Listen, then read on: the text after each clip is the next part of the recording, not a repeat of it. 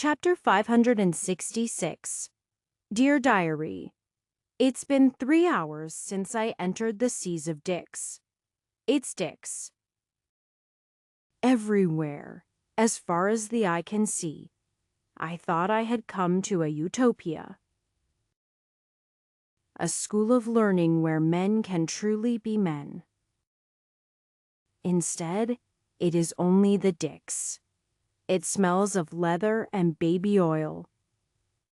And I can't take a single step without ending up in something inexcusable. The people here are aggressive and don't take no for an answer. I've had to pull my knife out and pull a show before I was allowed to move after a few scary situations. Although the floor above was quite small, that didn't appear to be true for this floor. It was wide and open, without hallways. But that only meant I could see everything. I just wish I could unsee it. Loud club music thrums across the entire floor. I didn't see how this place would be a temptation for women. Rather, I would think it'd be a temptation for a certain kind of man. Perhaps the girls above were playing a trick on me. I thought about turning back many times and playing up there, as a means of bleaching my eyeballs of the things I've seen. However, I had to continue. I couldn't allow my girls to have to deal with this. I had a mission to complete. Hey, wanna watch me jack off dick pic? Anyone want a dick pic? Hey, kid. Look at these. A man in a trench coat flashed me. Ahaha! I couldn't take it anymore. I pulled out a sword and attacked. Had I not been underground, I seriously would have used Meteor. It probably wouldn't work this deep underground, but I wanted to do it just on principle. Maybe with a well-placed portal. Number. I was just being crazy. This wasn't crazy at all. Ah! He's got a sword. He. So do I.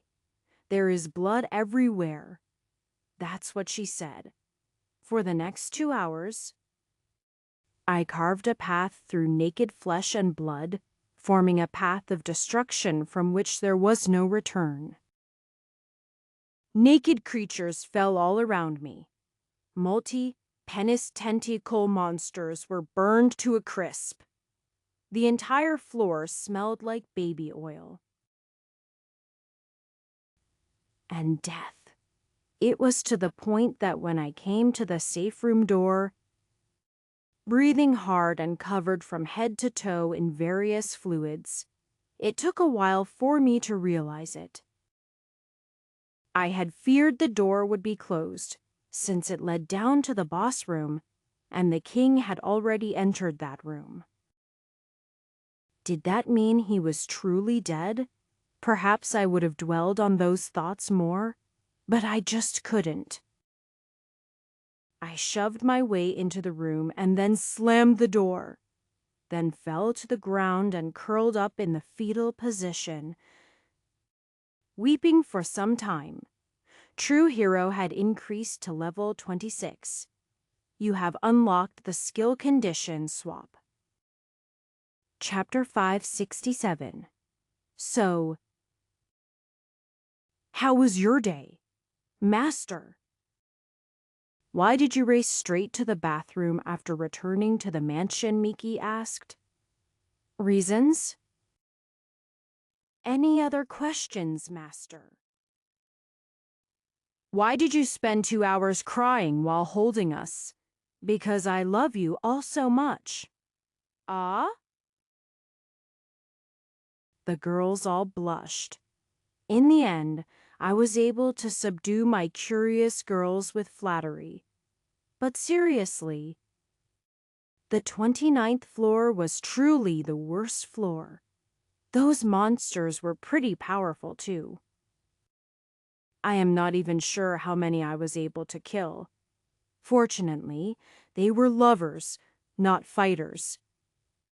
And they didn't hold grudges after I cut them down. Still, I regret nothing. I wouldn't feel any sympathy for that floor of creeps. It was already pretty late at night. So we decided to spend the night in the mansion. I mostly spent it with my girls in bed. We weren't doing anything improper. I just felt the need to snuggle with women after the sausage factory I had to walk through. At some point, dinner came. And I got up and made a meal. We had a nice assortment of spices and foods now, thanks to our travels.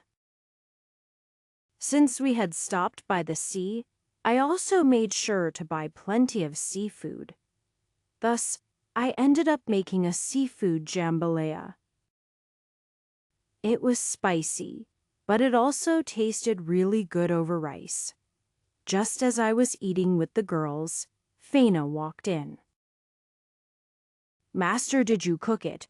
You didn't have to do that." "I am here." "Ah, that's right." I had forgotten that we relocated Faina to Cham today. She still needed to go to the capital.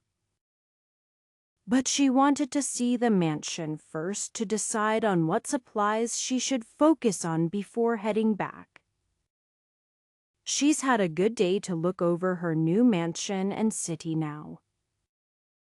And she looked refreshed and reinvigorated to begin managing the household. I had forgotten. So I made food since I was excited by some of the seaside spices and such. Well, no matter.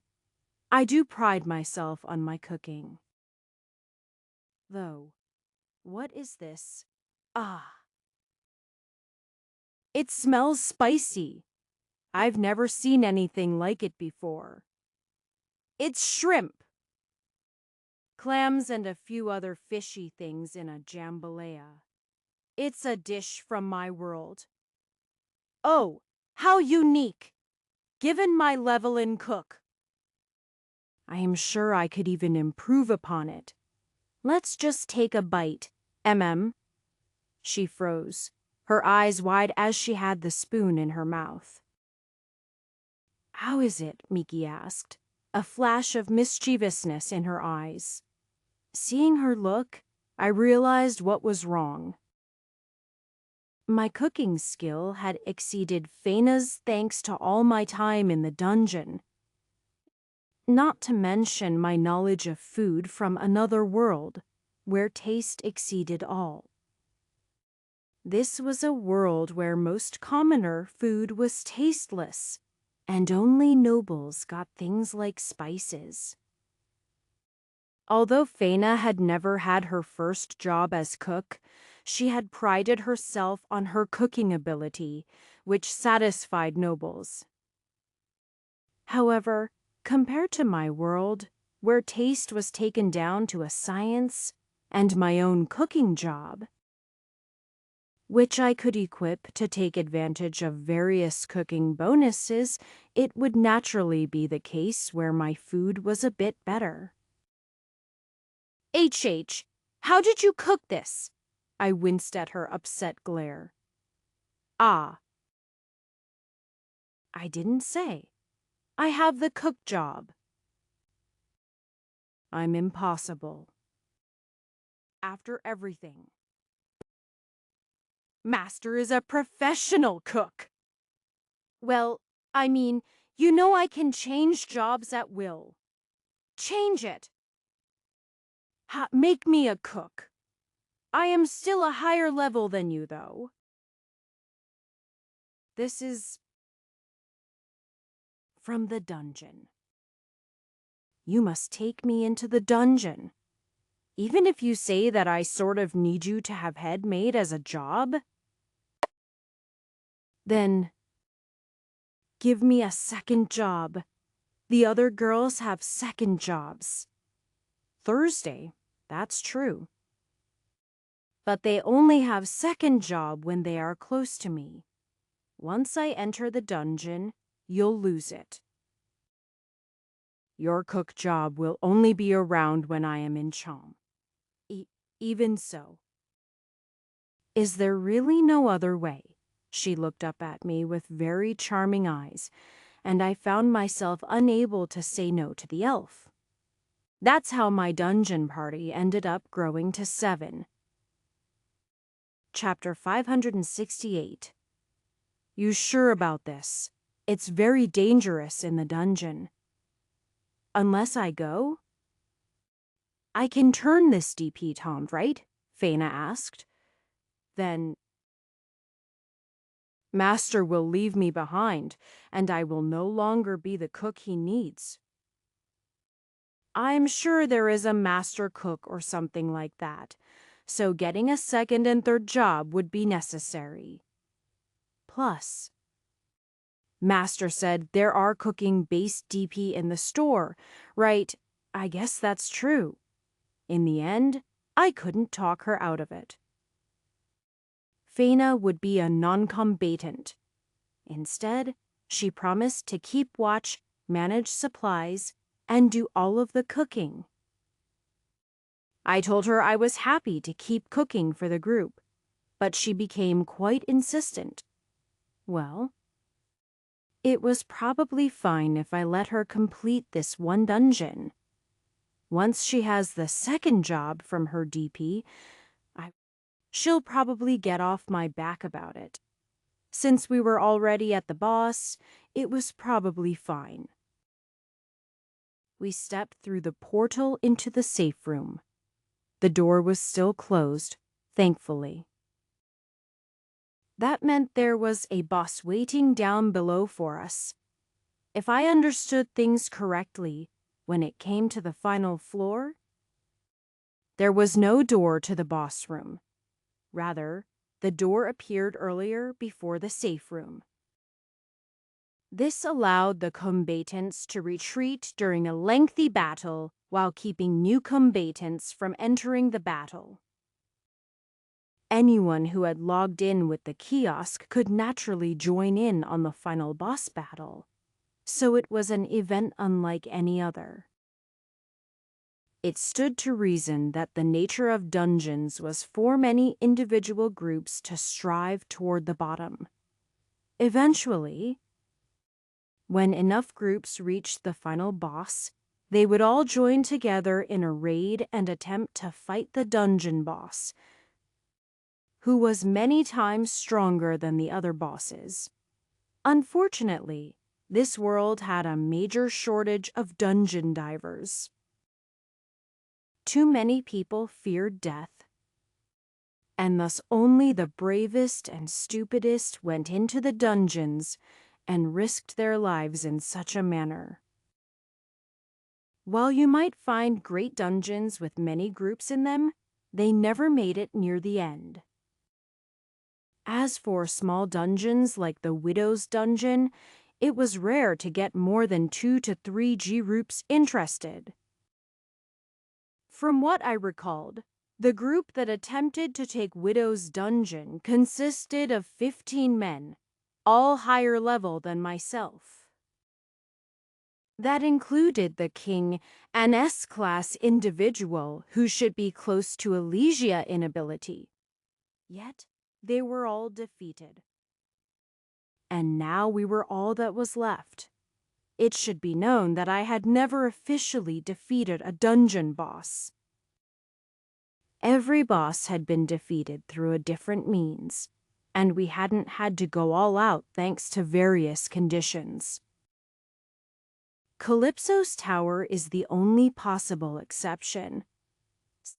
But it didn't count since I crushed the entire dungeon and dropped a meteor on their head. I never even met the dungeon boss for that building. So, I should have been terrified to enter and fight this boss. It was probably a bad way to look at things, but we had managed with every dungeon so far. I reckoned that we could manage with this one as well. We succeeded where others had failed. I couldn't say if that was because we had some hidden power, or just because we were really lucky. Whatever it was, though, I was willing to bet our lives on it. Master. Lydia's voice spoke up. Can you continue the story of Widow's Dungeon? Ah, a story, Celeste added excitedly. Ah? That's right. I had almost forgotten about the murals. If we wanted to beat this dungeon, our best bet still fell with the murals that told the story of how this curse came to exist. So, last time... Oh, it seems I've forgotten. So many things had happened since we had last been in the dungeon. I no longer seemed to be able to remember the dungeon's lore. Chapter 569. Using the kiosk system. I ended up returning to each safe room and looking over the mural one more time. It'd probably be best if I had been doing this from the beginning. I noticed a lot of details the second time through I might not have noticed before. And being able to order and tie all of the events together like that really helped. We had a mural on floor 1 shot 5 shot 9. 15, 19, 25, and 29. That's 7 parts of the story. All right. So this is my best guess based on all of the parts. A long time ago, there was a young noble woman and her best friend. They were one day attacked, but saved by a young hero. Both women fell for the hero, but he only had eyes for the common woman. Through various means, he was forced to marry the noble woman instead of the one he truly loved. That despicable woman. She should have just shared him, Lydia growled. AI would have poisoned her, Xiao said in surprise. Xiao! What did I say about killing other potential love interests? Only cut them down emotionally. Good girl. Xiao closed her eyes and smiled happily as Lydia patted her head. Although it was better, I still needed to have a talk with Lydia about what exactly she was teaching Xiao. Lydia pretended to be the guru of love. But her only training was in prostitution, and her first was me, and we've only been together for less than half a year. Anyway.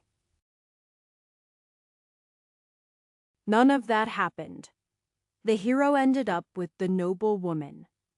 However, the commoner couldn't stop loving him, and through various means became a maid in his castle. She managed to woo him into bed. Of course, the noble woman eventually found out the truth. And then she killed the man Miki asked. A murder! Faina gasped. Don't spoil it for her. She hasn't heard any of this before. Sorry. First, she tried to make him jealous. She cheated on him. However, something unexpected came from that event. She became pregnant. Really? That was one of the details I had missed the first time through. The woman who was having an affair ended up pregnant from the affair. There were hints in the mural, but I didn't really need them after seeing today's mural. It showed a pregnant woman on horseback fleeing a castle, her hands covered in blood. So, the rest is as you said. She murdered the king, and then she fled." "Who is the widow?" Lydia asked. Wouldn't it be the woman who murdered her husband, maybe?" Her hand touched the window of the castle in the mural, and I realized there was a very small blurry image that could be a woman watching her flee. By the look of it, perhaps the woman who lamented was the commoner who had her lover killed so brutally. Sadly, I didn't know, and I couldn't even begin to guess how this lore was supposed to end. I didn't know what it was that it wanted. It was a story about 3 people consumed by desire and temptation, resulting in the fall of a hero. A lot of curses seem to be caused by heroes. I wondered for not the first time if there was a connection. Let's go. We'll destroy this dungeon and find out the lore. I only wanted 1 DPI. Wanting more was only falling into the temptation of this dungeon. Thankfully, the points shouldn't be stolen away like in the last dungeon. I wasn't ambitious. Just 1 per person was more than adequate for now. Chapter 517. We had prepared in every way we could with armor, spells, and potions prior to heading down. I was confident if push came to shove, we should be able to escape. I also had some hope that the king would be able to help in some kind of fashion. Perhaps he was chained to the pillar, and I could just cut him down or something. At least, that's what I imagined. Another door. We walked down the stairway only to find a door at the bottom of it. Thankfully, it was open. The problem was that it shouldn't be there. Although I was only basing this off of what I had seen in a handful of dungeons. The last dungeon boss room was always sealed outside the safe room. It wasn't perfectly clear why the last boss room differed from the others, but I always had a feeling it had to do with the difficulty. The bosses were tests to make sure you were worthy to attempt to challenge the source of the lore. And the final boss room was the actual attempt, once you were deemed worthy of trying. After testing you so vigorously, it'd be foolish to then cause you to die without even being able to see the final challenge. Perhaps the battle was intended to be a multi-day battle involving rotating teams? I didn't really know. Only the curses could understand their own existence. It was like trying to understand why a tornado went one direction instead of another. I am sure a smart person could eventually come up with an answer, but it would mostly be guesswork. Taking a breath. The entire group stepped in. I gestured for Faina to come with us. I originally was planning on leaving her on the stairway, but the doors worried me. When they closed, she might not be able to get experience if she was beyond them. I knew that the boss room could interfere with return. It might be able to interfere with portal too. I had never really had the time to cast it to find out. Even though both abilities worked in dungeons, they didn't work in boss rooms. It was like that strange artifact that Elysia had found. Even blessings were no more powerful than the dungeons they came from. The door behind us slammed shut. My eyes scanned the room. It was what I expected, a massive room with a tall ceiling and a long row of pillars, given the natural theme. Vines grew up the walls and the pillars, However, it was basically a bigger version of the boss rooms seen on the 20th level.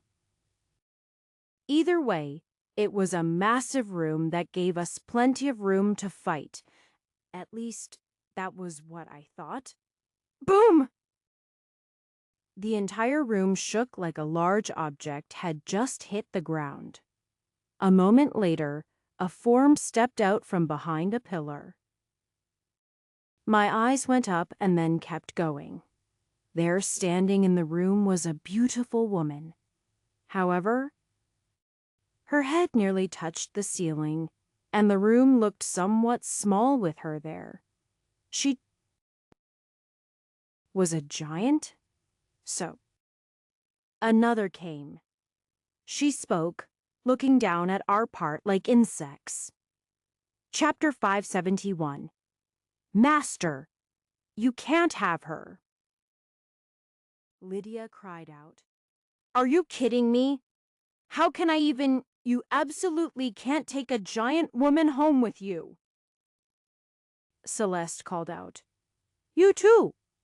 Alicia is definitely the maximum size. Master must stick to women his own size. Tara added. I resent that, Celeste cried. Ah, I didn't mean Celeste.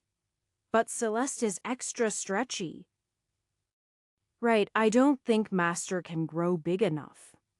What kind of man do you girls think your master is? The girls all looked away innocently.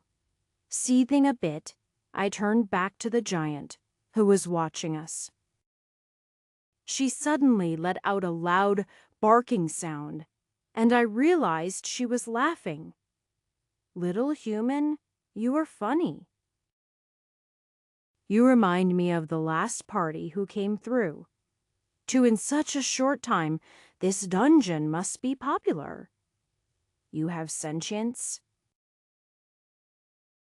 Does that mean you are a first generator, boss? I had a running theory that the boss's first version were sentient and named. Or maybe it was better to say that the longer a boss remained, the smarter they became. Once a new boss was summoned, they would be at a base type and personality. They would be like my siren girl who couldn't use words and spoke more like a puppy. At some point, someone must have defeated her, but then she remained for a while because of the nature of her challenge. In new dungeons, like the Mina's dungeon, the monsters were too young to gain sentience. But if the dungeon survived, it would continue to support them and they would become more fleshed out. After a few decades, they might even be indistinguishable from the person they were supposed to represent.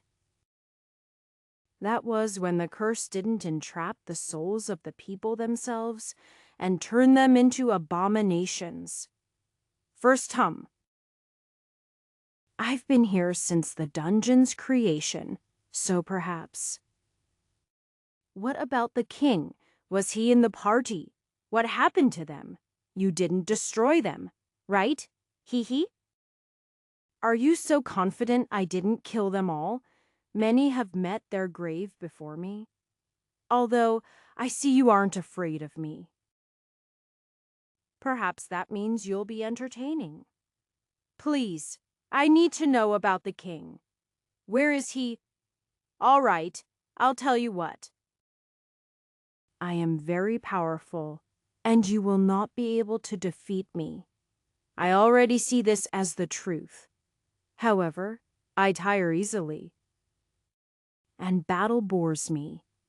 If you can show me your strength and impress me, I will let you pass and tell you what I know.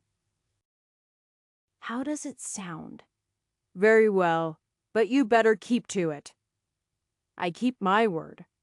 She grinned.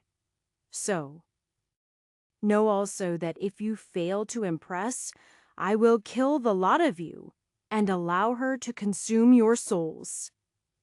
I am confused. Celeste frowned. What are you two talking about? Let us move on. You haven't figured it out yet, I responded, making a bitter face. This isn't the final boss room. This dungeon is larger than we were originally led to believe. It must have grown since the last assessment. This isn't the final challenge.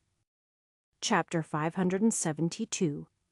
This dungeon was supposed to be 30 levels. That would have made this the final boss room. Instead, this was another normal level boss. However, she acted smug and seemed to think that we weren't capable of defeating her. The previous to enemies in this dungeon had a gimmick. In most dungeons, it was a simple match to the death. Although Tara had acted as the boss in her own dungeon and fearing she wasn't powerful enough, had used quizzes to try to block us. The point being, it was possible that this monster was too powerful for us to defeat. And the intention of the dungeon wasn't for us to defeat her. After all, even the king hadn't defeated her. She'd be a newer boss.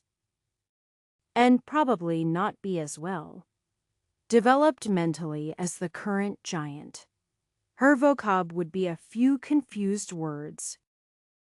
And she'd probably violently attack us. Admittedly, that would be dangerous, but it was also easier in some ways. A monster that mindlessly attacked was far simpler than someone who strategized and cleverly tried to set up traps. However, since I couldn't see where the trick was, I decided the best thing to do was follow what she said. She wanted us to attack her and show her we were strong. That meant we should just go at her like she was a standard boss. There was no sense in holding back. Girls, attack! I gave the order. Rising spirit, Mickey called out, holding her staff up and casting a buff on the party that increased our mental resistance and morale. Before pointing it at the giant. Breaking mind? A light shot at the giant's head. She didn't even attempt to block it. It struck.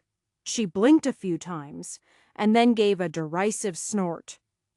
You probably thought because of my powerful physique I would have a weak mind? She laughed. You'll have to do better than a level 30 spiritualist skill if you want to break my spirit. Tornado whirl! Celeste called out a massive windstorm that collided into the woman.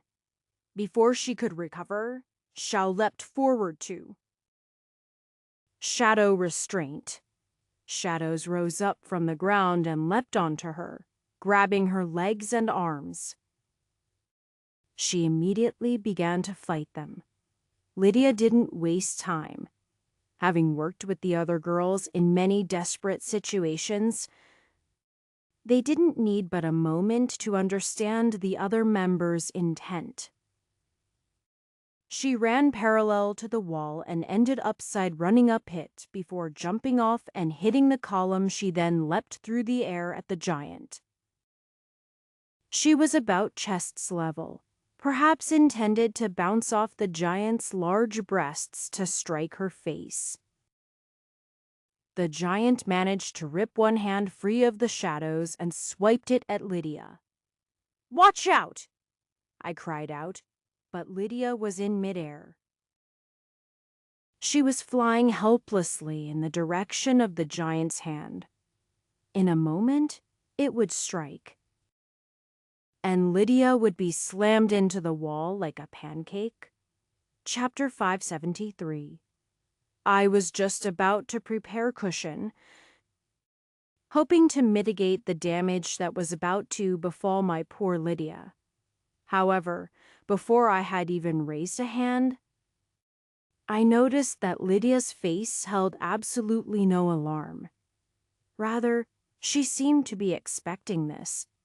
Suddenly, her feet seemed to touch a glowing platform that appeared from nowhere, and she leapt again, dodging the hand and coming right at the giant woman's eye. This was the so-called legendary double jump. I hadn't realized Lydia had gained such a skill. Well, I had 6 girls with me and nearly 20 jobs to juggle. A few things slipped by me. I'd have to find out later whether it was scout or advanced swordsman that allowed her to do that. There was honestly a case for both. The giant freed her other hand, and she managed to swat Lydia, who, rather than fly away, struck her hand. The two collided with a booming sound, but despite all physics, Lydia remained in place. It was only then I realized that Celeste had created a platform of air for Lydia to hold against the giant. Was it Celeste who had perfectly timed the double jump as well? My girls were really becoming something incredible. Now? Tara's eyes opened, and she pulled a boulder twice the size of the giant's head directly toward her. This had been their true attack all along. The others had all been distractions and feints to open up room for Tara, the usual defender, to deliver a devastating blow. With all her might, she drew a boulder towards herself. She could do this far more powerfully than she could hurl one as an earth manipulator. However, it was usually a suicidal move. That was unless there was a powerful and large object between her and her object. It was like her own personal meteor.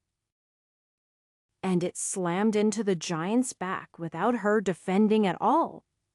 There was a resounding boom, and Lydia leapt away as the rock struck true.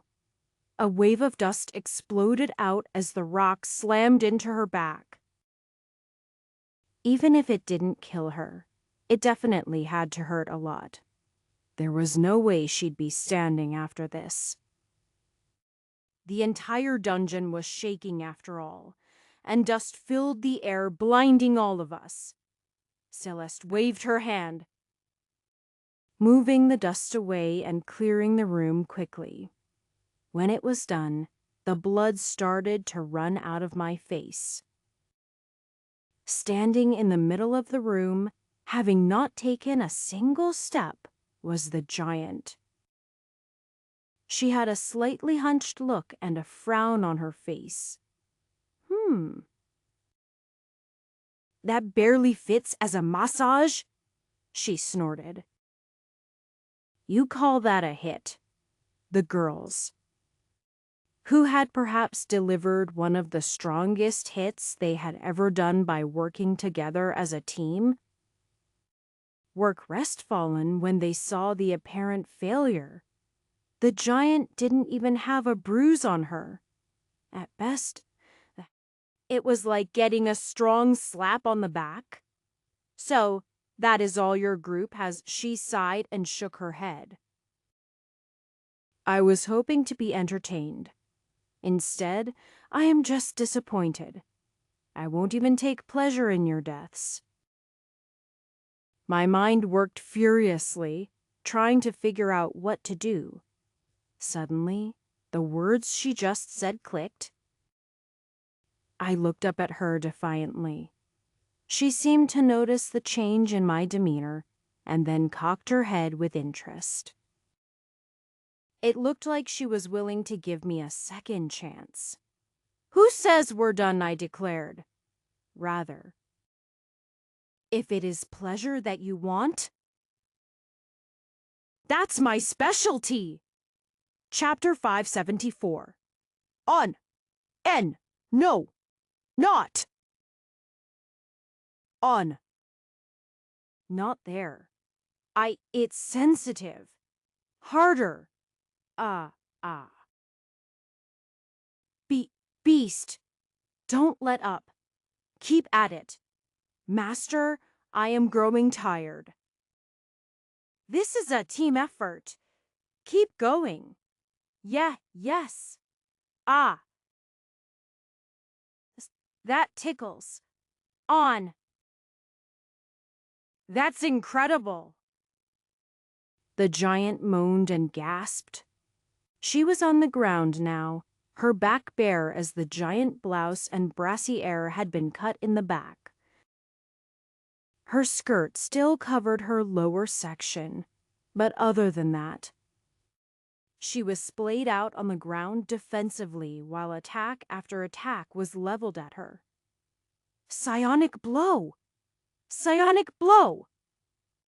Miki's psionic attack called small fist-sized blows to appear on the giant's shoulders. Wind blast! Wind blast! Celeste's attack was different, but also resulted in similar blows lower down on her back. Ah! Ah! Ah! RRR, right TTT there? She gasped. Tara had to boulders and was bouncing them up and down on her buttocks in quick order, letting gravity bring them down and causing her whole body to shake. Even her voice had a stutter sound to it. You know? You have really pretty nails. You should take care of them more, Lydia said, dancing around her hands as she cut and cleaned her nails with her sword. Really, the giant blushed cutely. I still think makeup is a bit much. Nonsense! Faina sniffed while painting her face with broad strokes. It's important every girl should have a day to pamper herself. I've been cooped up in this dungeon my entire life. This is the first time I've ever felt this way, she said nervously. Is this okay? You are all working so hard on my behalf. Nonsense. Since we can do something, we should, Xiao announced, who was standing on her head. She was giving her a scalp massage while also using shadow magic to shape her hair. Thursday, thank you. It took a bit to get her to this state. I first gave my plan to the girls in my slave communication. After convincing them I wasn't just trying to woo a giant, they finally agreed to my plan.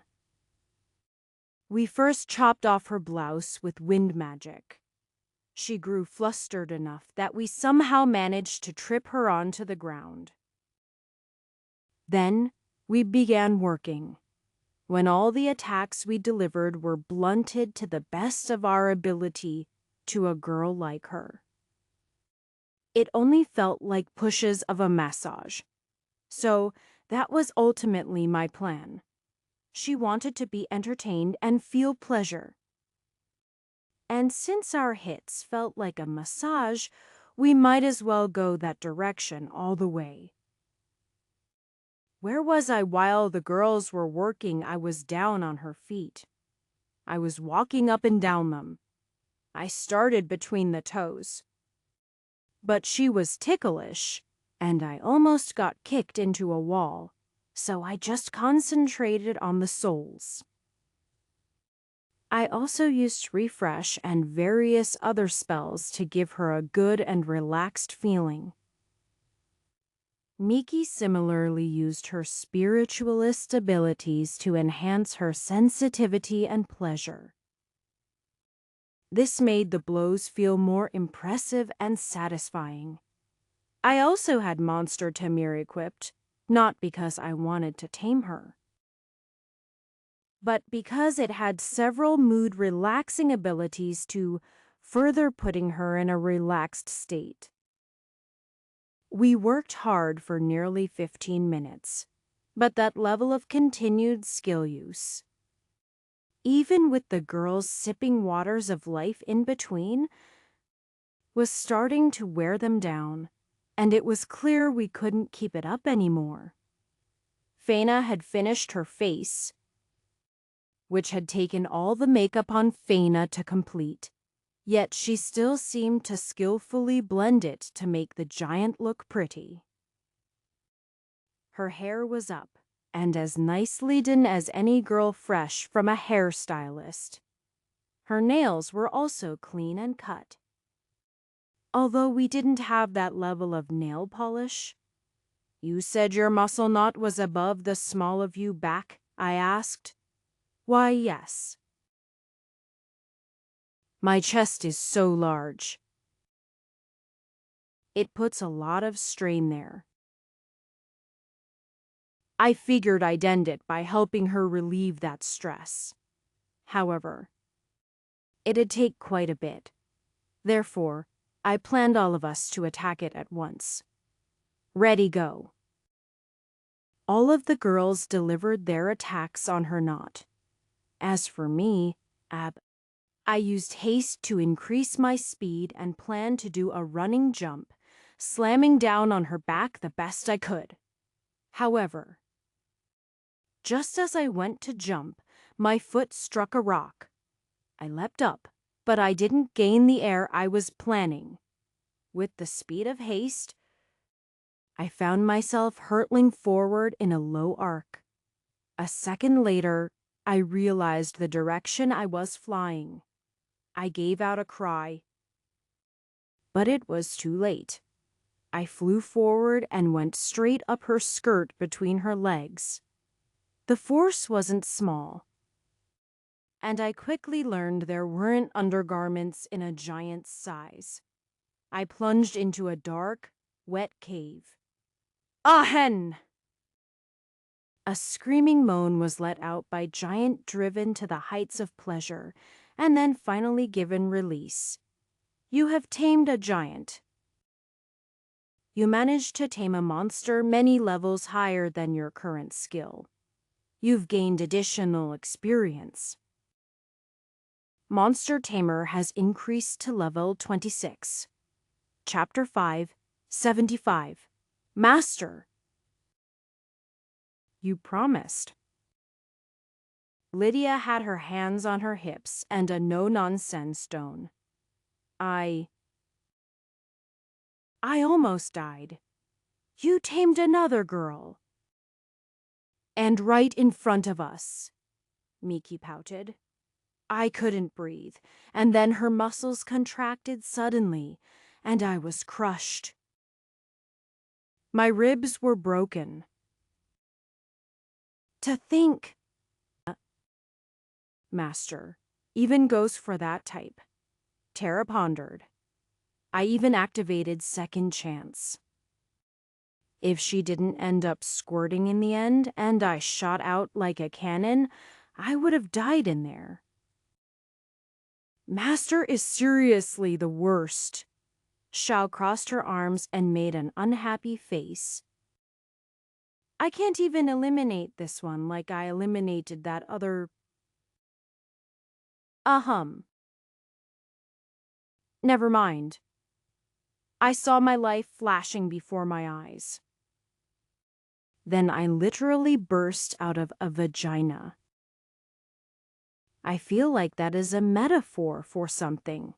I ignored the girls while staring blankly at my hands. Crushed to death by a giant pussy. Is this some kind of statement about my life? While I was going through a mental crisis, and the girls were trying to admonish me with their words. The giant herself had recovered from her spade, and was now hiding behind a pillar as she got dressed. It was taking a while since she had to work around her cut-up clothing. Furthermore, every few moments, she would look out behind the pillar, glance at me, then blush before hiding again. What pussy? She's a giant. Lydia. You do know that pussy is another word for. Mickey leaned forward and whispered, I, but pussy stands for pussycat? I've been telling everyone I am Master's pussy, Lydia cried out. Yes, we know, but given your history, we sort of assumed you were just being bold. Tara explained sympathetically. Lydia's face turned red. All this time, you all knew I was acting foolish. Aren't you the one trained as a whore? How did you not know this? I always assumed Madam just wanted me to emphasize my catgirl race. Like when she told me to say, oh, yeah. You pound that pussy? Isn't that for sadists? And no. She covered her face. This is the worst. Why is no one comforting me? I asked. I really almost died here. My entire life almost amounted to permanent death by vagina. I don't think I can even look at a woman's pussy the same again. Master, now is not the time. Lydia is having a real crisis here. You shouldn't tease her, Shao admonished. Master. Even I know when to not joke around. Miki glanced away. I may never be able to make love to a woman again.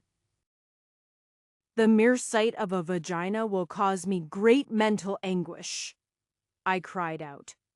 This is serious. Master. Lydia sighed. Then she suddenly moved, appearing behind Faina. Please observe these carefully. She lifts up Faina's shirt, who is the only person not in armor where her outfit could be quickly lifted. Two large things burst out, bouncing up and down. Master, don't look. Faina bit her finger, a blush on her cheek as she turned away. Although she was still watching me out of the corner of her eye to see my reaction, and wasn't fighting to cover herself at all. Shao, check! Before I could react, I realized Shao was already on her knees kneeling next to me. She pushed a single index finger out, pushing against the tip of a hard tent in my pants. He's aroused? I didn't respond as I turned around. Let's just get going. The teamwork of the girls was getting to a level that was too powerful, even for me. I'd need to step in soon, probably. Chapter 576. It's not like I consider you my master or anything. The giant woman blushed while holding her hair like a ponytail. Okay. Your methods may have defeated me, but that was only because I wasn't prepared for such an attack. Exactly. My bond to this dungeon does appear to be broken. The doors have opened, and I'd be able to freely move throughout this dungeon, although there isn't much room for me. You will be destroying it soon, won't you, this dungeon? I mean, although I no longer am attached, I cannot live without the miasma of a dungeon. Just like a fairy can't live long without a rich source of mana, I cannot live without that, since my form is dependent on it. This is fine.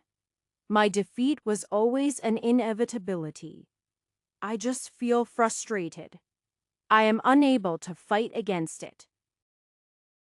It was the same way for the Siren. I didn't just make her the boss of my dungeon for kicks. She needed the miasma produced from the dungeon to remain alive. Smaller monsters were less dependent on the dungeon's miasma. but bosses were basically attached to the dungeon and required the miasma to stay alive. Of course, since I could capture miasma now, and Xiao could even make miasma, I could carry it around and feed it to someone with such a dependency. The same situation existed for the fairy queen Astria. She and other normal fairies needed large quantities of mana to remain healthy. That's why they created and stayed around mana springs. And why the creation of her mana spring resulted in many fairies appearing. Although she was a dark fairy, Astria probably could consume miasma too. As far as Celeste went, because she had evolved into a sylph, she wasn't the same as a fairy that needed mana. She was closer to an elemental. So as long as she could enjoy the wind every once in a while, she was fine. At first, I was just going to leave. But the giant's comments made me feel a sense of responsibility. It had nothing to do with the fact that certain things had happened, and I had ended up inside her. Rather, it was in spite of that. Ahem! I simply just didn't want such an intelligent and non-violent being's death on my hands. Plus, given her strength and calm nature, she'd probably make a good tool in training my soldiers to fight larger opponents. In the end, I told her about my own dungeon and offered to send her there. Really, you'll take me away from this curse and allow me to live in peace. Her eyes brightened. Please, I am so happy. I wasn't sure if I could, but if I concentrated, I could make the portal larger. It ended up just large enough that she could barely crawl through. I'd send her back along with a message to the siren that the giant was in charge. She'd likely get pouty at me. But between the two, I actually found myself trusting this giant I just met a bit more. I heard from Raisa the siren had already attempted to woo a few men to her side already when she thought no one was looking. Chapter 577. Before you go, I had a few questions for you, I said as the giant got down to enter the portal. Ah, that's right, the giantess said, stopping at the entrance. To answer your question, yes, a group did come through. It was a tough fight, and I had even killed a few. I was on the verge of winning when a cloaked man hiding in the back emerged. He is likely this king you speak of. He was strong and regal, and managed to get me to my knees. He reminded me a bit of you. In the end, he said he couldn't bear to destroy a woman with such a magnificent chest. What kind of man do you take me for? She chuckled lightly. The second man who made me fall to my knees, although this time I am doing it willingly. Ah, yeah. About that. This dungeon is how many levels do you know? She nodded thoughtfully. It is as you think. Just 35 levels deep. It only grew deeper rather recently. I was on the 20th floor until the growth a few years ago. Then I was brought to the 30th. So that's how it works. You started on the 10th and then moved up with each. Becoming more powerful and smarter, she grinned sadly. If you wish to try to understand dungeons, you are following a fool's journey. They are unpredictable and picky. Every curse follows its own unique rules. And while they tend to act similarly, never expect a dungeon not to pull the rug out from under you as soon as you grow comfortable. They are quite good at that. I see. You sound like you weren't made from the dungeon. I was made from the curse. And the curse has the thoughts and wills of those who were caught up in it. Some may be living, some may be dead. Now that I am no longer under the curse's control, my mind is free to wonder. I was created based on the emotions of a certain woman, although her name is gone, and I no longer remember it. If you were hoping I could tell you how to solve this curse's lore, I am afraid I lack that knowledge. Although the lore wants to be completed, it's like saying grass wants to grow. While it certainly pushes towards this act, it neither understands how or what its final objective is. It's more like a force of nature than a creature. I said. Perhaps. Although a force of nature usually wouldn't react to the actions of an individual. She pondered. Master. We should. Lydia spoke up as I sat staring at the giant, perhaps wasting a bit too much mana keeping the door open so long. It was Celeste's mana, and she was sweating and breathing hard. I shouldn't have opened the portal until she was ready. Ah! The giantess snapped, a sound that actually created enough wind to cause my hair to move a bit. I almost forgot to say something. Well, hurry, I said, coughing in embarrassment. She also blushed, shooting a sympathetic smile Celeste's way before turning serious. Even if you fight your way down to the 34th floor, you'll never make it to the final floor. The door to the boss room is closed. It has been closed for some time. What I was shocked for several reasons. First, that must mean the king was alive and in there. It also must mean that I had no clue how to rescue him. No matter how much you attack that door, you'll never be able to open it with your current strength.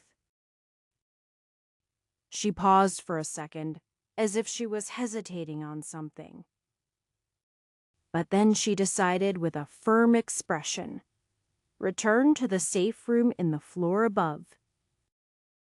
I still have enough control in this dungeon that I was able to grant you and your party access to the dungeon transportation system. In other words, simply use the DTS to reach the 34th floor safe room, then you will be able to find out what happened.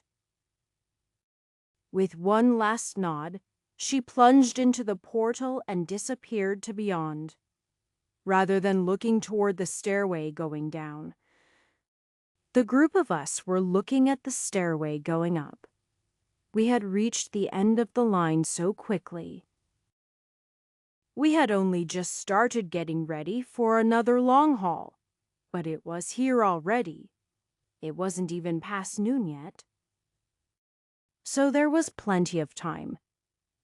Should we go? Lydia asked nervously. I suppose. We should get this over with. I decided hesitantly. Chapter 578. The group of us returned to the 29th floor. The door closed behind us to rejuvenate the next boss after the giant. I didn't think she had lied to us, but even if she did, I had peeked past the doors on this side, and if push came to shove it should be enough for me to portal to the other side of the boss room.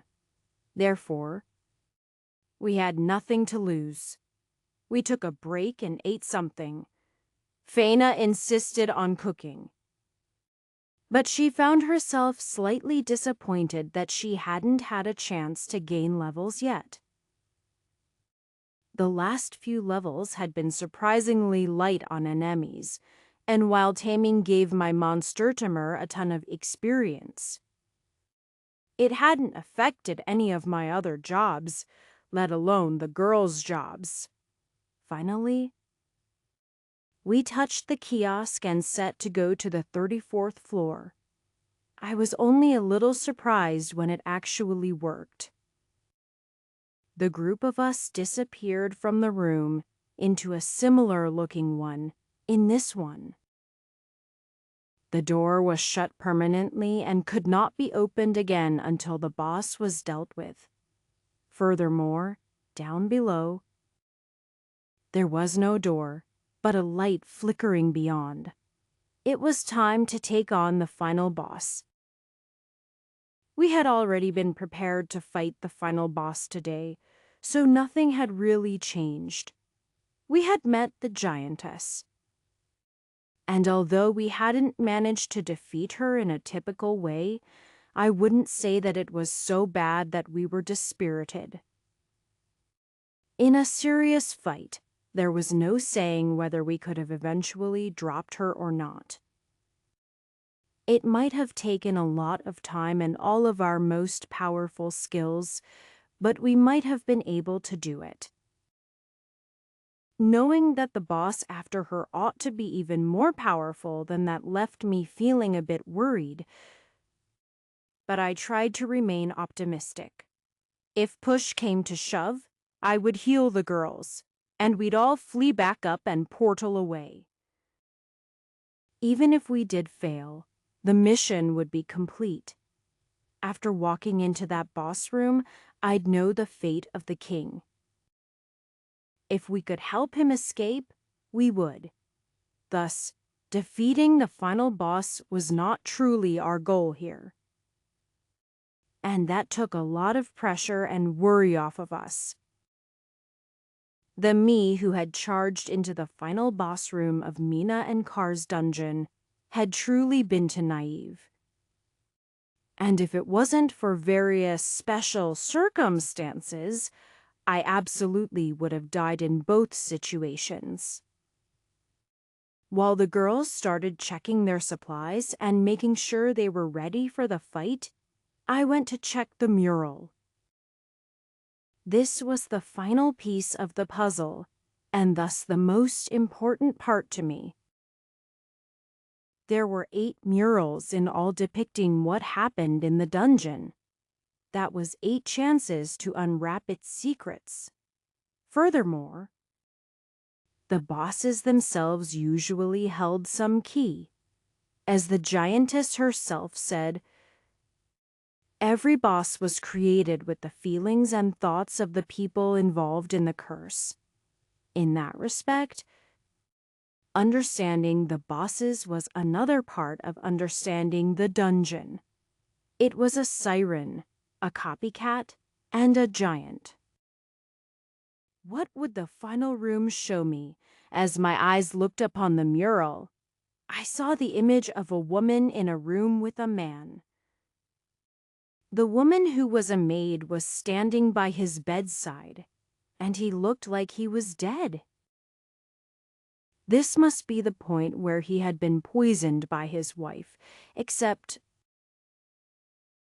this woman looked to be his wife as well.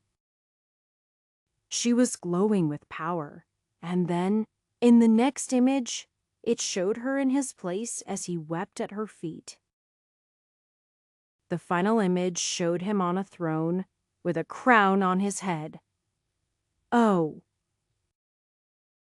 No. I gasped. What is it? Celeste asked excitedly, looking at the mural absently. Do you see a voice came from the stairway? Causing all of us to glance over. Do you understand it now? Standing there was a man who looked to be in his 50s with a gray beard. He had a straight back, strong features, but seemed to be wearing a pair of loose, fitting pajamas, which took away a bit of his regal air. "Hello." "King O'Berries," I responded simply. Chapter 579. "Kate, see King!" Lydia cried out, falling to her knees. The other girls followed suit, with only me remaining standing as I glanced at the king suspiciously. He did look a bit like his son. He was an attractive man with a sort of vigorous air about him. Although he looked old, he also appeared like the kind of guy who could lead an army and fight in a battle. He had a certain or inspiring air about him. "It's time you come home," I said in the gentlest voice I could. He snorted loudly. "Who is telling me that some stranger like you, your son, sent me? He requested that I bring you out of here." He raised an eyebrow, not out of curiosity but derision. "Oh, he did he? Well, go back to Junior and tell him to quit bugging old men." With that, he spun around and started walking down the stairway. I followed behind him, and the startled girls all got up and joined behind. "Your daughter is also worried." "Ha ha!" Now that I don't believe. It's true. She said that she was scared you were hurt, and that she missed you. He stopped for a second, looking back. Really, I nodded and lied. "She did?" "Bah!" He shook his head. "She'll be fine without me. She just needs to find a good man and settle down. Not someone like you, though." "I won't have my daughter marrying some dungeon diver for hire. I am a Viscount, my lord. Viscount Deekson." "Is that so? Never heard of you. I take it you are a new noble, husso. My son sent you down here because he's too scared to come himself, What a child. I don't understand." Lydia whispered to Miki. "I thought he was trapped down here. Isn't this the final boss's room?" He stopped again and spun back so quickly I almost jumped. He took Lydia's hand and without missing a beat, kissed the top of it. "I am sorry, my sweet dear. I didn't introduce myself properly. I am King Edward Aberries the First. Well, I would be if that loser of a son of mine didn't become second." "What do you mean?" I demanded. "You are still alive." "Why would he become second? I quit. I stopped being king a long time ago. Go tell him that. Tell him I quit." "You can't quit." "You are the king? What's the point of being a dictator if you can't even dictate when you are done doing it?" I blinked at his words. And he made a face and waved his hand disgustedly. "Ah! Whatever. I still don't understand what's going on." Xiao spoke up for the rest of the girls who all had confused expressions. About the only one following along with the conversation was me. That's because I had already worked out some of what was happening. It was a guess, really, but as we entered the boss room, I got my answer immediately. The room was large, just like any boss room, but it was also filled with treasures.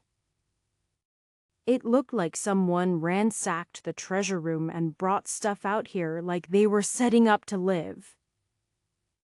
There was a large fur canopy bed, dressers, clothing, jewelry, and food strewn about the room.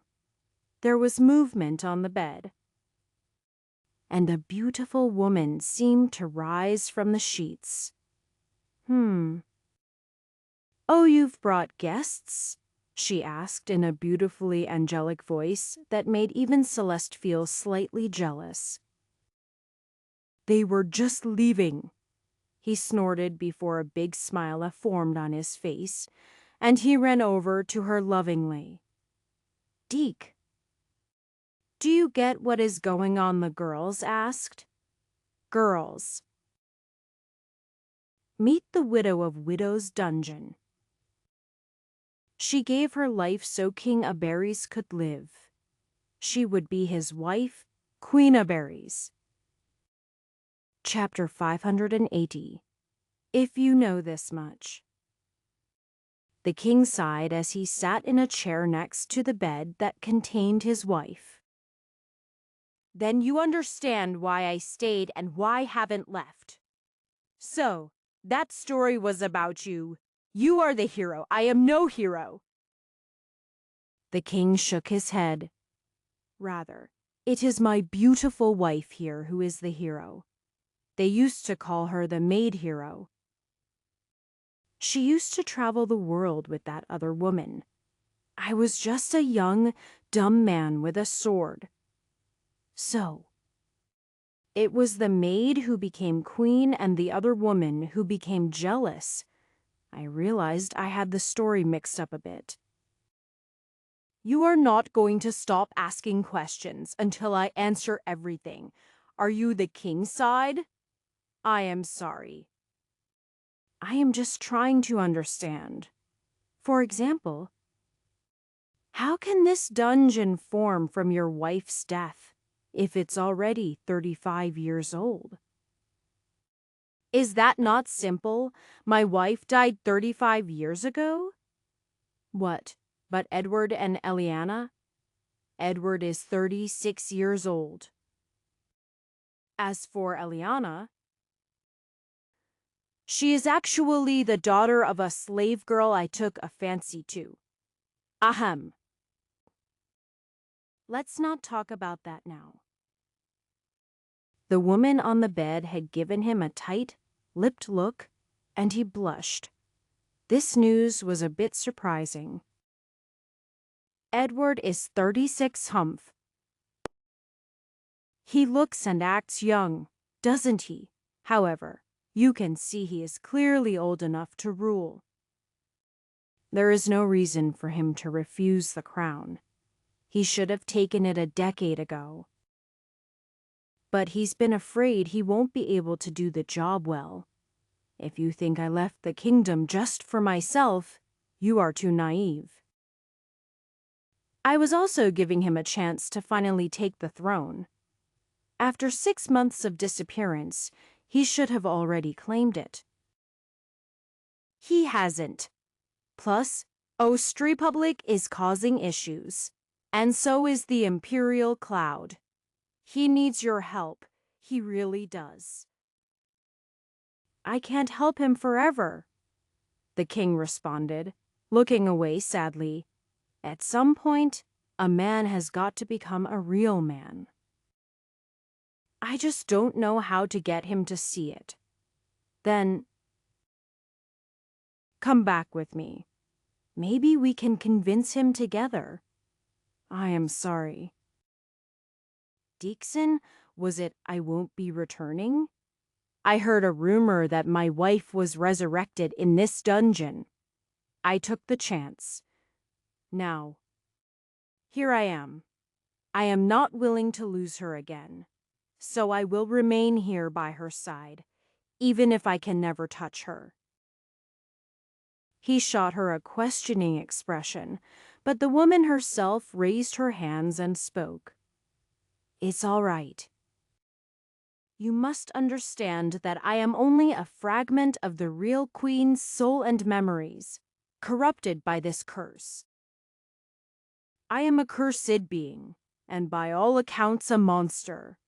That's what happened to everyone he came with. They all died fighting me. I consumed their souls. Husband managed to contain me and erect this barrier. While I am on this bed, my mind is kept in control.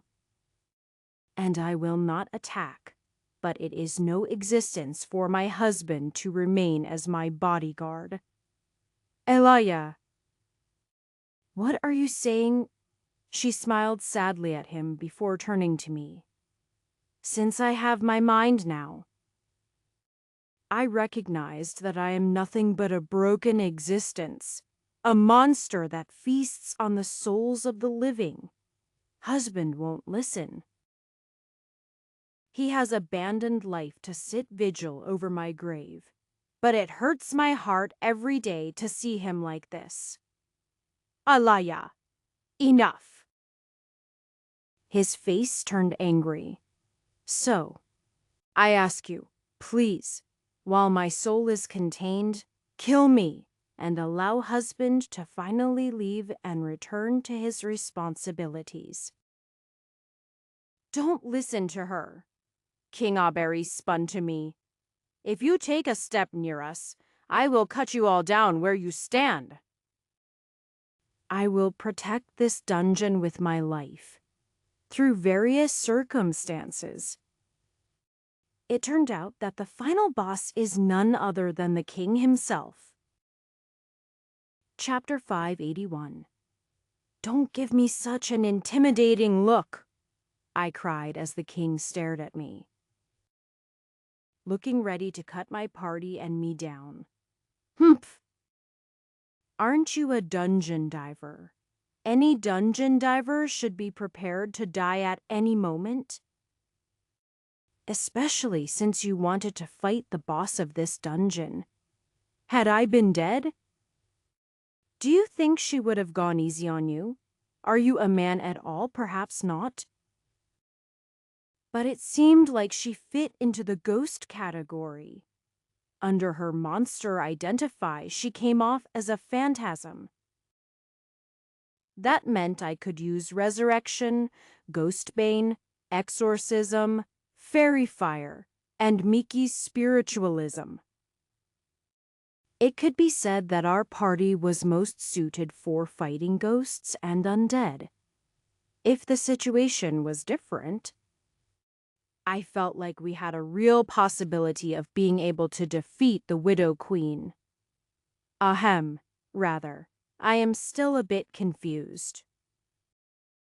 The murals didn't match up with my expectations. If you are the widow, shouldn't it be Widower's Dungeon or something? He snorted and then shook his head. I suppose I can tell you. It's not like my history is all that secret. If this dungeon were in Auberry's and not out in the wilds, I would have found out about this dungeon ages ago, and so would all of Auberry's. I am the Queen of Auberry's. They call me the maid hero. The woman on the bed said with a gentle smile, her beauty coming out in waves which would cause any heart to flutter. I am a commoner, Kina Boris said plainly. Or I used to be, at least. One day, my wife and her companion, the princess hero, ended up in a fight that they couldn't win. Just when it seemed like the women would fall, I helped them escape. It wasn't anything so magnificent as the mural shows. I simply gave them a place to hide. You see, they had been trying to kill a demon lord who had thought to set up a kingdom south of the imperial city. He sailed down and around with his army and landed on the shores of Os. Ost Republic, not Aberys. Oh, you must not be a citizen of Aberys to be able to get my son to hand you a noble status. You must have accomplished something incredible. I defeated a demon lord. Ja? He broke into a cough and then looked away. Well, I suppose that's a manly enough achievement, I guess. So, what am I confused about? Hey, Abaris is a rather young country. The demon lord Abaris actually formed it. What? Foo-foo! You didn't even know that much. Abaris was mostly humans. But demons suppressed us for nearly 20 years. Our country was carved out of pieces of the imperial cloud Metho and Osteria, a country that no longer exists. All that is left of them is the wildlands. So, what you are saying is, the country of Abaris had only existed for a few decades. Chapter 582. So, what does this all have to do with you and the Queen Foo-foo? Of course, the Queen was the hero who fought against and eventually slayed the demon lord. After that, she took on the name of Oberes and became the queen of this country. That started to explain a lot of things about Oberes. They were a very new country which sprung out of the ashes of a hated demon lord's hostile takeover. Of course, they wouldn't get along with the Imperial Cloud Metho, Ost Republic, or probably even Diushin. They had stolen their land. After all, those who had been suppressed by the Demon Lord had formed a bond after years of oppression where their previous countries failed to fight and win back their freedom. When one of their own finally rose up and did the job, those of Oberes, rather than split the land up, decided to band together and form a country of their own. Other countries still looked down on them, but they stood fast under the pretense of their shared camaraderie. What about the other demons expelled? He shrugged. They were purged from the land. It wasn't our proudest moment, but if we had tried to integrate the demons into our country, the Imperial Cloud Metho would have determined us an enemy and attacked. Furthermore, after being oppressed for so many years, there is a lot of resentment.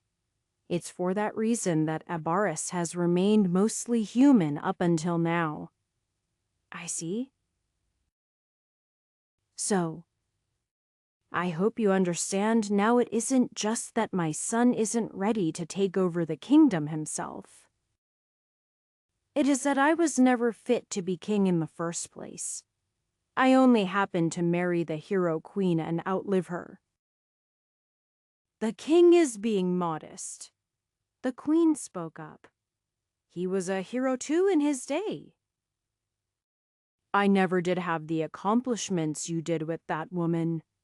They'll give any noble the hero status these days. You were a true hero. That can only be earned. He glanced at me. I suppose you are a true hero as well? My son would have been better off using your talents than sending you after some old man who gave up on life. I am still confused. The mural shows you as being the one who was assassinated. High-level heroes have an ability. It's called Final Trade. Have you seen it? The queen asked. I shook my head. It comes at level 50 hero.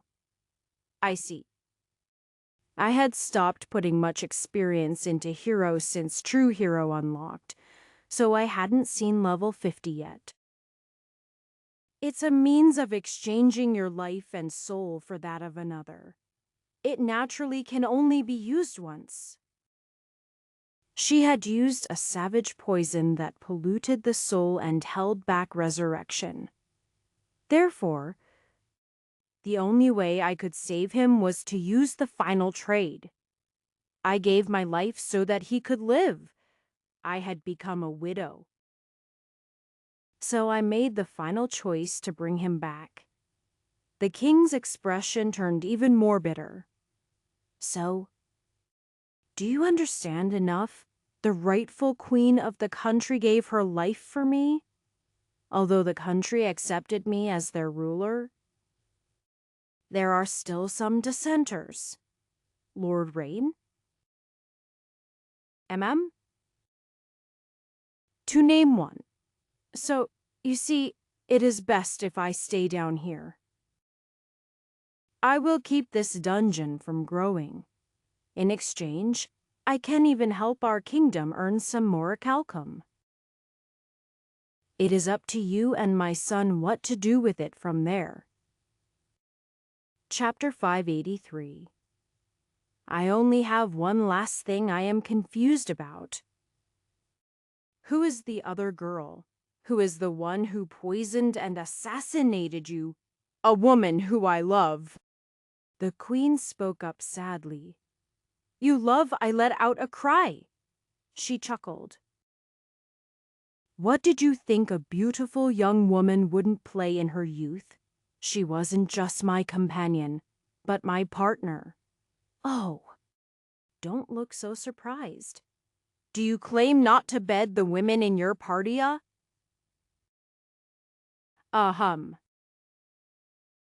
That. I blushed, realizing the queen was actually bisexual. Although all the girls in my party played together, I didn't think of them specifically as bisexual. The closest was probably Lydia, who had been mentally prepared to satisfy women and men. For the most part, their interactions with each other only took place with me, and they didn't pursue relationships with each other outside of my bedroom.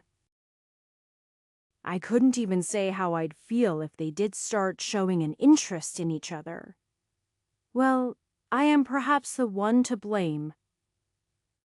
I took my relationship with her too casually, so that when I pursued Edward, she flew into a jealous rage.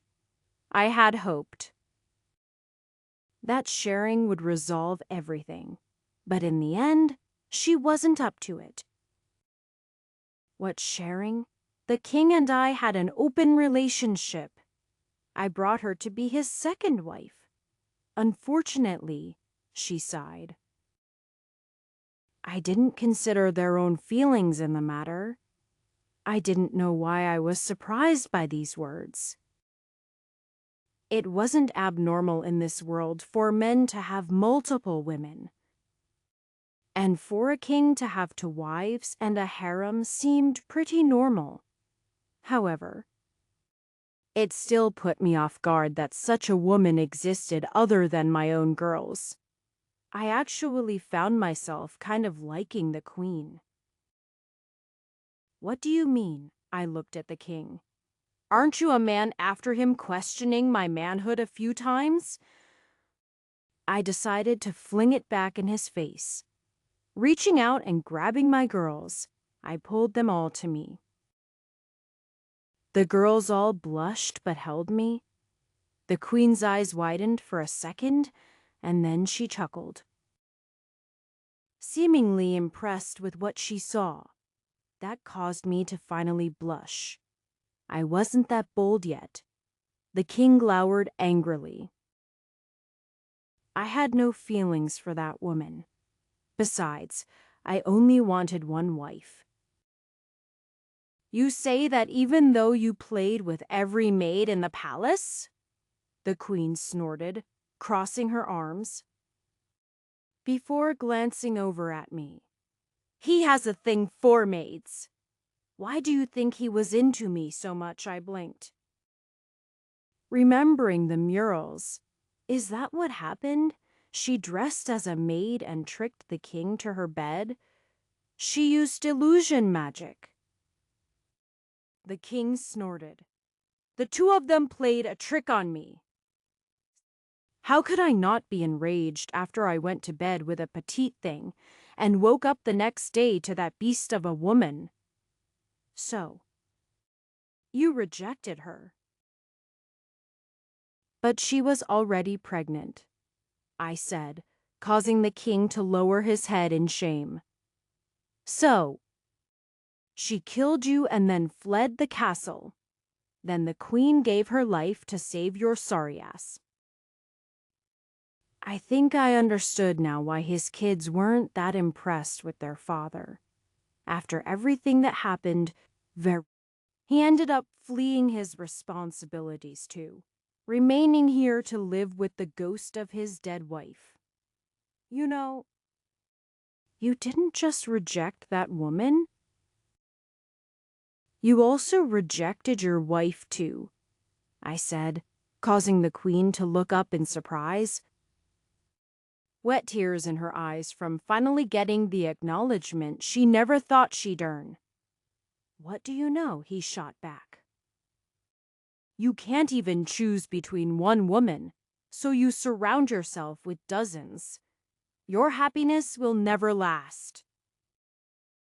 That's not for me, you decide, I shot back. I will do everything for these women of mine. I love them, respect them, cherish them. I will support them in everything, and I will never spare them an ounce when I can be giving them my all. That's what I believe. Some say I don't control them enough, or I let them get away with too much as women and slaves. But people who say that are just insecure cowards. If you have to control a woman's every action to feel secure with them, if you have to force them to act monogamously or reject the feelings of other women for fear that you'll lose what you have, then what you have wasn't so strong to begin with. That's what I believe. My women won't cheat on me not because I ordered their loyalty, but because they don't feel they need anyone else. I am their everything, and they are mine. Deke. Master. My love. Oh my. Oh my. The king's expression darkened. Get out! I pulled out my sword. I've seen enough to know what I need to do. I will tear down the lore you built, and I will forge a new story. Chapter 584. You call yourself a noble of Abaris, and you dare raise your sword against the king, he barked.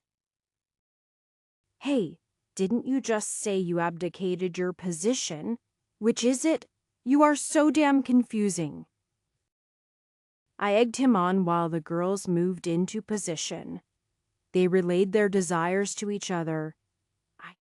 Not through slave communication, which would have to go through me, but from months of fighting alongside each other in life and death situations. With a single look, the girls had prepared for battle to the point where I didn't even feel the need to bark out any orders. I decided I'd let them handle the battle. Instead, I focused on support. Humph. How bold. Then, I'll show you how a hero and dungeon diver truly fights. Let's see if you have the power to change my mind. I don't plan to give you a choice. Prince Abaris has already ordered you back, dead or alive. I've just decided on the dead option. No worries, I'll break this dungeon shortly after killing you. Although, if I had to guess, this dungeon's nature would prevent it from consuming your soul, even if you were dead. I had already guessed that, like Karin Kar's dungeon, King Abaris was a special existence in the Widow's dungeon. It would likely trap his soul, corrupt it, and he would become a boss. Maybe the giant wouldn't get a promotion after the next growth period. And we'd have to battle the crazed king or something like that. Either way, it wouldn't eat away at his soul, but preserve it instead. even if push came to shove, and we somehow failed to finish the dungeon. There would be enough time to rectify the situation, perhaps with someone like General Tybalt. I'd only met the son, but the father was probably even more powerful. So, even my son has made such a bold request. The king appeared thoughtful for a bit. Perhaps he really is growing into a proper man. Still, if he feels the need to send riffraff because he's too cowardly to deal with Daddy, then I'll make sure to teach him a lesson. Since he's not here, you'll have to do. You'll pass on that lesson, won't you? I am sorry. You'll have to pass on your words personally. You won't have to wait long, though. Hee. You don't have what it takes to. Guys, are you going to fight already or just crap talk to each other all day? The queen growled, a vein popping upon her forehead. Humph. I suppose words truly are wasted on you. The king snorted indignantly. As for me, I was just buying time for my girls to set this up. I shrugged. Huh? Whirlwind blast. Rock wall. Darkness rain. Weaken! Despite the spells having different cast times, they were all launched at the exact same time. A rock wall formed behind the king just as a whirlwind blast struck him, causing him to slam into it. Just as his back hit it, dark wisps of blackness began to rain on him and the wall. Although a sizzling sound could be heard coming from his skin, it didn't seem to cause any visual damage. The same couldn't be said about the earth wall, which quickly became pockmarked under the corrosion. A sickly yellow glow erupted around his body at that moment, which would be the weakened spell. Just as his feet hit the ground and he fell to his knees, Lydia appeared next to him, sending her blade flying out to strike him. Her blade was a dungeon point blade. I didn't know what would happen to the dungeon point if the blade was destroyed. But at the moment, it was the most powerful weapon she owned. It leveled with her and was basically a reflection of Lydia's own strength and power. I'd checked it against all the most common weapons in the stores, and it was by far Lydia's favorite and the most powerful weapon she could use at the moment. The king didn't even move as the sword struck his head. For a brief moment, I thought he'd die in an instant. But the sword struck with a sound of metal against metal. Lydia leapt back, watching the king warily, although he hadn't moved. Slowly, he stood back up, reached for his belt, and finally pulled out his sword. Is that the best you've got now? It's my turn. Chapter 5, 85. Lydia and Xiao danced around the king, keeping him pinned down. Yet, every attack either girl launched, no matter how tricky, managed to get deflected harmlessly. Celeste filled in the gaps, throwing in a blade of air whenever the king looked like he might get one-on-one with one of the girls. Mickey launched attacks to weaken him, but he seemed to be able to shake them off very quickly. As for Tara, she mostly kept me protected, preventing the king from suddenly turning and launching an attack in my direction. They reckoned that he'd think similarly to Elysia in this fight, and would want to knock out both the weakest and the most game-changing person on the board. The result of this was a stalemate that continued on for 15 minutes. At first, the king had acted arrogantly, but it was quickly becoming apparent that the 6 of us were about equal against him. If it wasn't for that potion, you keep drinking and your continuous healing and refreshing, this battle would already be over. The king cursed, blocking a triple strike from Lydia before narrowly dodging a backstab from Shao. You think a healer in battle shouldn't heal? What next? Should a magician not use magic?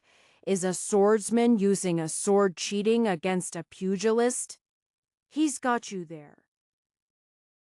My former husband. The queen was just lying down with her chin in her hands, casually watching the fight as if the outcome meant nothing to her. Not helping, honey? He shot back through gritted teeth before shooting me a look. You seem to misunderstand something? Oh, what's that?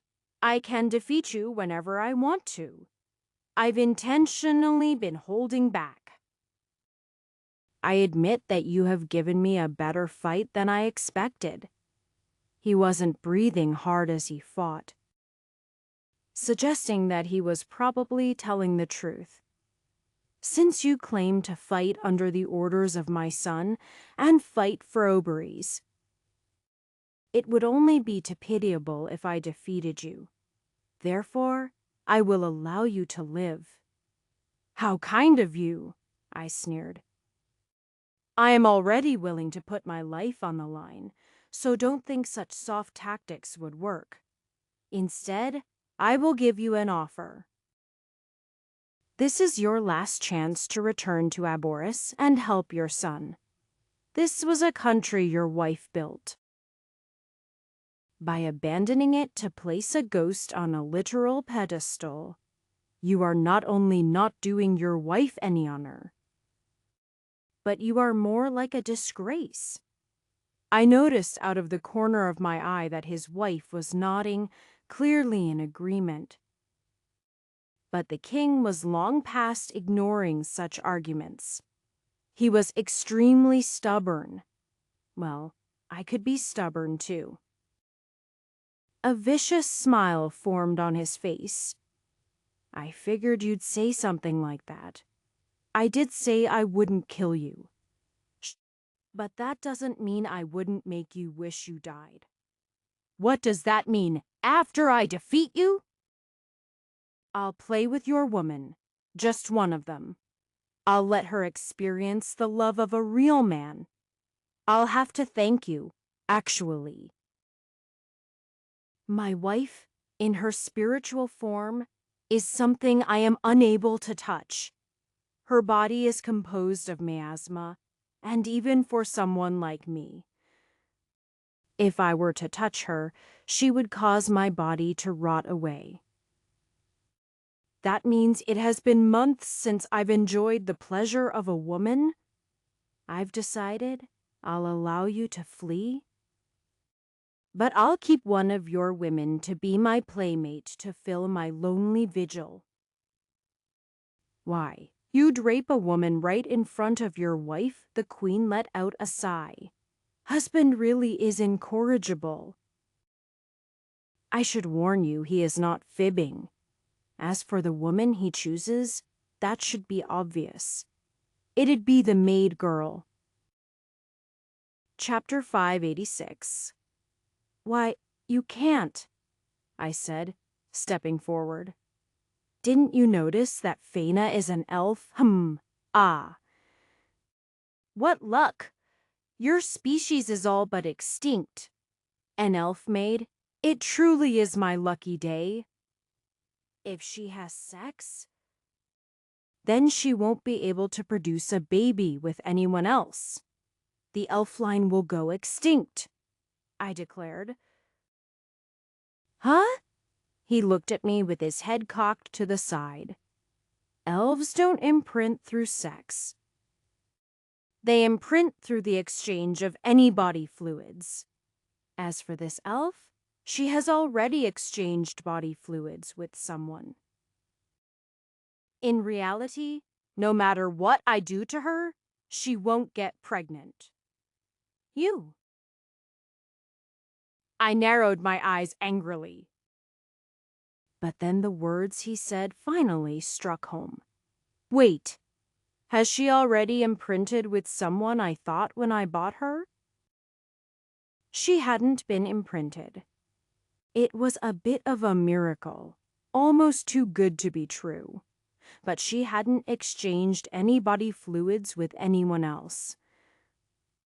After I took her in as a slave, there wasn't. Oh, I suddenly remembered kissing her countless times. The first of which was right after I had saved her from Shao in the capital city. I turned to look at Faina in surprise. Her face was red, and she was looking down. Faina? Is this true? Master. It's none of your business, AWH. Who I decide to imprint with is my own choice, she responded insistently. Wait! If that person is me, I definitely should have a say in the matter. She looked away this time. Thursday. This is why I didn't want to tell you. I chose you, Master. It has to be you. That was my choice. I don't care if I grow to be an old lady and die without ever having a baby. It will only be if it is with you. F. Faina? I heard a loud sob come from her. I get it. I didn't want to put that kind of pressure on you. I know you've never seen me that way. I see how you look at and love the other girls. You said it yourself. You have no interest in having sex with me. So just forget you heard anything. I'll be your cook. I'll be your maid. I'll manage your home. I'll do it all. And I won't ask for anything. Just don't throw me away. She was openly crying now.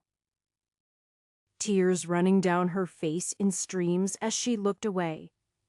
That's why she didn't see me approach.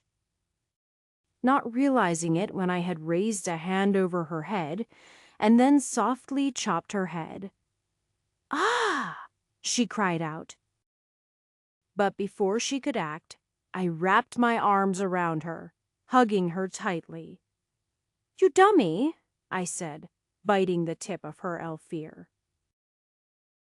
You should have just made your desires known. Eh? BB butt.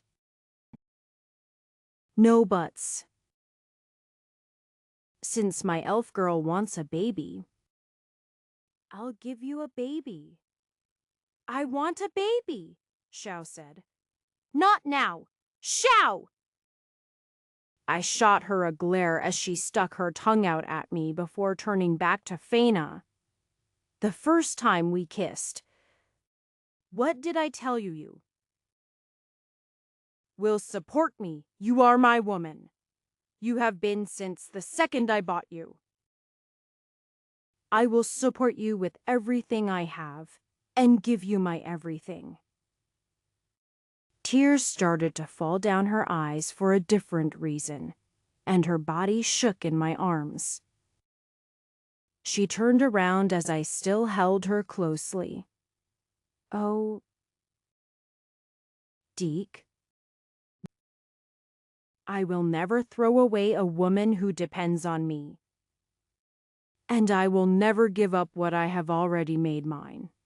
That's simply the kind of person I am now. Our lips met. And we kissed passionately. I heard sniffling around me, and I realized the girls were all crying and smiling. Even the queen had a spectral tear in her eye. Humph! The king's voice interrupted our moment, and there was an ugly expression on his face. You think you can truly give every woman your all. At some point, you have to choose. There can only be a single woman you can devote yourself to.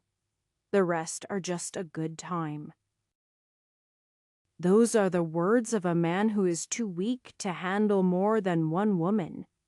To quote a wise ruler, it isn't enough to be a man. You have to be a man's man? We'll see. He spat back. Words are weak.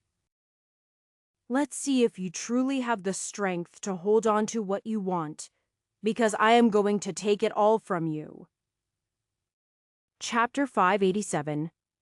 I attacked with my sword again and again. However, I wasn't alone. Lydia fought beside me. And Xiao was continuing to provide side support. All 6 of us were attacking at once. My hope had been to overwhelm the king with a barrage of attacks. Without me focusing on support, we couldn't keep this up for long, but I was hoping it'd be enough.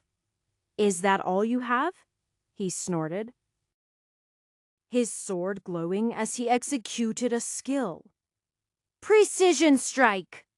I just managed to block it. But the strength was many times greater than my own, and I went flying back. Create cushion! I hit a cushioned spot behind me and fell to the ground. I had been getting better at that.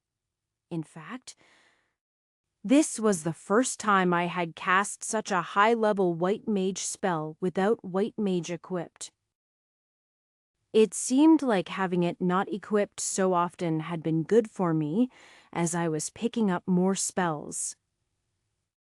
It wasn't ideal forecasting spells this way. They were clunkier and used more mana, but when your job system was limited, it was either make them work or not have them. It was like having to learn a foreign language. It'd take years under instruction. But if you dived right into a foreign country and had to learn it or starve, you found your mind could pick it up remarkably fast. Even then, it wasn't like I could cast every spell up to level 16s create Kush unequally.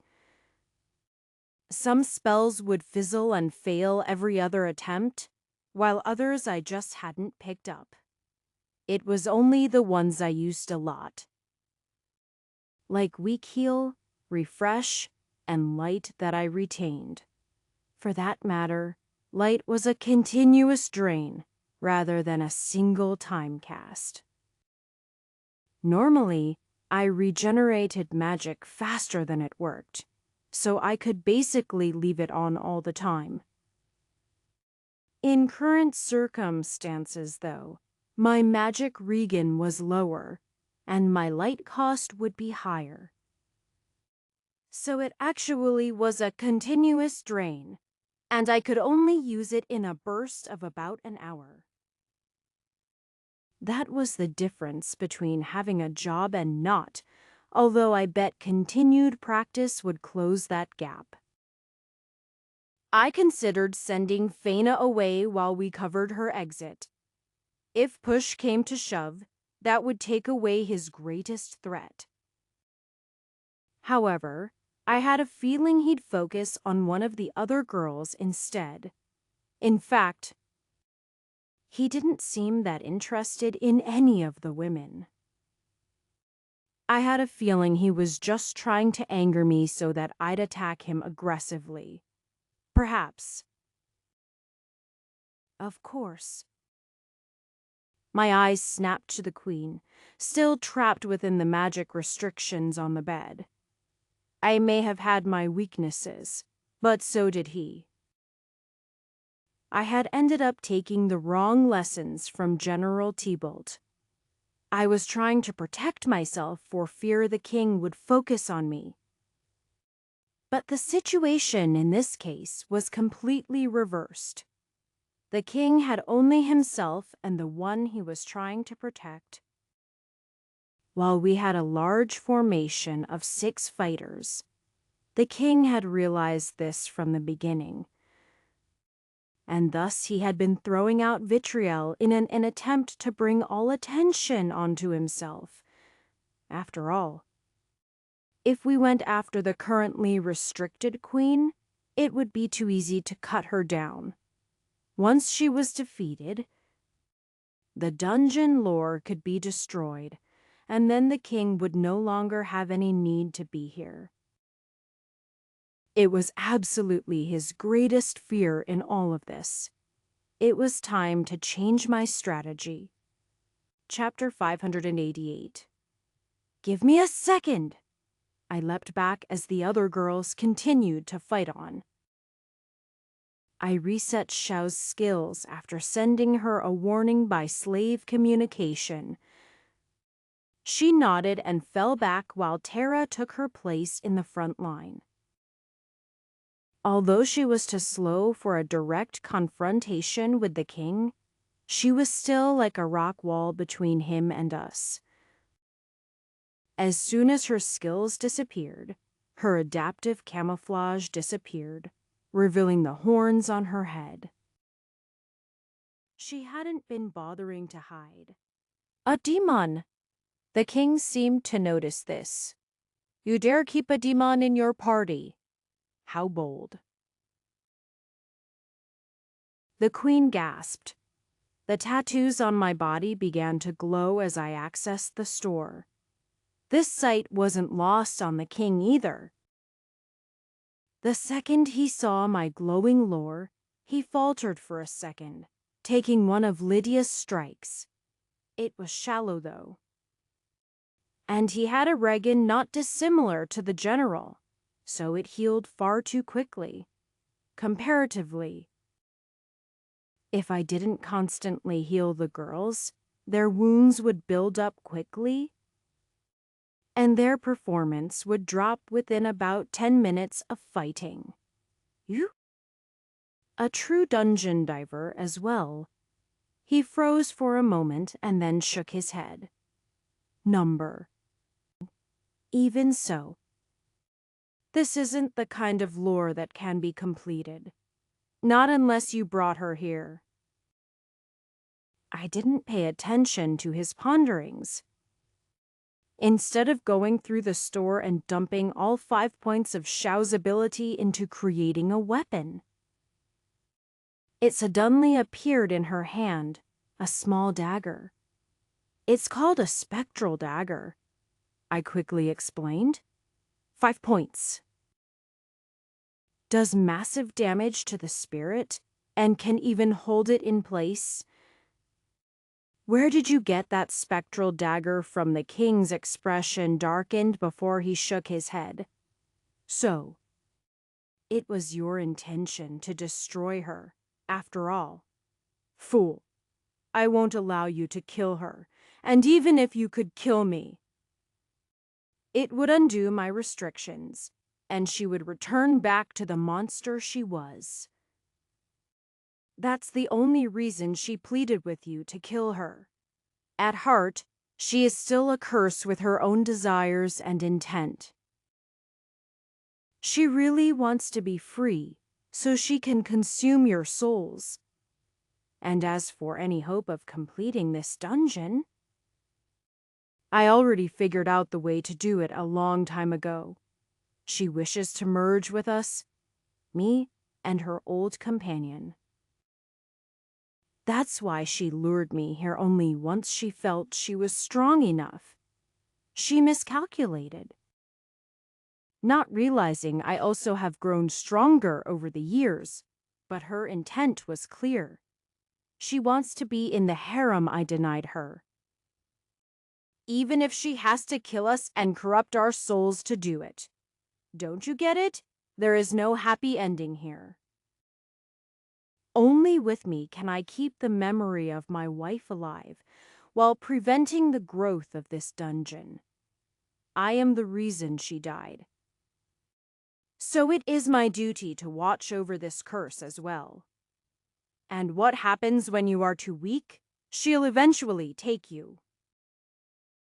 When I am too old to protect the dungeon anymore, then I'll take her life, followed by my own, he declared. I am sorry. I shook my head. That's just not good enough. Shao! She disappeared and then reappeared on the other side of the bed. She raised the dagger up to slam it into the queen's back. No! The king screamed as all of the other girls attacked simultaneously. His body suddenly glowed golden, and he moved like lightning. He slammed a fist forward. The dagger flew out of Shao's hand and onto the bed as she flew back, slamming into a pillar with enough force that blood spurted out of her mouth. Pure fury was on his face now. His moves had tripled in speed. It was almost like he had activated a limit break. No, that was actually a high-leveled hero ability. He had activated a limit break. As he had said, he could take us out at any point. He knocked Lydia's weapon from her hand and then sent her flying with a backhand. Even Tara, whose greatest strength was her defense, broke after 3 rapid punches to the gut. She crumpled to the ground. He held out his hand as Celeste sent a whirlwind of blades at him. A golden line shot from his hand, breaking through all the spells and then piercing her stomach. She collapsed to the ground. As for Miki, he only snorted, punching out with his palm and causing her to fly back against a wall. Then his eyes fell on me. Chapter 589. Take your women and leave. He spoke in a low voice filled with rage. I won't warn you again. I instinctively looked back at Faina. He noticed and snickered. You and I are a lot alike in many ways. We're loyal, have a love for women and a good fight, and are stubborn to the teeth. However, you are a bit too young and naive yet. The king allowed the rage on his face to lighten. As fun as it would be seducing a beautiful elf maid, I don't make it a habit of stealing other men's women, even if those men selfishly keep an unfair share of them to themselves. At least, all the maids I've played with over the years weren't slaves. Even Eliana's mother was freed before I touched her. I've also never demanded exclusivity from them. They were free to be with other men all they wanted. Easy come, easy go. Ha! The king snorted. Yeah. Something like that. While he was talking, I had already checked to make sure all the girls were all right. Shao was unconscious. But even Celeste, who had been pierced, was still in an okay condition. However, all 5 girls were out of the fight. As for the king standing protectively in front of the bed, it was impossible to make an attack on the queen now. Furthermore, Faina was behind me, and I had a feeling that despite his words, he'd still use her to threaten me if push came to shove. It was probably for the best that things ended up this way. If I had successfully killed her, the king's rage would assuredly have resulted in all of our deaths. However, the dungeon might be destroyed, and we'd have a chance at being resurrected. It was a pretty extreme gamble, one that was even more reckless than the time I used Meteor. Faina. Do you trust me? I asked, using slave communication. making sure I didn't look in her direction at all. I do. With my life. I sighed and started walking back over to Faina. The king cautiously softened his grip as he saw me walk away. However, I stopped when I reached her, giving Faina a gentle smile. There is something different between the two of us. Something you could say is irreconcilable. Oh, he asked suspiciously. What is that? You want her? Have her. I grabbed Faina, picked her up, and tossed her as hard as I could across the room. She let out a cry as she flew into the air. My strength was far greater than it used to be. There was no way I could throw a woman her size like that in the past. But now I could do it with ease. Her direction was right at the king. His eyes widened in surprise. And he reached out his hands and caught her, stumbling back until his legs hit the bed. You... His face twisted in anger. Is this how you treat your women? You toss a delicate flower like a bold ja? His face turned white in mid-sentence, and the anger on his face turned to shock. He looked back to see a dagger in his back, which was being held by Elia, the queen. Spectral dagger, she said. It can cut a spirit directly from a body. And it can also be held by ghosts. You are right. Husband, once I cut your soul from your body, you will be mine for eternity. At that moment, I cast Create Cushion under me, and then immediately positioned, shifted. I appeared right in front of the king between his arms, while Faina appeared hovering over the spot I had just been. She landed on the cushion of air, hitting the ground softly. The position I was in was the same before and after a shift, so I wasn't in his arms. And Faina was seemingly hovering in the air. The difference between us is that I don't put girls on a pedestal or treat them like a trophy.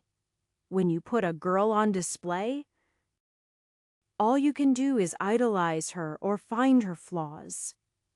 Wah, he had been so caught by being stabbed in the back by his wife. He didn't even notice me appearing in front of him. The dagger had sealed his soul, though, and thus his movements were also sealed.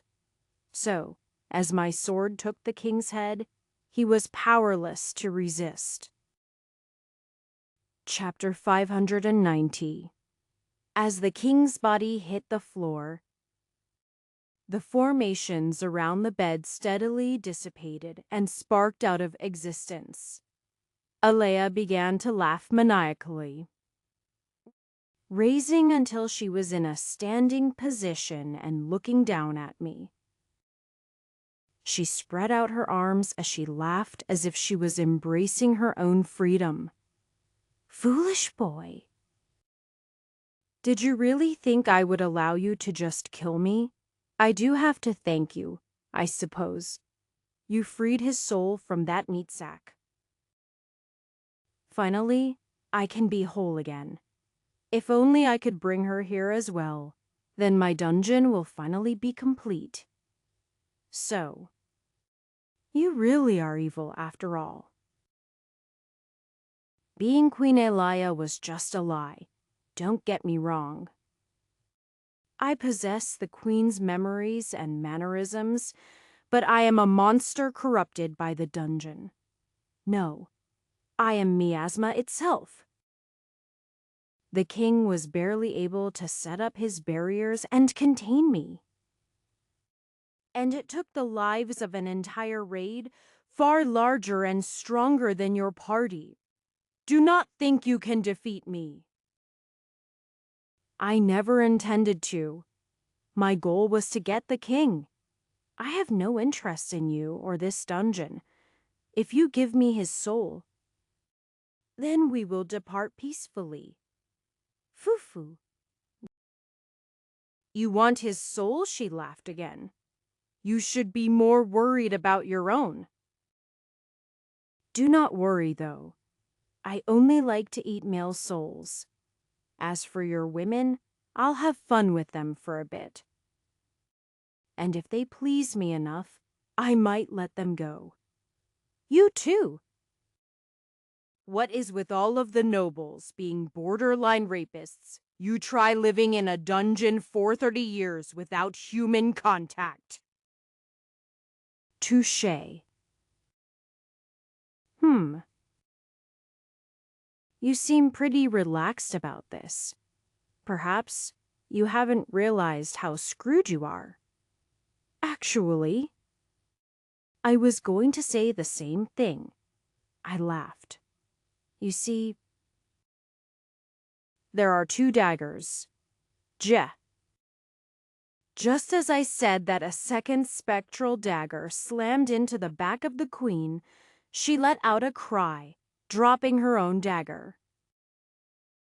I had used Tara's points to summon a second one, and she had given it to Xiao, who proceeded to backstab Elia while she was concentrating on me. Didn't I say that the spectral dagger can hold a ghost in place I mentioned? Miki?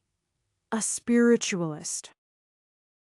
Her eyes widened in shock as she finally noticed Miki's spirit tails appear.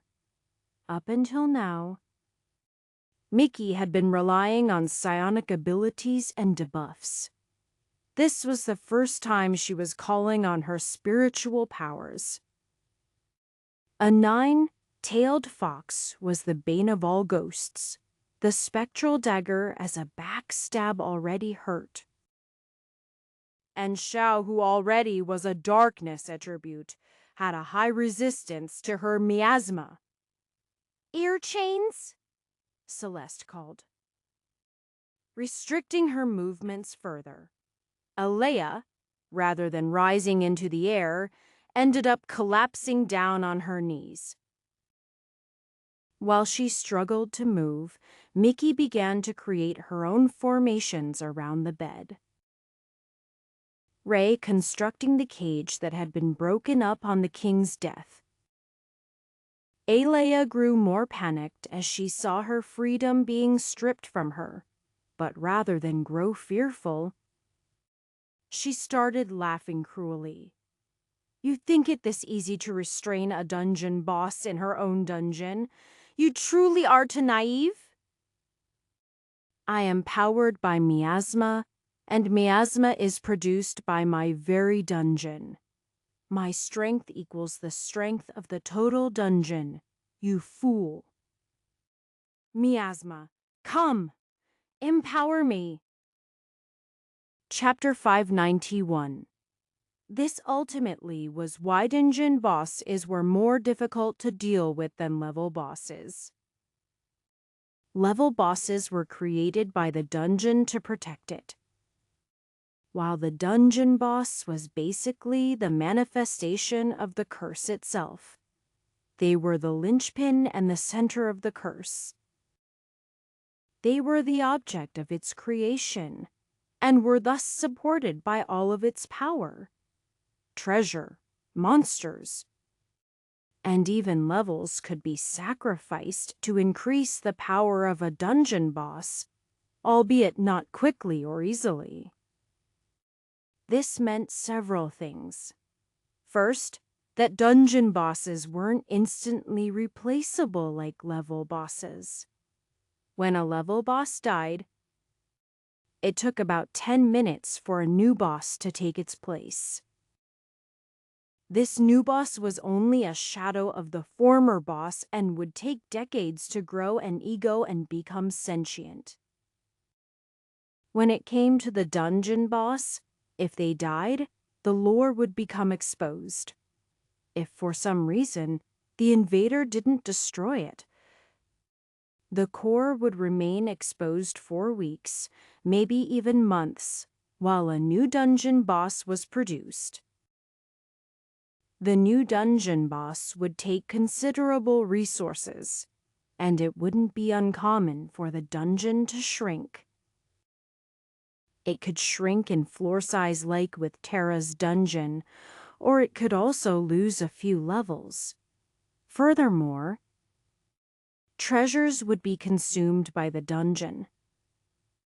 This had the added benefit of discouraging people from trying to defeat the dungeon, which offered little in reward. Secondly, dungeon bosses were extremely powerful and didn't draw on just their own personal strength, but the reserve miasma of the dungeon too. This could amplify their power in a variety of ways.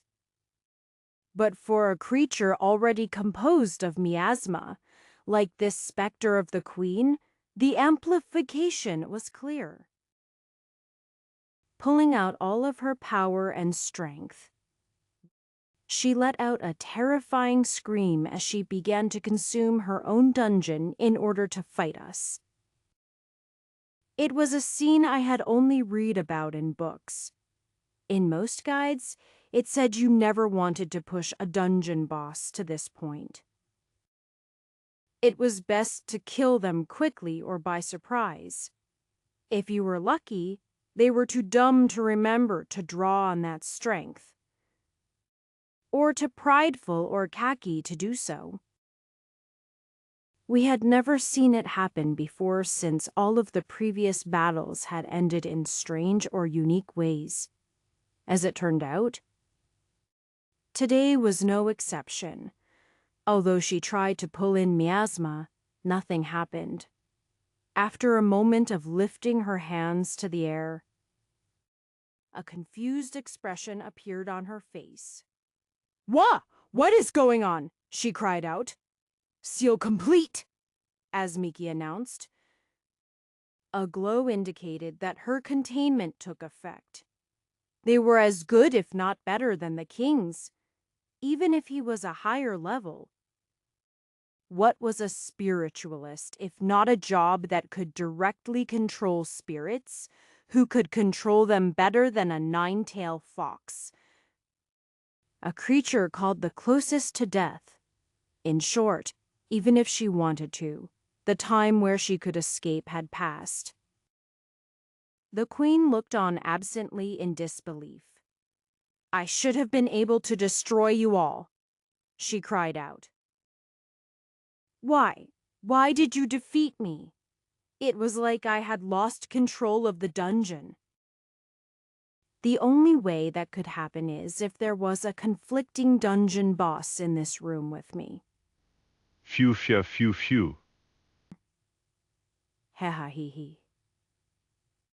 Laughter started to echo out across the room.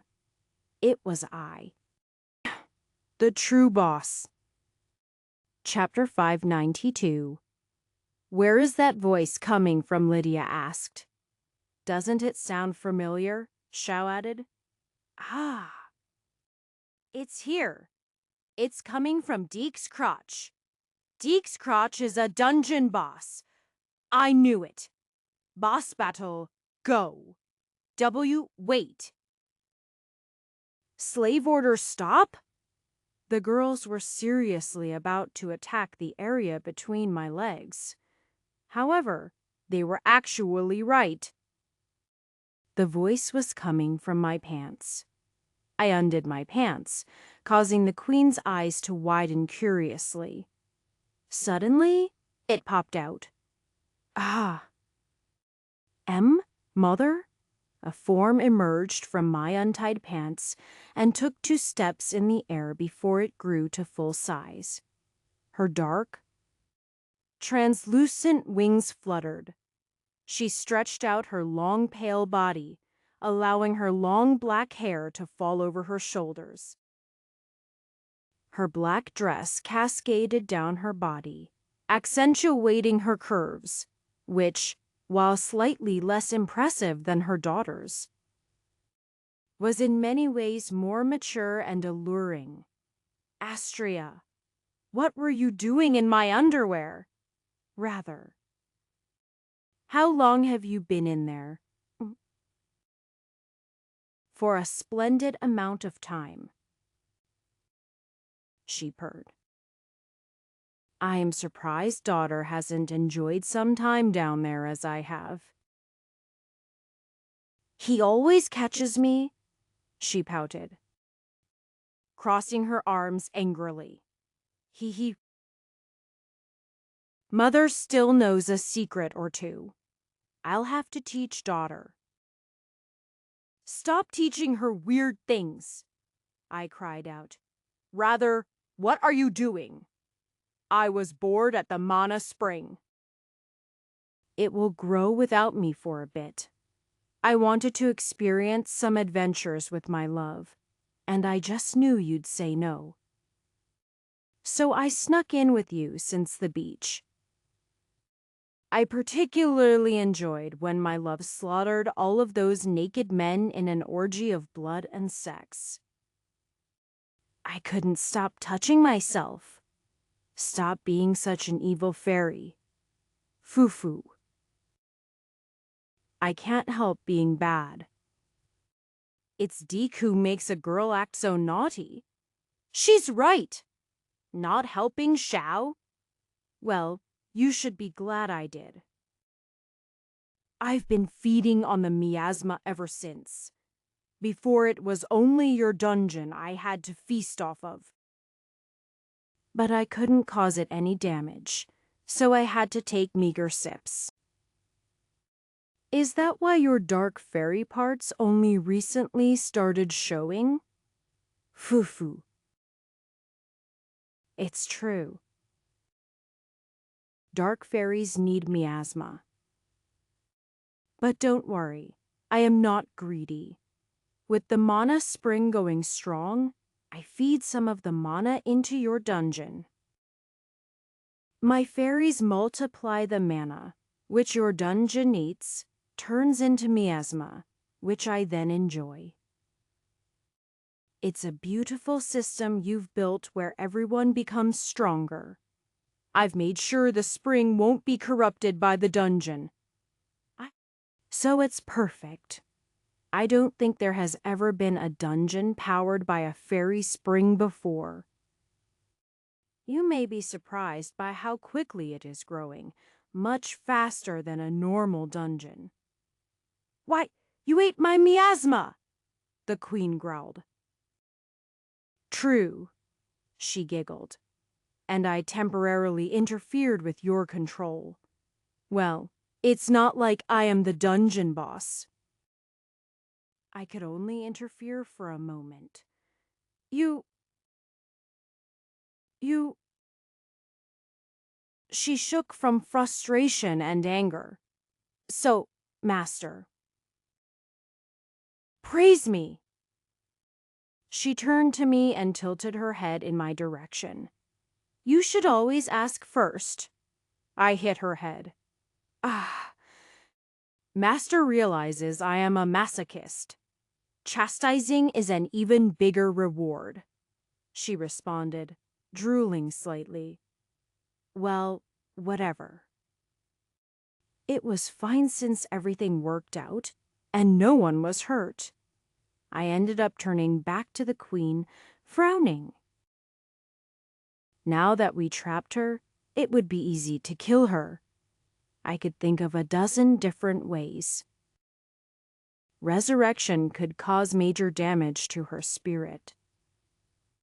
I had the spell as a white mage spell now on top of the other ways to cast resurrection.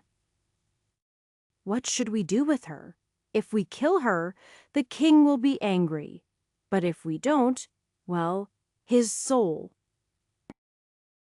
Shao said nervously. I didn't lie, I said.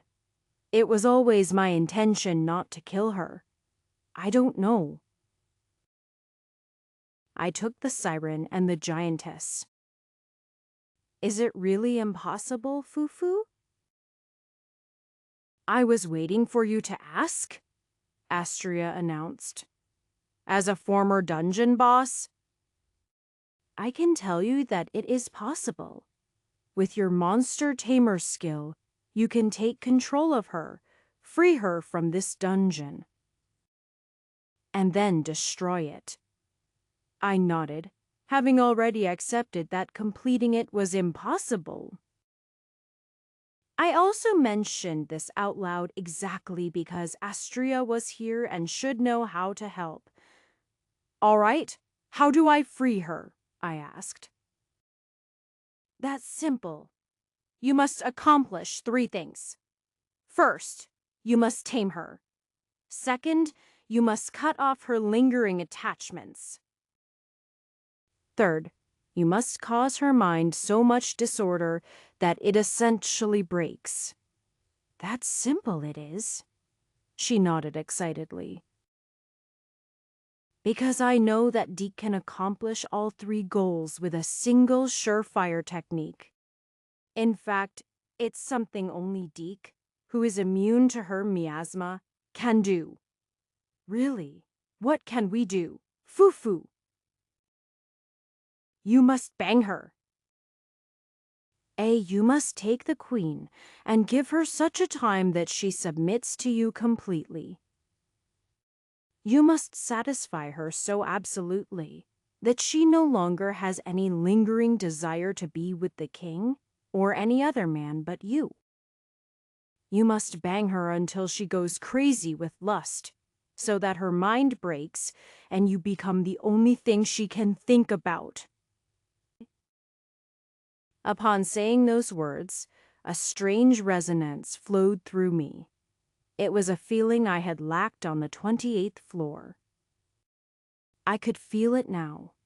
I lifted up my hand, making it into a tight fist. I could see it. I could see the path to the true pervert. I was ready. Chapter 593. What are you saying? I am a creature of miasma, the queen explained patiently. Having finally relaxed after realizing she was caught once again. If you ever tried to enter my bed, my miasma would destroy you immediately. That won't be a problem for me, I said, reaching out casually and touching her shoulder. The queen gasped, jerking back at the sudden feeling of touch she hadn't experienced in ages. Why, you... She looked at my hand, and upon seeing no damage, reached out and grabbed it, looking in wide-eyed wonder as the dark aura radiating from her didn't touch me. Amazing! A mortal human who is unaffected by miasma. I am surprised you were worried about me, given your previous display. I thought you would have delighted in me coming in and being destroyed by your miasma. Ilaya did whatever the ghost equivalent of a blush was, looking down at her hands. I may be a monster, but I still have the memories of a queen, even though my former husband threatened you and tried to kill you. You still worked in his best interest and even are trying to help me. You could have easily killed me by now. But you've chosen not to. Don't get me wrong. I raised my hands. I am not saving you on his behalf. Rather, I am on good terms with your children and thought it'd be nice if I could bring a mother back to them. You've never even met Eliana. Well, I guess she's technically not yours, but your son doesn't treat her any less like a sister. Is he well? She asked, raising her eyes, looking surprisingly emotional. He's a man now. I smiled gently. She bit her lip cautiously. Can you really do it? Can you free me from this prison? You heard the conditions. I shrugged.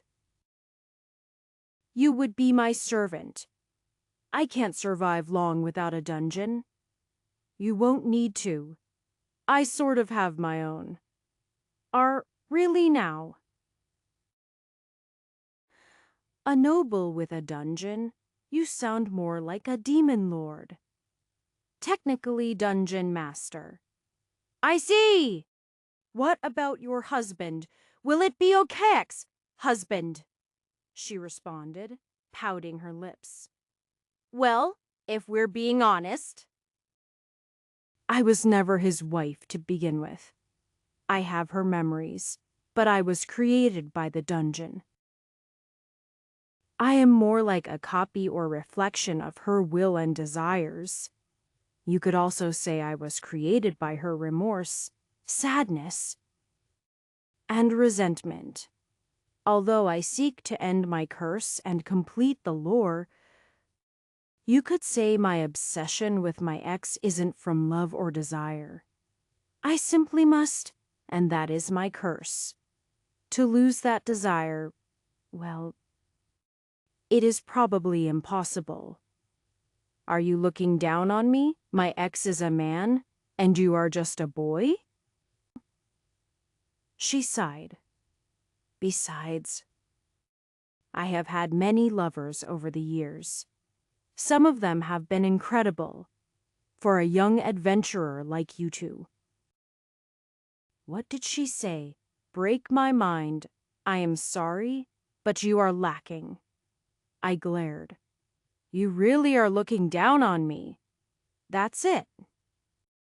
For your children, and even that bastard king, I am going to tame you and drag you out of this dungeon. You can try. Her eyes flashed dangerously. But don't forget, this is a dungeon of temptation, and I am its queen.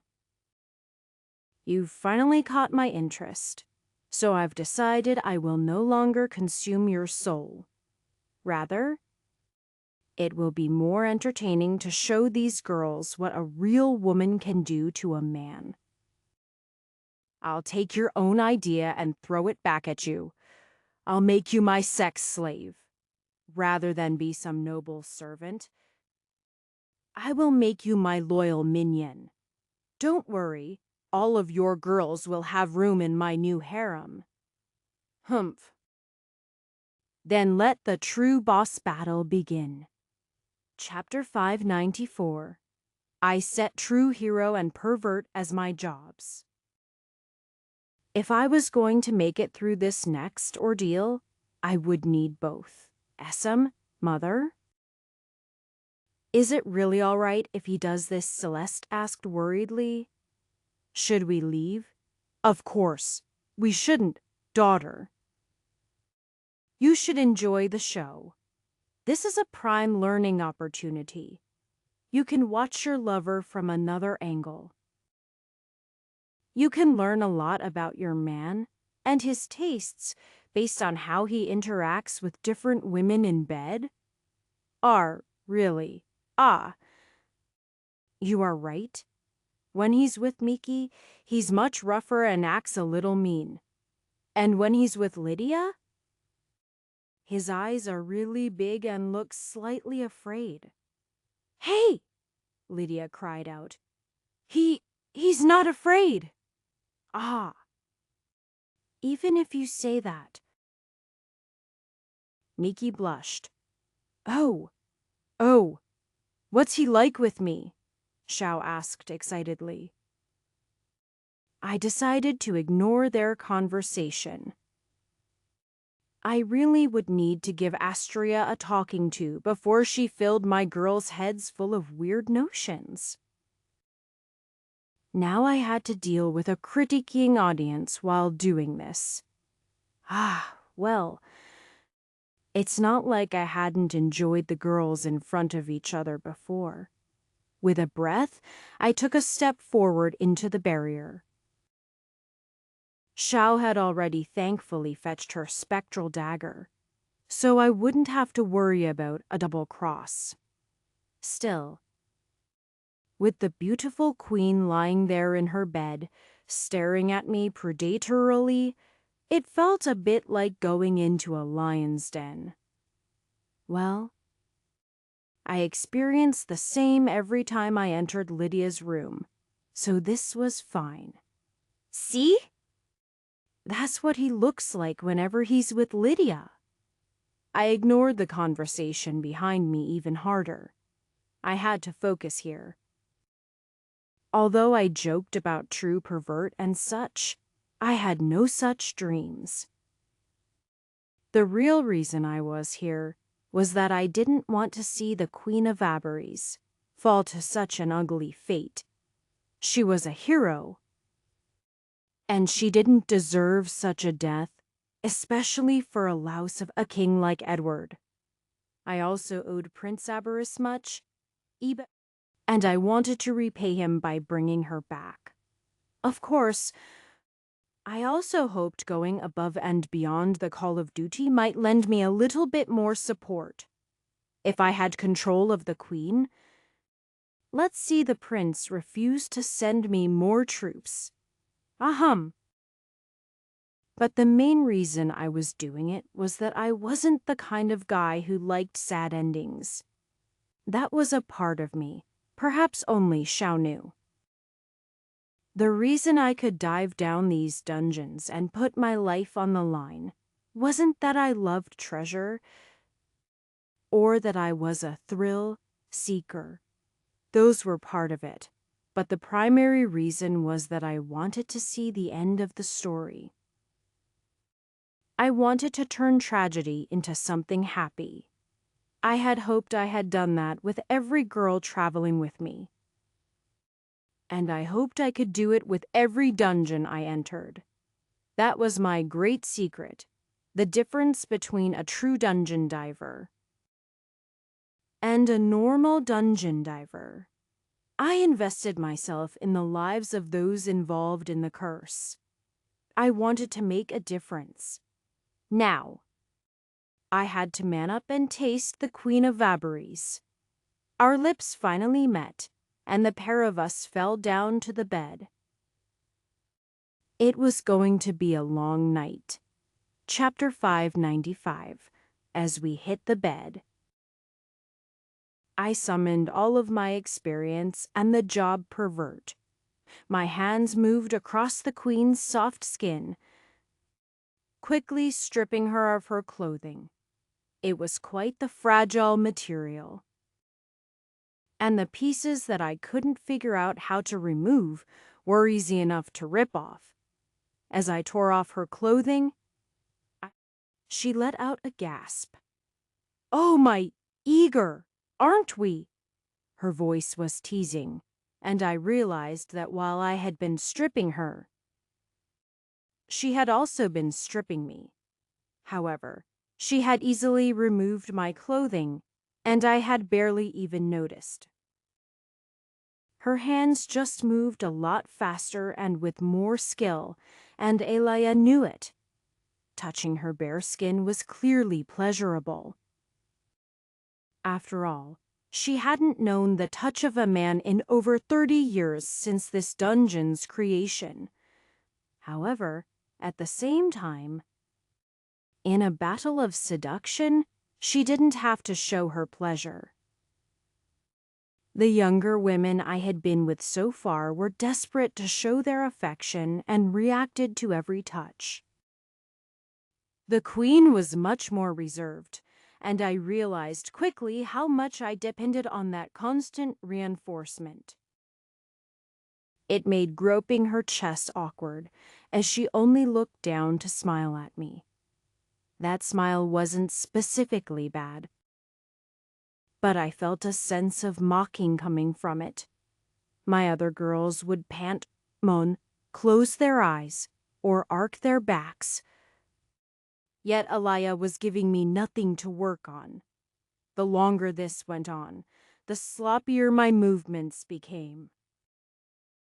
I was starting to sweat from my brow as I felt less like I was pleasuring a woman, and more like I was sexually harassing a sleeping woman, although the Queen was completely conscious. Astria had initially wanted me to forcefully rape her into submission. Now I realized just how naive I was being.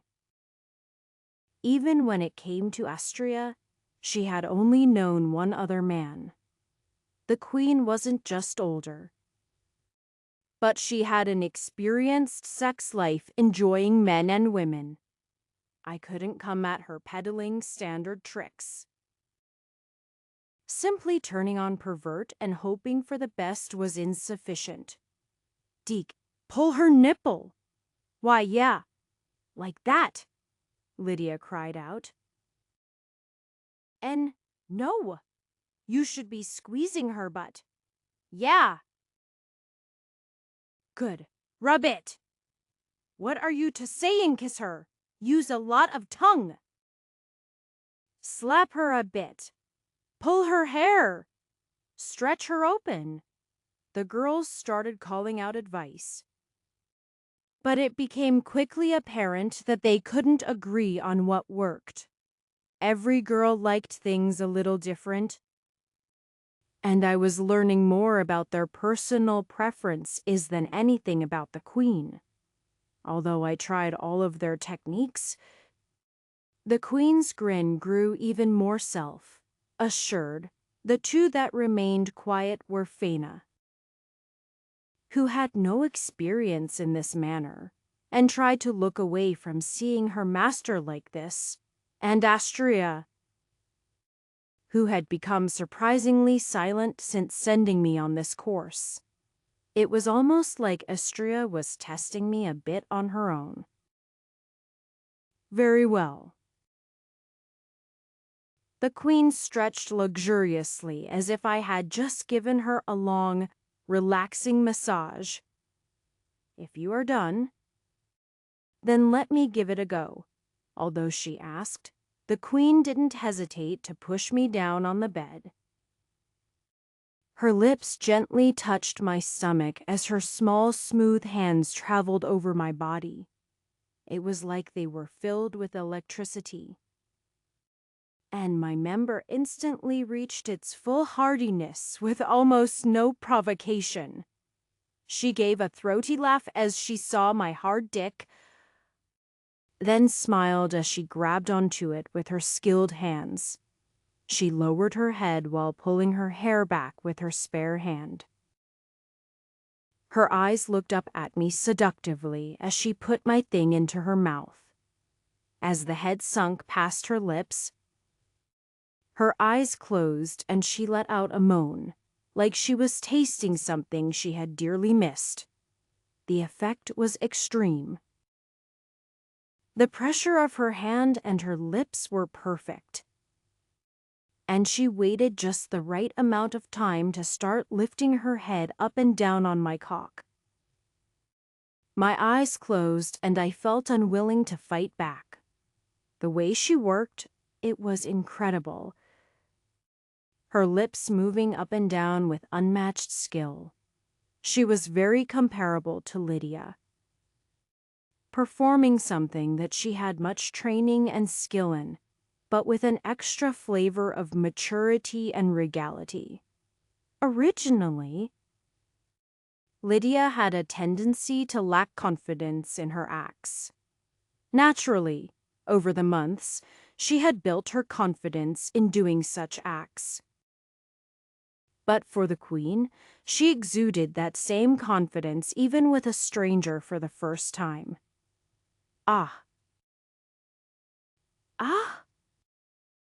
I moaned as she started to use both hands while servicing it aggressively. One hand fondled my balls while the other held my shaft sternly so that her tongue could attack it aggressively. She licked it from top to bottom, sliding it back inside her warm mouth, and undulating her tongue against the sensitive, soft part under the shaft. The feeling was out of this world, and I couldn't hold back any longer. I am coming! Before I could stop myself, my cum ended up being released into her mouth. She didn't hesitate to start swallowing.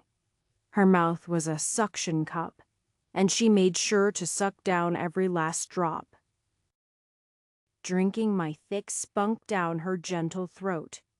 The Queen of Vabaries was drinking my cum.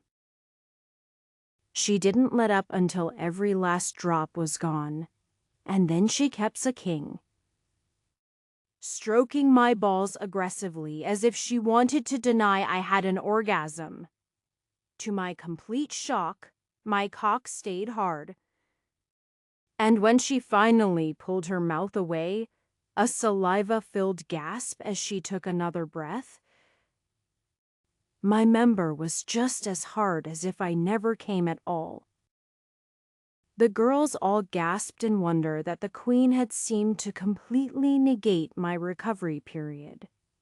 Although with Pervert, I could go again in minutes, I still had at least a bit of a refractory period.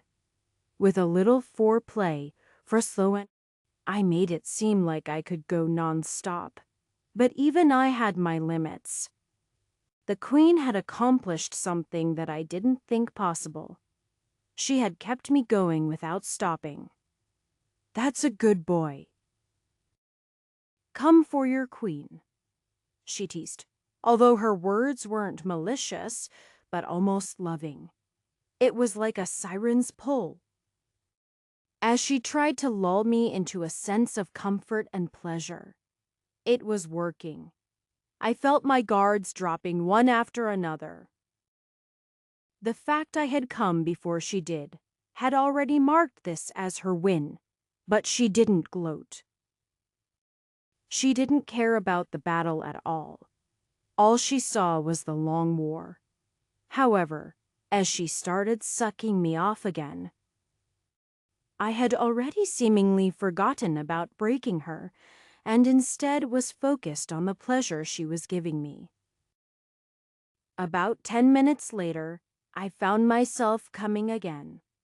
My body felt amazing, and her mouth eagerly sucked it all down. Just like the first time. Like before, she coaxed another erection out of me before my last one even went soft. Using her delicate fingers, she managed to have a magical grip on my balls where she could make me come all night if she wanted. At this point, I started to remember my goal, and I realized I was in a bit of trouble. At this rate, she really would give me a night of endless pleasure. She hadn't even used her other hole yet, and I had already come to Forzer. I needed to take back some control of the encounter. Regrettably, the experienced Delia seemed to pick up on my change of temperament. Just as I was about to grab her head and use her mouth, she pulled away, and suddenly I was spun around. This left me confused. I had spun my girls around plenty of times. I'd put them on their hands and knees and then take them from behind. For Anna Malkin, this was their missionary. It was Tara who liked kissing. Lydia and Miki liked to be ridden from behind. It's not that they didn't like to kiss. But when it came to sex, they wanted it hard and fast. The bigger-breasted Lydia liked her tits to be pulled, while Miki liked her but to be played with, apparently. Either way, I didn't know why the Queen had suddenly rolled me around. Well, that was what I thought until I felt her face between my butt cheeks. My eyes widened. But I couldn't even say a thing when a skillful little tongue suddenly slid into my butt. I could hear all the girls behind me gasping. This was the Queen of a nation. And she had her tongue in some adventurer's buttocks. Her skillful hands returned to my cock. One slipped between my legs and played with my balls once again, while the other began to stroke the shaft. Meanwhile, a little tongue squirmed around inside me. This felt extremely embarrassing, and my face was on fire. It wasn't like the girls wouldn't have done this, rather, that they never thought to offer and I never thought to ask. It felt way more personal than blowjobs or sex. I mean, well, I didn't know what I meant, but it filled me with an awkward feeling nonetheless. As for my enjoyment, the feeling was extremely strange, but it turned out I was very adaptable. Along with her aggressive hand movements, I was quickly panting. I was in a position I was more familiar with as I could thrust forward into her hand. Even as her hand went up and down my shaft, I also found myself humping forward, my dick sliding through her warm palms quicker and quicker with both of our movements in sync every time I pushed forward. My ass slightly tightened on her tongue, and the feeling slowly added up. Before I realized it, I was exploding. My cum shot out in amounts no less than the first 2 times. I ruined the bed under me, covering it in white, sticky fluids. However, how would the queen give up at that point? She kept attacking me, sucking, biting, and licking my nether regions from front to back. She never allowed my cock to relax, and I ended up coming again and again. I felt like I had lost weight in the amount of cum I had lost. Most of it ruined the bed. She never let it touch her perfect skin, always swallowing it. After nearly 6 hours of torture, I finally collapsed on the bed, gasping. My dick couldn't get erect back again even if I wanted it. That's it. She stroked my head lovingly like a pet. Did you like my pleasure? I could only nod numbly. I will give you this pleasure for the rest of your life, so be mine. Okay, she purred. I reached out for the area between her legs. Her eyes widened, and then she slapped my hand playfully. I'll give you that someday. However, for now, you must learn your proper place. Let's rest now. In a few hours, we will start again. I am tired. Really? I asked. She laughed. You are so naughty. Can't even get it up, but you won't just give in. Give it a few days, and you'll be mine completely. No worries, though. I'll be ready to go in an hour. You'll probably need at least 6. So, in 4, I'll make you perform. I like to push a man past his limits.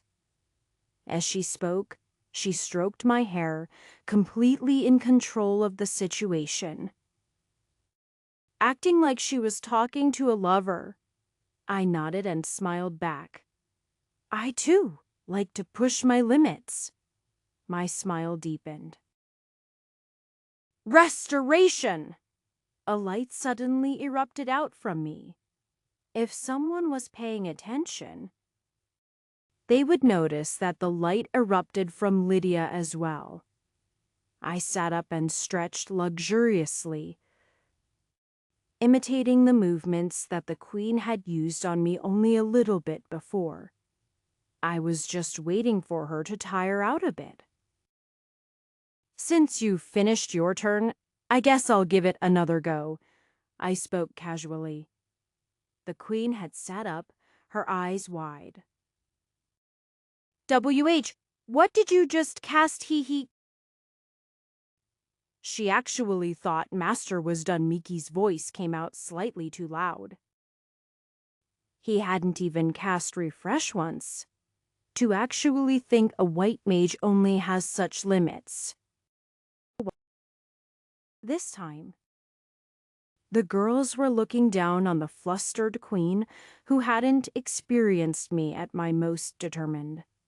Had I wanted to hold out, I could have depended on refresh and other white mage spells to keep myself going.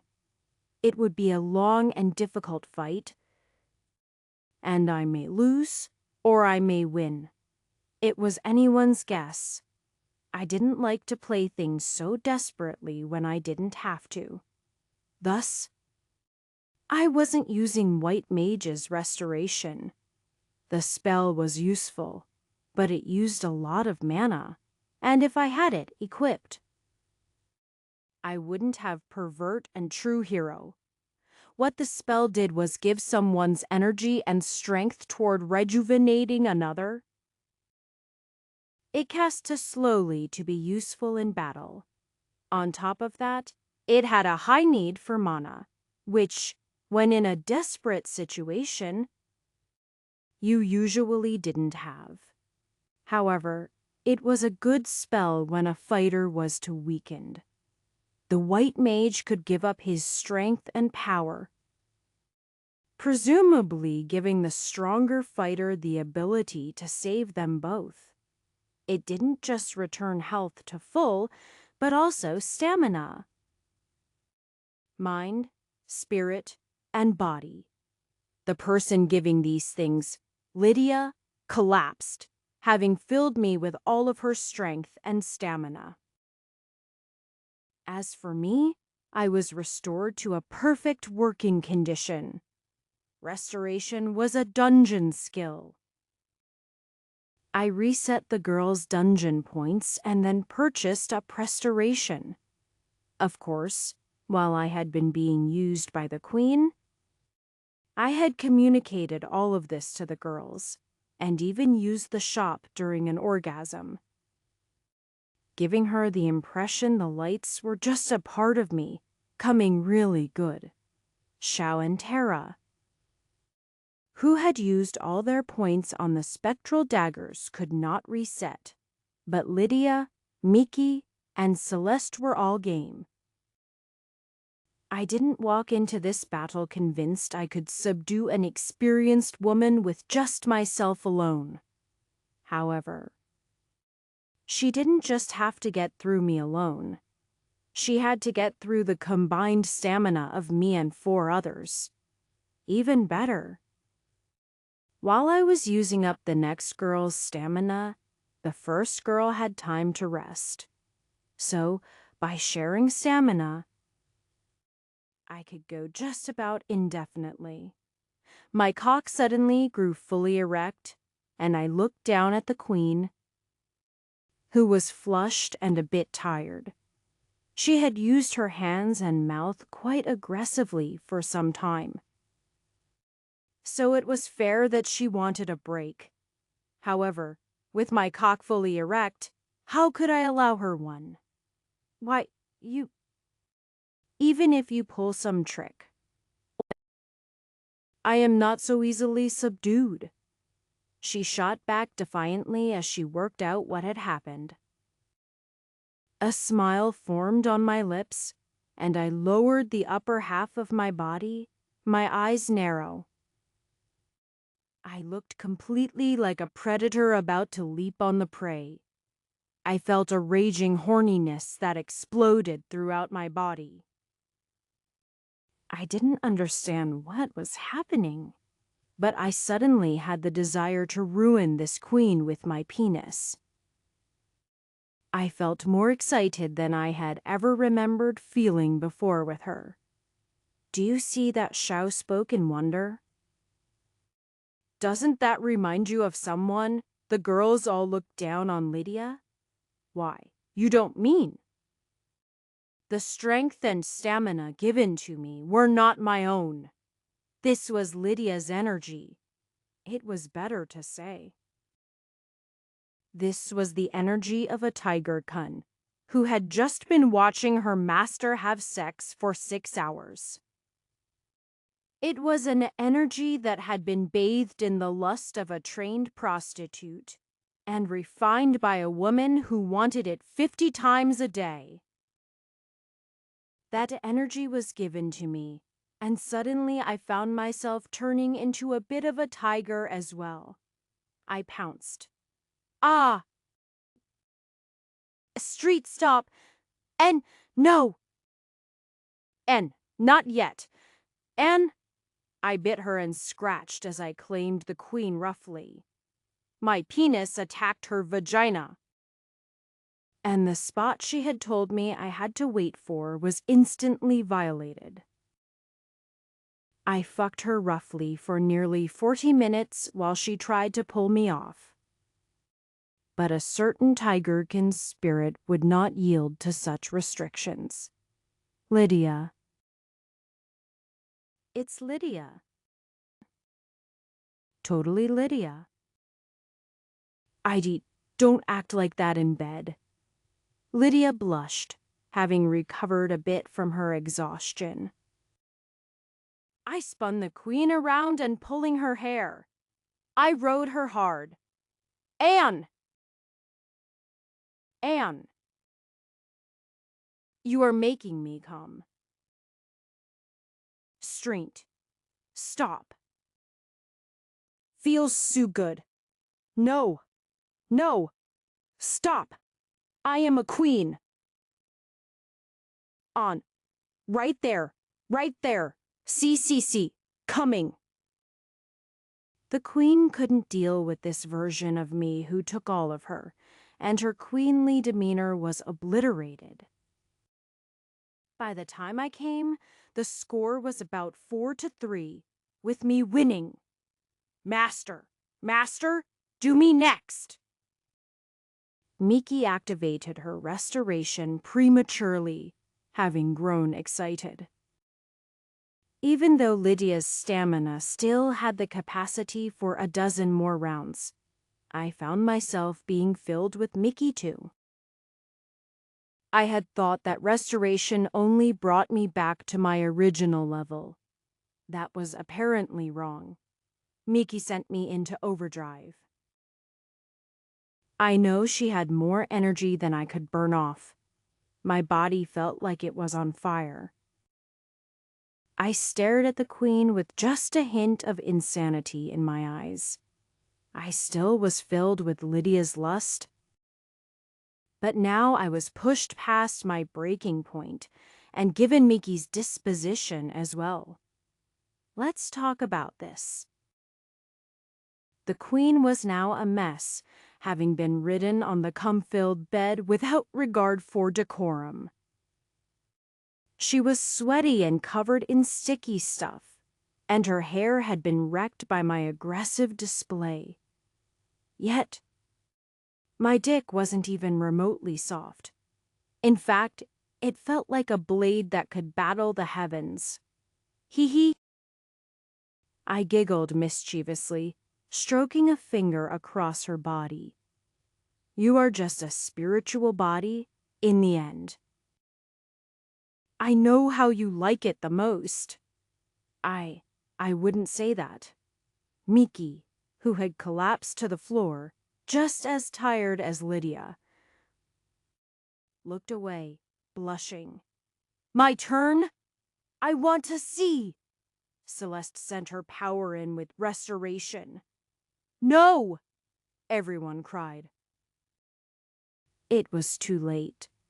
Lydia, Miki, and Celeste's power were all flooded into me now.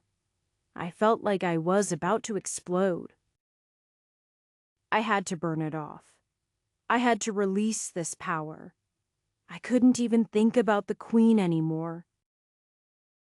This situation had just become critical. My eyes fell on the naked body in front of me.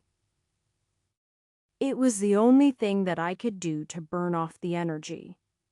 Well, actually, there were a lot of things I could have done. But the latest energy came from Celeste, so you could forgive me for fixating. P, please be gentle. The queen gave out a final plea. Tears in her eyes as she shot the crazy slave girls who did this to their master a hateful look.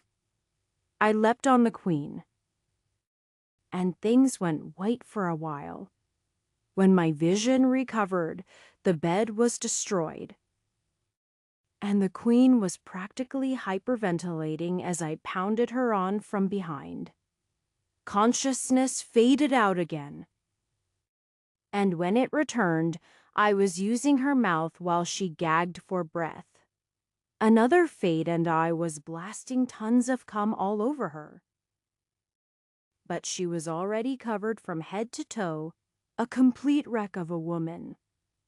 How long has it been?" I asked, suddenly snapping back into full consciousness. Two days," Faina said unsteadily. Everyone's asleep.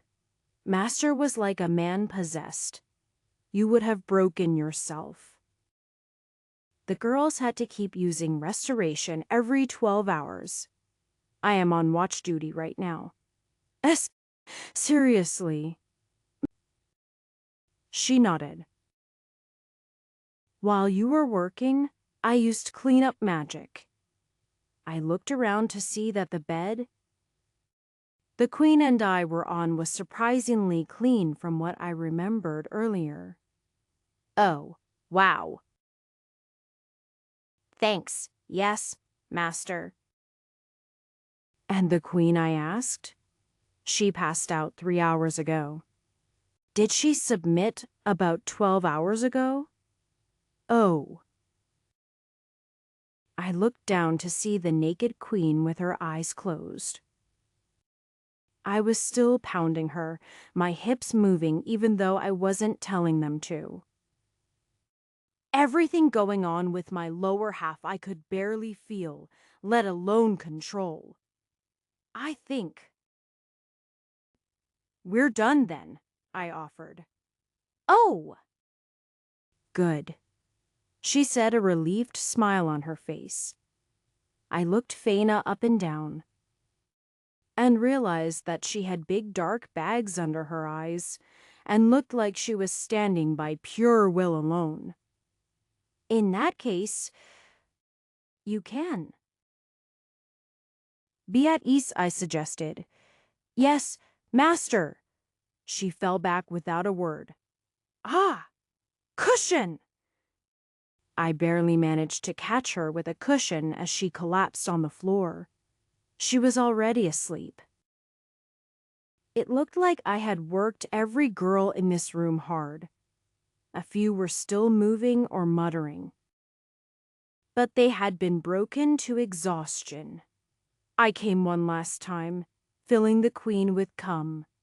She made a sleepy grunt. The only indication she felt her womb being filled with seed. Well, she was a ghost, so it wasn't like she'd get pregnant. I pulled out, finally victorious after a long, difficult battle. Chapter 596. As Queen Aboris collapsed on the bed. A sweaty, exhausted mess, I sat back, breathing hard. It had really been touch and go there for a bit. The battle had taken nearly 2 days, and even my party were all exhausted to the point of barely being awake. In the end, it was she who had submitted, so it was all worth it. Congratulations! The voice of the dark fairy came from nearby. Unlike the others who had done their best to give me their energy and support, Astria, who wasn't a party member or even a slave, hadn't provided me with much support. Although I had tamed her as a monster, I still wasn't completely sure what that meant. Monster taming wasn't like slavery. The orders weren't absolute. I could exert my will, but the skills didn't exactly match up perfectly. Rather, because Astria was such a high level, I actually didn't have much control over her. If she hadn't already possessed an abnormal obsession with me, she likely would have never allowed herself to be tamed. In fact, if I recalled what happened that night, It was more like she extorted me out of sex. If I gave it to her enough to satisfy her, she'd allow me to tame her. That bond was trepidatious and weak, and it was already clear that she could break it at will. I hadn't even gained experience in Monster Tamer for taming her. That already said enough. For the likes of the siren and the giantess, they were much closer to my level, and thus much more easily tamed. What is it that you want, really? As I said that, I was looking at Celeste, who had her eyes closed and seemed to be sleeping peacefully, having passed out almost at the same time as Ilaya. I know that you are a bit distrustful, she began. If I truly distrusted you, then I would have done something about it back at the beach. I think you really love Celeste in your own way, and I don't think you'll hurt anyone. I need the help of any capable woman I can get. I have a feeling my life is only going to get more complicated from here. So an experienced woman who had stood on the edge of darkness and light might be able to help. Master gives me too much credit. I was just a foolish fairy who liked the feeling of being in love. She blushed, looking away. I came to this dungeon for selfish reasons. The fact I was able to help you capture a powerful ally is only coincidence. Besides, my feelings for you are somewhat artificial. You see, you created the Mana Spring. The waters of life you poured into it were created with your mana. It carries your signature. It means very little to humans and Anamalkin, but to a fairy who is sensitive to magic. Continuing to be exposed to your magic starts to affect us, body and mind. Essie? Seriously, I sat up in surprise. She nodded. You'll find all the fairies you have attracted to the spring will grow a deepening affection for you. I've been keeping them in line, but a few have already snuck into your room and stolen your underwear or some other trinket. Is that where my stuff keeps going? I thought I was going crazy. I started keeping everything in my ring because some things I left out disappeared the next day. At first, I believed I was just forgetful. It's the same for your dungeon. It feeds on that same mana pool. And since that dungeon was also made by you, that miasma has your signature too. To all the creatures made by your dungeon, they not only won't threaten you, but they'll also be extremely loyal. The bosses you keep in your dungeon will grow only more in love with you the longer they breathe in your miasma. Is that so? I didn't know how I felt about that.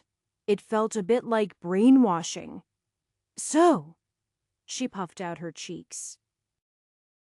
How do you think I feel, the one who is exposed to both miasma and mana with your signature? Is it any wonder I can't stop thinking about you? Can't you? I don't know. Cure it. Don't wanna. She giggled. I already said, I am a hopeless romantic. I like this feeling. I only like to feel it grow stronger. So, if you can tolerate this old fairy's selfish desires, I'd like to stay around you and my daughter and watch how far you can grow. She was genuinely asking a question here. Her eyes held just a hint of worry that I might reject her. She was a dark fairy. After all, like Xiao, she had the potential to cause untold destruction. However, that didn't matter to me. Astria. Will you become my slave? Her mouth turned sideways. I see. So there are still trust issues. You misunderstand.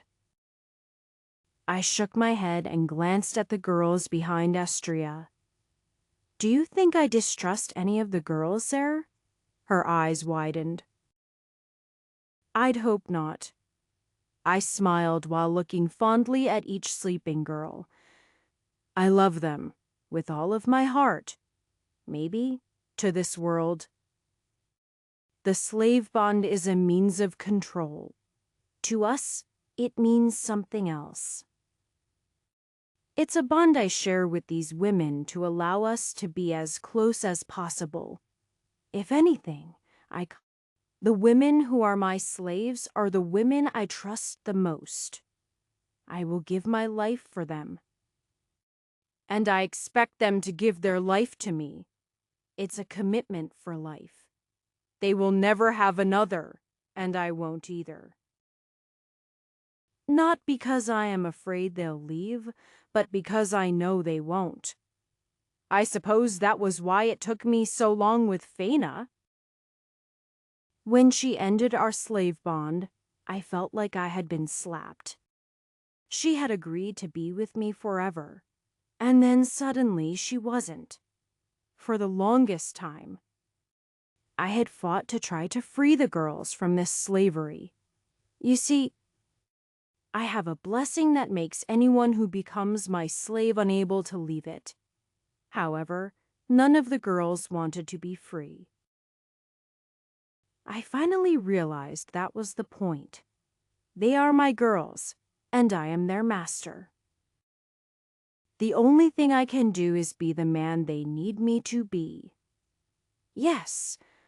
Ah! When I glanced to the side, I realized she was on the bed staring at me intently, and only an inch away from my face. What? I want to be your slave. Oh. I laughed, scratching my cheek. In that case. It's really just using slave master. But I suppose that doesn't feel climactic. How about this, Astria? Will you be mine, heart and soul? Will you join my family? And stay by my side for all eternity? Her body shook and tears well in her eyes. I do. Why did this feel like marriage? I let out a cough, then moved forward and kissed her lips. I tried to make it a quick kiss, but she grabbed the back of my head and wouldn't let me pull away. I activated the slave magic from Slave Master, and an insignia, a form I recognized as my insignia, formed on her chest. Once the light flashed, it quickly faded away and disappeared. From then on, the seal could only be seen with special magic. Although anyone with enough magic sense could feel the bond and recognize her as a slave. It was the same basic thing all of the girls had. I'd still need to register her with the slave guild, Xiao. Who already was a slave was pretty easy. But how was I going to explain a dark fairy? Well, Figuro would figure it out. When our lips parted, Astria was panting, and she licked the saliva from her lips, a look of pleasure on her face. So, this is what Celeste feels all the time, she giggled. Naughty girl should have said something. If I knew it felt so good, I'd have done it sooner. I smiled back at her. Welcome to my family. She lunged and wrapped her arms around me. Thank you. So, It's like that. Is it? I stiffened as I heard the voice next to me, glancing over to see the naked Alea sitting up. Laoi, you are up. Her hair, which had been messed up in our tumble, was covering her eyes, so it made it difficult to see what kind of expression she was making. You've managed to tame me, she said, her voice somewhat dry. I am your monster now. True. But you haven't broken me? I went cold. Really, like Astria, the queen was just too high level to be easily subdued, even though I tamed her. I didn't have complete control of her. I hadn't earned any levels with her either. I had been relaxed like I had one.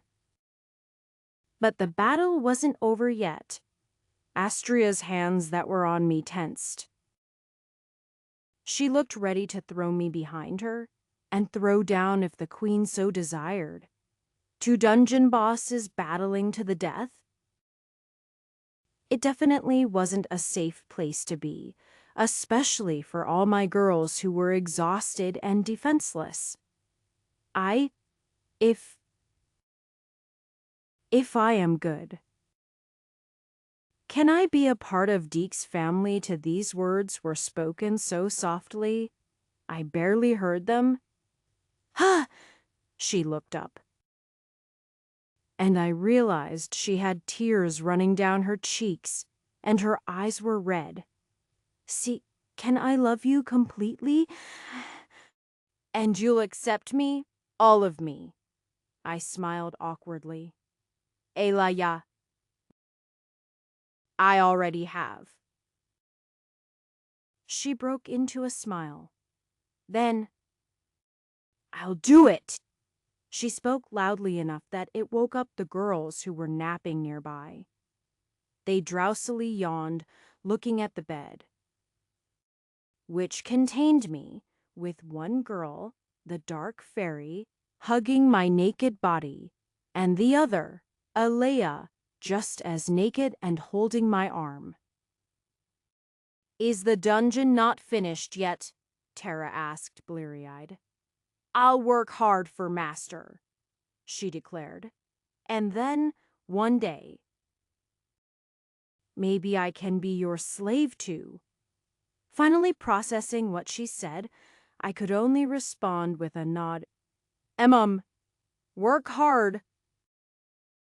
A bright light suddenly filled the room, and a glowing orb started to descend from the ceiling. I let out a laugh of relief. Look, we did it. You are detached from the dungeon. We can finally destroy the lore. The queen blushed and looked away. Actually, it isn't that I was separated from the lore. Rather, it was more like the lore was completed.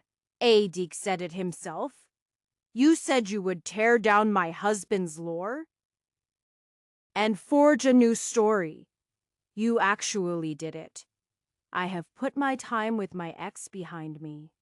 I am ready to start a new life and a new story with my new love. So, the lore of this dungeon is finished. Oh, Kra!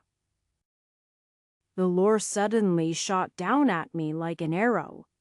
As for the spot it hit, whether it had anything to do with how I spent the last 2 days finishing said lore, or whether it was just because it was out in the open, burning text appeared wrapped around my crotch.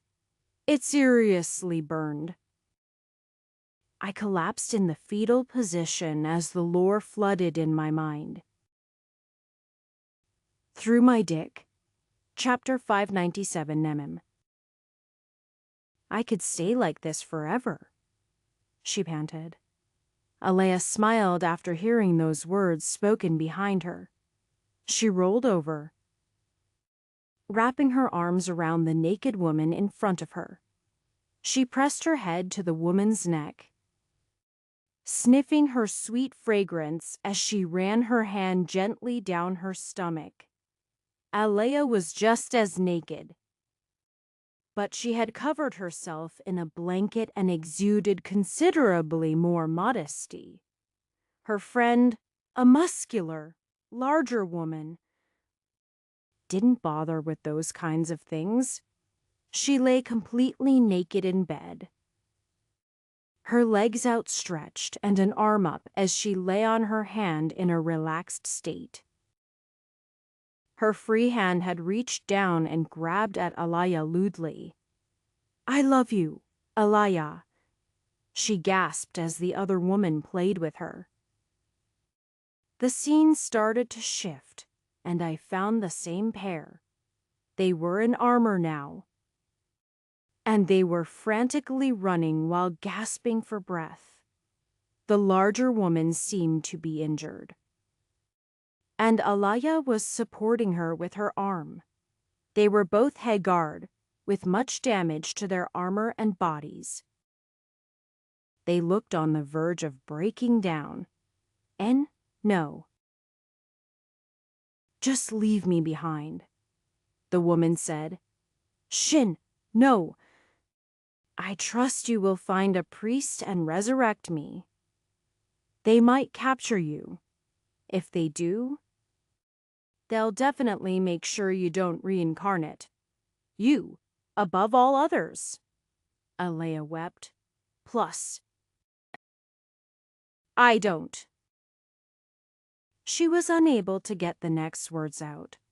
The woman named Shin lightly patted her head. "I know. Even if a human priest could resurrect me, he probably wouldn't if he knew who he was resurrecting." "Shin." The pair looked at each other lovingly.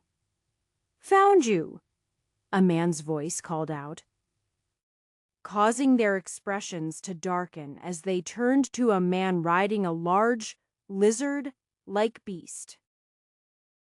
At least 15 men appeared behind him, all with weapons out. These lizards were faster than horses.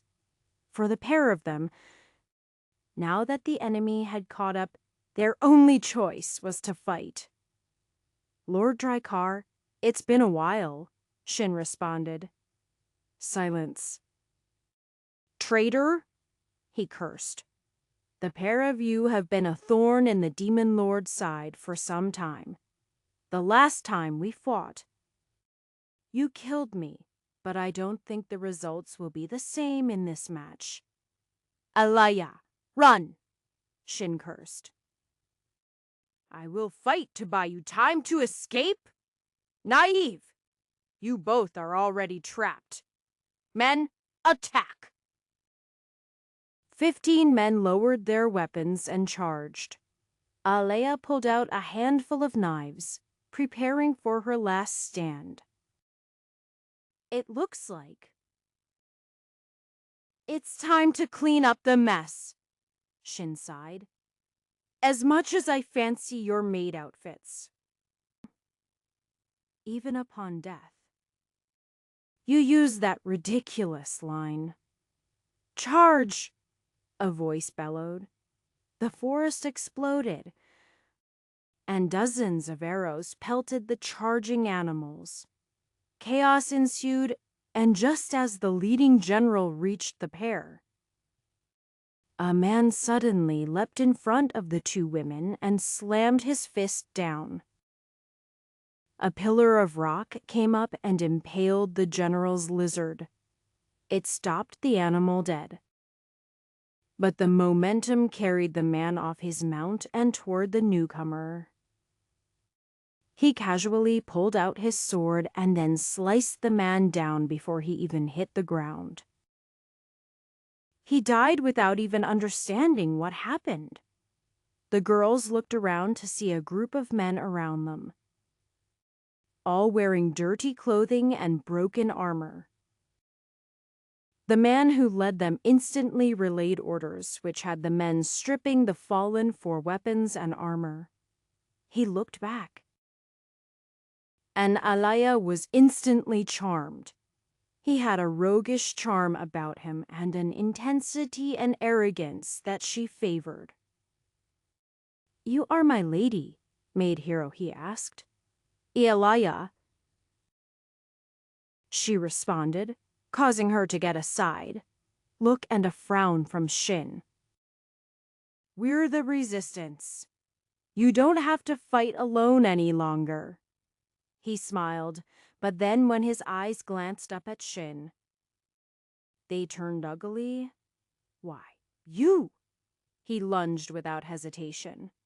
The blushing Alea let out a cry. "And no!"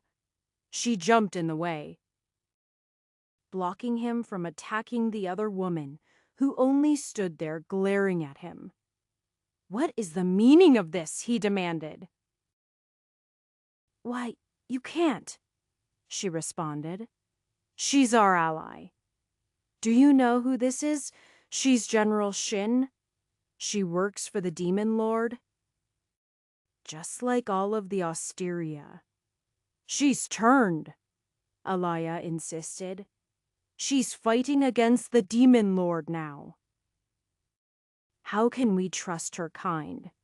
They betrayed us." The demons would never have conquered so much of Ost if the Osteria hadn't betrayed us.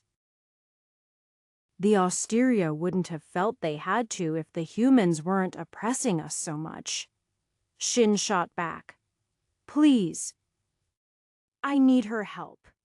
If you want any hope to defeat the Demon Lord, we need her strength." The man frowned, looking at the pair before sighing and putting up his sword. "Very well. I will spare her. But only because I can't say no to such a beautiful woman." Be beautiful," Alea blushed. "My name is Edward. I am currently the one in charge of the rebellion. If I might ask?" "How have you managed to hide your troops so well?" Alaya asked. He shot Shin a suspicious glare while she returned a flat one. However, he then gave a sigh. "We're using the dungeons." The story continued as information flowed into my head. The pair worked closely together, and this included Shin. The attitude between Edward and Shin was hostile. But Alaya managed to keep them both working together. Alaya was a hero, the maid hero, a servant of mankind. Many people loved and respected her. However, it was Edward who had made an army and gained their respect. He was easily just as popular as she was, and much more approachable. He'd joke with the men, flirt with the women. And it was clear he had leadership qualities that Alaya did not. The pair slowly began to fall in love. Something that Shin noticed and grew a bit distant from. Finally, the day of the great battle came, and Edward led an army.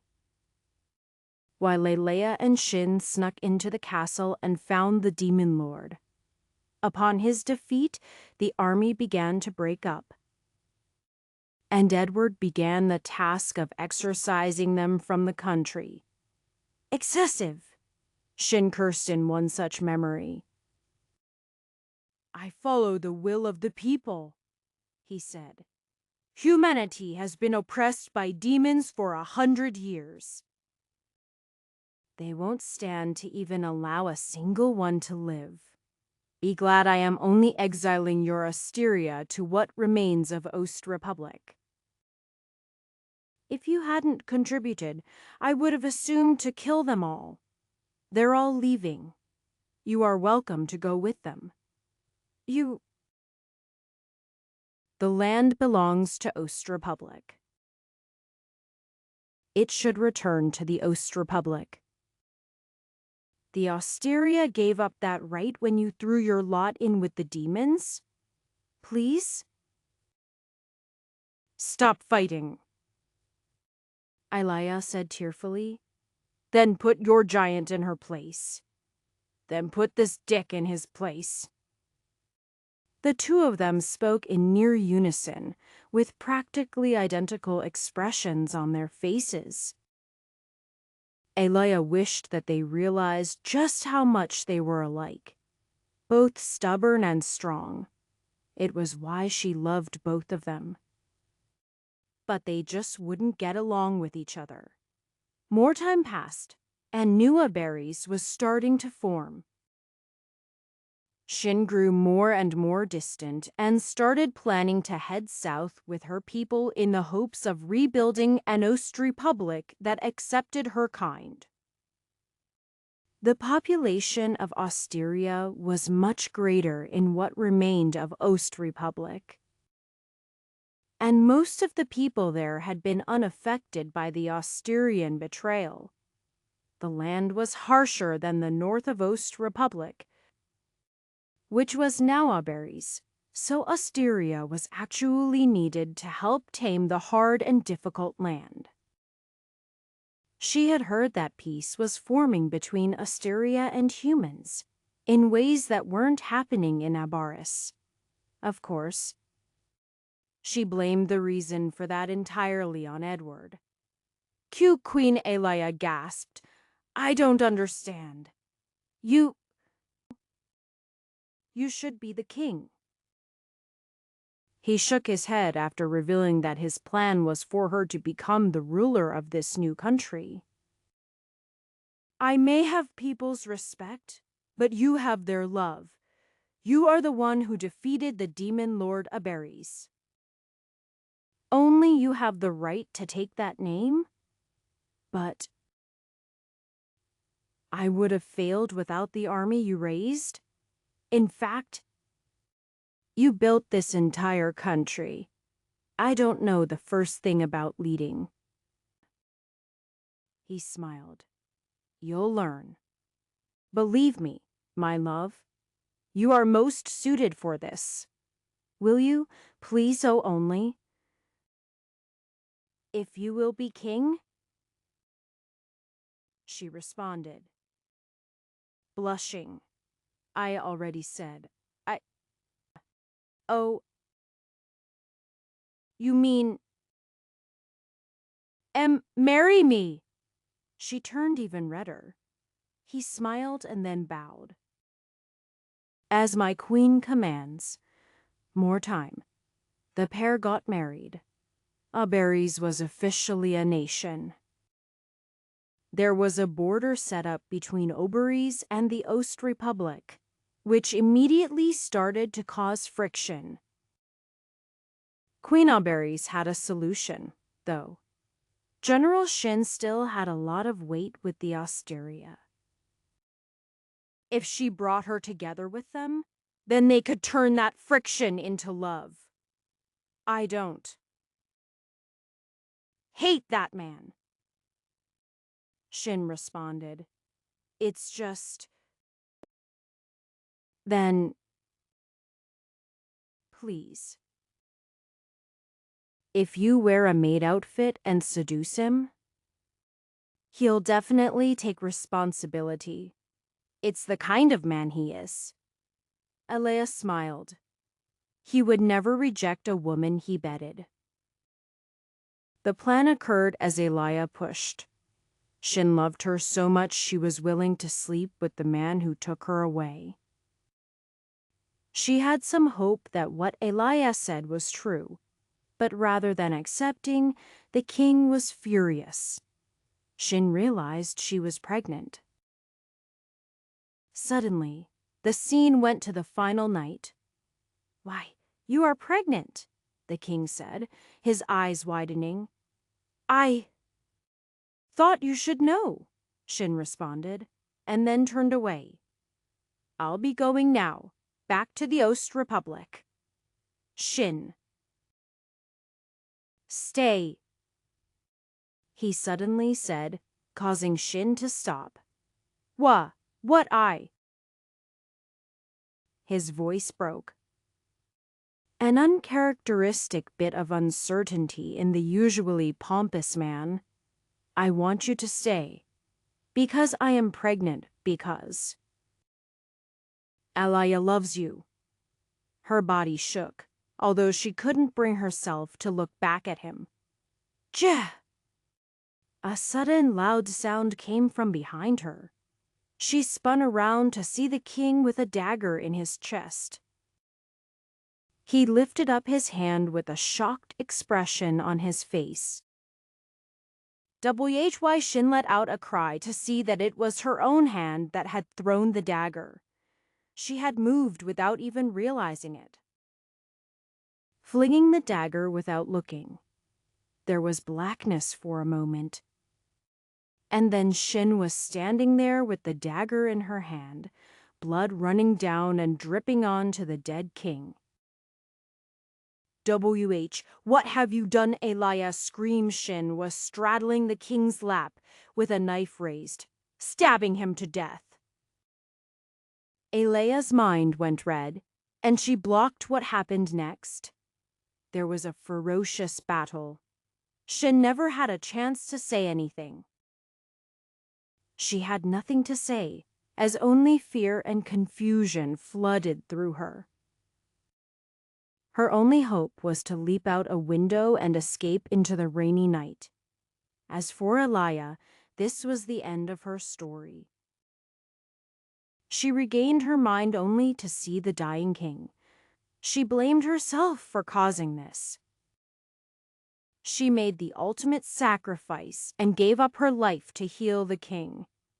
His memory of what happened was foggy. He knew that Shin had tried to kill him, and then she ran away. He knew that she was the cause of Alea's death. He sent an army after her, but when they tried to enter the Ost Republic, the Osteria fought back, starting the first war between the two countries. As for Alaya, she died with an incomplete story, showed the not knowing why her friend betrayed her. She didn't even know Shin was pregnant. Her desire was to fill the missing pieces of her life until a certain man came in and blew away her entire understanding of what it meant to be a man. My eyes snapped open. Congratulations, you have completed the widow's dungeon. True Dungeon Diver has increased to level 45. For completing the lore, you have gained 15 dungeon points. Slaves in your current party have gained 5 dungeon points each. The widow's lore is now a part of you. You have gained the widow's blessing. You have an increased affinity with harems. Women who love you have fewer doubts and get along better with other women who love you. Experience bonus is through harem activities. You have unlocked the job Harem Master. Wait. What the heck are harem activities? Chapter 598. So, in the end, I didn't become a true pervert. I said. Well, it wasn't like I was sad about it.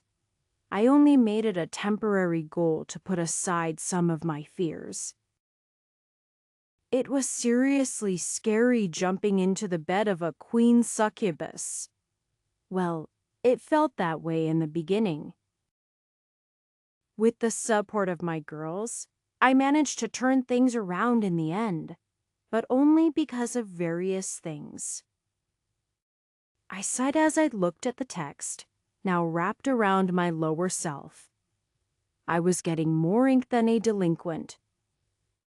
And I was seriously worried if my family would even be able to look at me. Well, at least they were all covered by clothing. I had 6 tattoos now. One was on my back, one wrapped around my shoulder, one around my thigh, another around my ankle. One was on my arm, and finally the one down below. At least one hadn't appeared on my forehead yet. I didn't know how to react if that happened.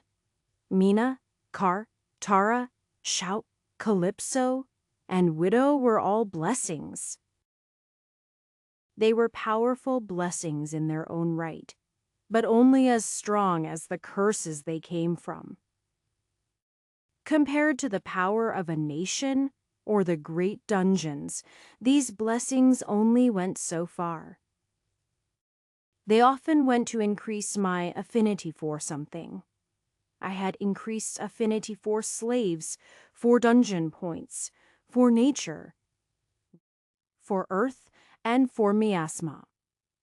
Now, my affinity was increased with harems. As for what these things meant, well, it was difficult to say. I knew my dungeon builder had required the affinity to miasma and dungeon points. Since harems had nothing to do with building dungeons, it didn't go up farther. I think it's kind of cute. Lydia was staring at my lower half while her tail was swishing back and forth. I bet it stretches when he gets aroused. Miki snickered. I threw a blanket over my lap, afraid the girls might pounce. After 2 days in a sex coma, I didn't want to jump into bed right now. Given my newfound harem affinity, their good feelings for me likely spiked suddenly. The past me would have been bothered by this, but the basic truth was that someone wouldn't be in my harem if they didn't already have strong feelings for me. After coming to terms with my various charm-ups and affinities, I wasn't going to sweat another one. People were attracted to others for all manner of reasons. Charisma was a thing that people possessed without which some people had more of than others. Was it any fairer that someone was better at talking to women than someone else? Or more attractive? Or richer doctors certainly attracted certain women. In that respect, my jobs were simply a part of who I am and the choices I make. If those choices attracted women to me, so be it. I'd love who I love and take responsibility for those close to me, once I had recovered a bit. I accessed my dungeon point store and reset my points. I let out a sigh of relief. It felt good to have all my points back.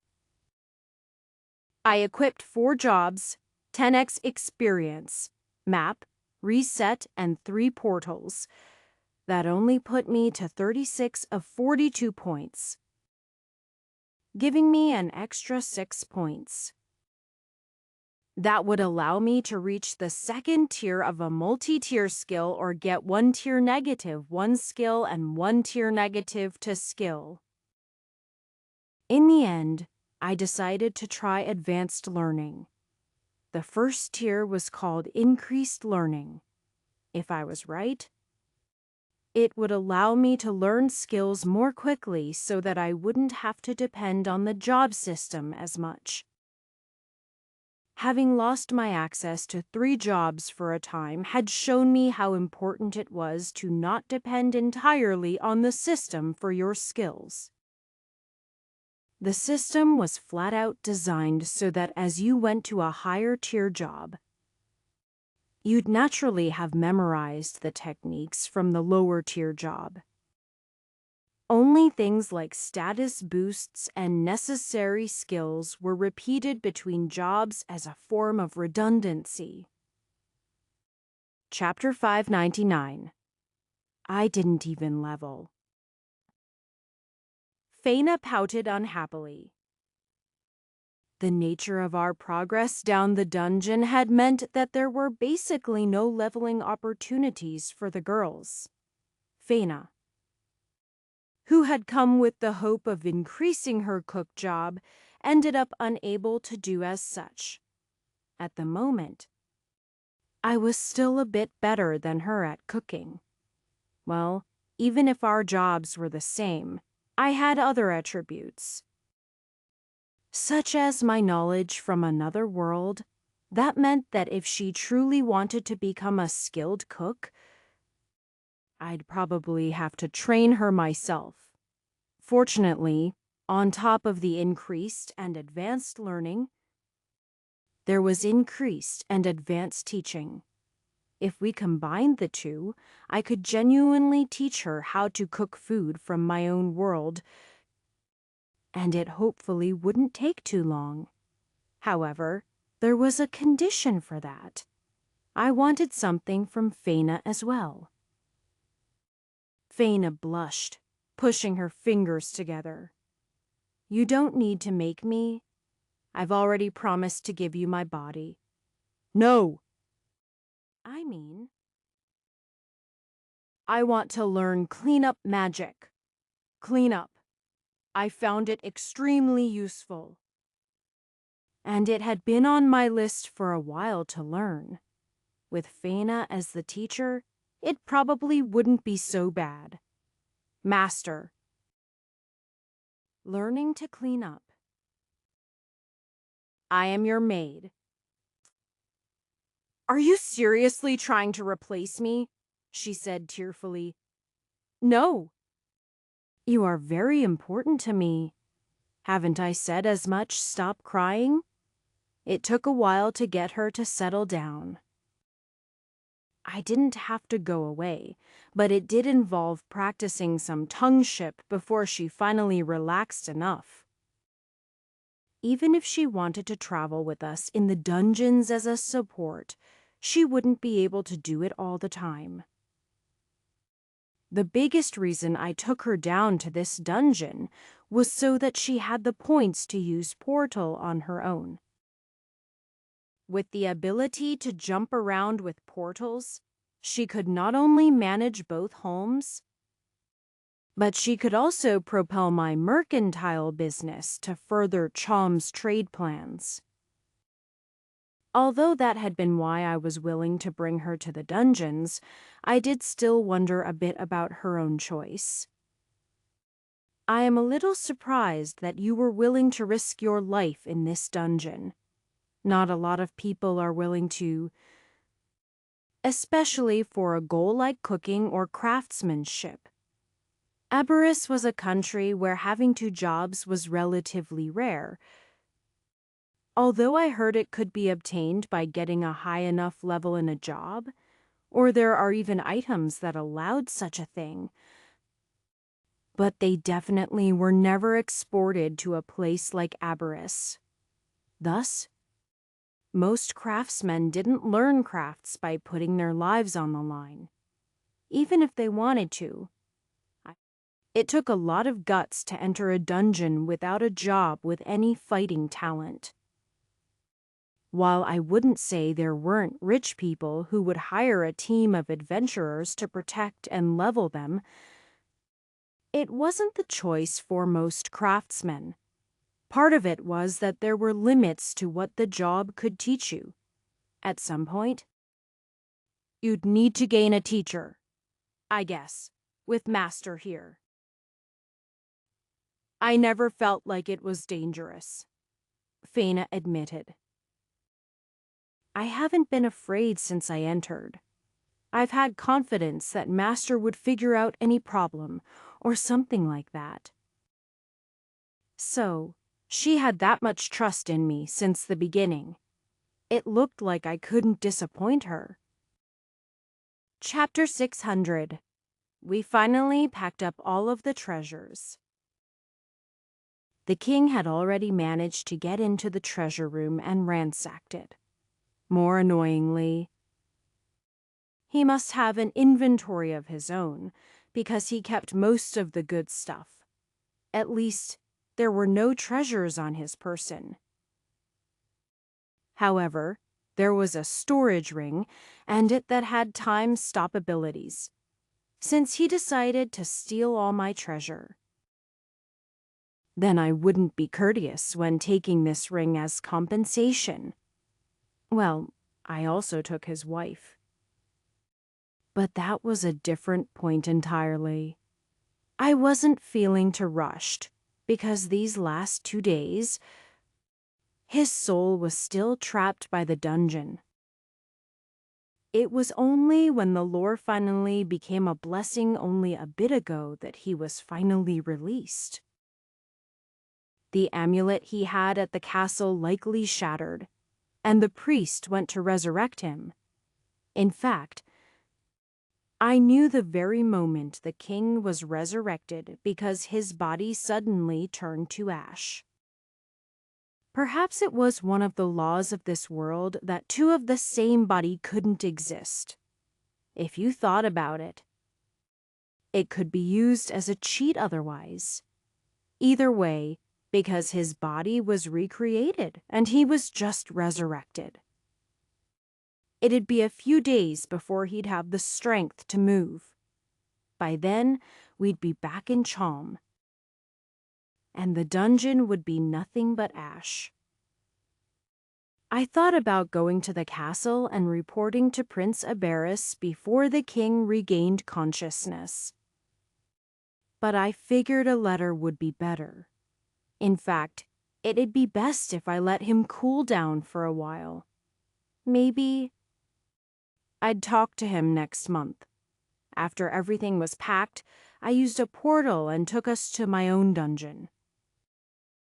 I worried about what would happen if the queen was outside. She was still sort of leaking miasma. Astria told her she'd teach her how to control it, so I left it to them. Speaking of which, my dungeon builder is a higher level now.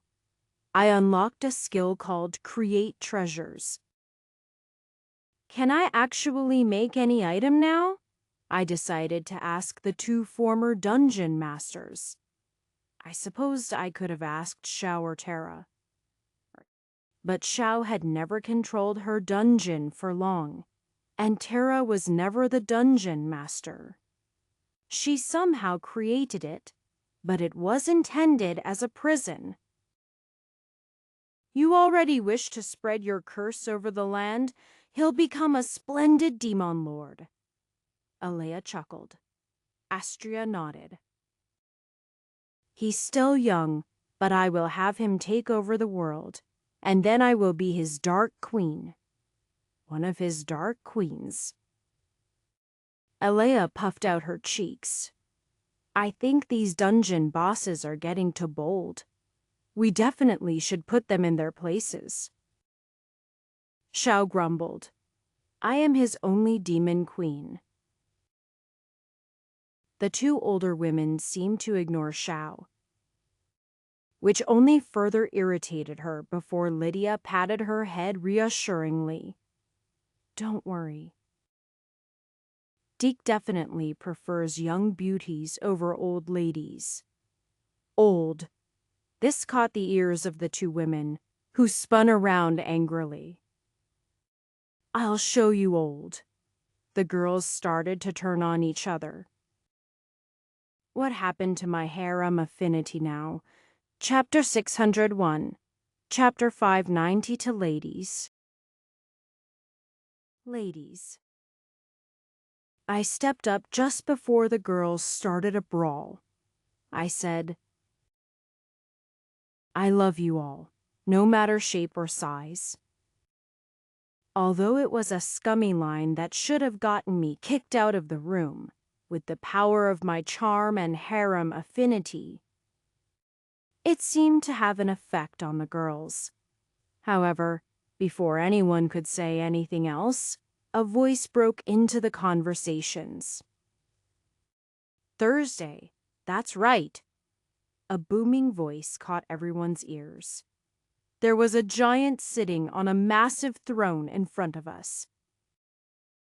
That was the giant dungeon boss I had conquered on the 30th floor. I had teleported everyone straight to the boss room, where it looked like the giant had managed to set up shop. Actually, standing next to her was the siren, who was also nodding in agreement while looking at me with loving eyes. Hey, You too. Aren't you my dungeon's bosses?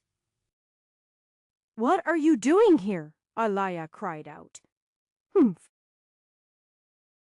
Master gave me pleasure and made me feel like a woman. So, I naturally left your dungeon. The giant snorted, while the siren just kept nodding. Why, you really stole my entire dungeon, Alaya responded tearfully. You didn't know, when they are cut off from the dungeon, I feel their loss, but it's not any different than if they died. Rather, I'd have much sooner expected you to defeat them. I didn't realize my love is a dungeon poacher. Is that what I am to you? Another dungeon boss number? I shook my head. Actually, I'll make you your own room with a means of reaching the surface. You won't be a boss in my dungeon. I'd like these two girls to grow on their own instead. Hee. He called me a girl. The giant blushed in a very girly way. And even the siren was making seductive looks my way. Ah. I probably should name them. Not yet, Ilaya said. You are a monster, Tamor, and they are unnamed monsters. At level 30, you get the skill naming. You can bestow a name on a monster then, and it would cause them to grow stronger and evolve. If you do it beforehand, it may stunt their growth. I see. I nodded. That is exactly what I need you for. I need your experience and knowledge. Alea's eyes flashed with a pleased expression. In that case, to answer your other question, treasure has ranks. You are a dungeon builder, not a dungeon master, so your progress is much slower than our own in what you can do with a dungeon. You'll probably eventually unlock Dungeon Master with time, but for now, you must work within the confines of your ability. With respect to that, treasures cannot be selected. When you create a treasure, it is randomly made. Furthermore, there are levels of creation. I am assuming your current create treasure is the weakest level. That means the magical artifacts you create will be quite weak. Furthermore, the treasure is also limited by the size of your dungeon. So, a dungeon of only 10 levels, such as this one, is a small dungeon indeed. Sadly, only time will change things here. Astria broke in with a throaty laugh. Says you? Master, the dungeon is ready to be expanded to level 20. So soon? Elia made a noise of surprise. Don't underestimate the production of a fairy spring. This dungeon is growing at an unimaginable rate. Although, it doesn't hurt that I stole the miasma of your dungeon. That's what you did with it, Elia sighed. Well, since things turned out this way, I suppose it is for the best. The larger your dungeon, the more power it will have. I also recommend that Master add some more concentrated water of life into the fairy spring. We should expand it, so the dungeon's consumption doesn't exceed the output of the spring. I can teach Master how to produce more concentrated water of life. It's more taxing, but the richer it is, the more advantageous it will be, both as a potion and as a mana source. So, Master, are you ready to expand your power? The two experienced women didn't seem to give me any time to rest.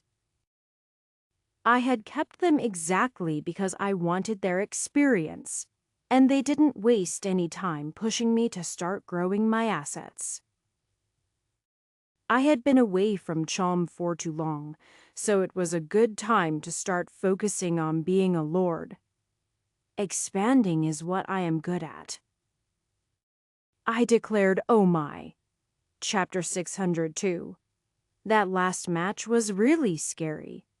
Master, the enemies are getting much stronger. I need your bonuses so that I don't die. Huh? Seriously, Master. My armor was severely damaged. A beauty like me almost got a scar? What would you do if you had slaves with scars? Other slavers would definitely look down on you. Of course. That's why Master needs to buy me this armor I saw in the store. It's very shiny. Ahem. I mean, it's very protective. Please increase my budget so I can buy it. The guys have already made a killing betting on me, but they won't let me see a single penny. Plus, Sister snuck into my bed last night. She said she was cold, but then she touched this and that. Master, this can't stand. I see. Your beautiful paladin is putting her life on the line for her master. And you definitely must give her the love and adoration she deserves. Yup. Are you listening to me? Master, send me some money immediately. Oop. Ka'a. I seem. Be. Losing. Reception. What reception? This is a magical communication stone. You can definitely hear me fine. I even hear girls giggling in the background. Why am I the only slave who must sacrifice her life? Oop. It's a magical tunnel I am going through. Magic reception loss. Keep up the hard work. Bye. I turned off the magical stone and leaned back with a sigh. When I sent them such a device and contacted them, it was more of a formality. I was just checking up on their progress. The ranked matches had begun, and she had already been through 3 such battles. However, the big matches didn't even start until next week. That was when she could get eliminated. Yet, after an hour of listening to Carmen complain about everything, I was tempted to just give up on the gladiatorial race completely. However, a promise was a promise, so I held on. It had been a week since I had returned from finishing Widow's Dungeon. In that week, I had expanded the dungeon and the fairy spring. There were 36 fairies caring for it now. I ended up getting swarmed when I went to visit, and Celeste ended up blowing them all away. Even then, I was nearly stripped naked. The giggling fairies took off and hid when Celeste went to punish them. As for the dungeon, I had worked with Raisa and expanded the training facility, per your observations with the troops. They had encountered the siren, but not the giantess yet. As for the queen, I made her a room which had a long hallway connected with the mansion. She complained when that entrance didn't go directly to my room. I made sure it actually deposited nowhere near my room. This was for my own safety, of course. This technically meant that the mansion functioned as a seed entrance to our dungeon, in a similar way that Widow's dungeon had the mine. However, the Queen's room required several extremely difficult conditions to enter. Technically, you could call her one of those endgame bonus bosses, but at the level of the troops entering the dungeon, this sort of thing would be impossible. It did make me wonder what other secrets the great dungeons were hiding. Considering what I could do with just this small one, well, my dungeon was a little different from the get-go. Most curses developed naturally and were controlled by an ego that only gained intellect with time. While the dungeon bosses themselves protected the dungeon and pulled on its miasma, they didn't usually directly interfere with its growth unless there was some need. As for me, my dungeon was designed and nurtured by me, so it was built with a more direct purpose. That purpose was training soldiers at the moment, although I eventually hoped to turn the dungeon into something like Ridge, where it could be a staple of our city. At the moment, there were 4 safe rooms, one on the 1st, one on the 5th, one on the 9th, and one on the 14th. The siren trial was on the 10th, basically untouched from its original form. The 15th floor had the giantess, who was mostly just there as protection, although I did promise to visit her regularly. From what I understood, Astria and Alaya visited her too. Astria found the miasma to be thickest in her room, so when she was eating it, she stopped by. As for Alaya, she said that the giantess reminded her of Shin. I asked her if the giantess was an actual representation of Shin. She admitted it was. Had Shin died, and the curse managed to get a hold of a piece of her soul, the corrupted boss might have ended up looking more like her. But this was the form that Shin took. She reminded me that while representative, they were not dissimilar. After all, the siren was representative of Elia's own desires, and it looked nothing like her. The giantess only had vague similarities to Shin. That was coming from my own memories delivered via the lore. The 5th floor didn't contain a mini-boss. I didn't actually have the summon boss ability yet, so I could only tame strong monsters and use them as my bosses, and if any died, I wouldn't be able to replace them. Well, with Reza leading the soldiers on expeditions, it was pretty safe, and I didn't worry too much. Reza still wasn't showing yet, but I did hire a midwife who functioned as her assistant. I still didn't have the guts to tell her I knew she was pregnant. And I didn't know if Reza knew herself. Well, the midwife was given explicit orders to make sure Reza ate well and got plenty of rest. I think she figured it out pretty quickly, but that was fine. It wasn't that I wanted it to be a secret, but that I thought Reza would get depressed if she wasn't the first to know. Chapter 603. The city wall erected by Terra was finally completed. This was a rough wall of compressed dirt. It was nothing close to the grandeur of the capital city, but considering it was erected in less than a month by a single person, it could be considered a miracle. So far, we hadn't gotten any signs from bandits or monsters. Since we were in the wilderness, The bandits avoided this area, as they considered it not worth the time.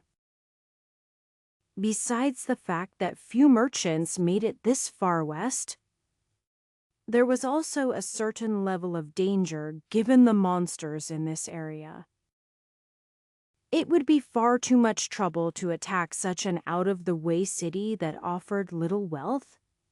As for monsters, the bandits didn't know that the existence of Cardingen had kept the place safe from monster attacks. The symbiotic relationship between Hell and the Demon King's castle was a rare event. Most dungeons were territorial and avoided each other.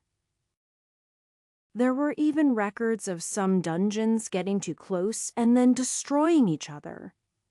After the destruction of Cardingen, it turned out that Chom had been protected by Estria. She was still a dungeon boss, so using the fairy spring I built, she had kept any monsters from attacking. Then, when I finally built my dungeon, it finally set in stone the safety of Chom. Yet, now that Chom was growing wealthier, it might start gaining the interest of certain bandits.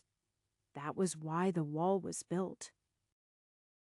However, when it came to my war against Rain, the army still needed a month or two, and the city needed better protection.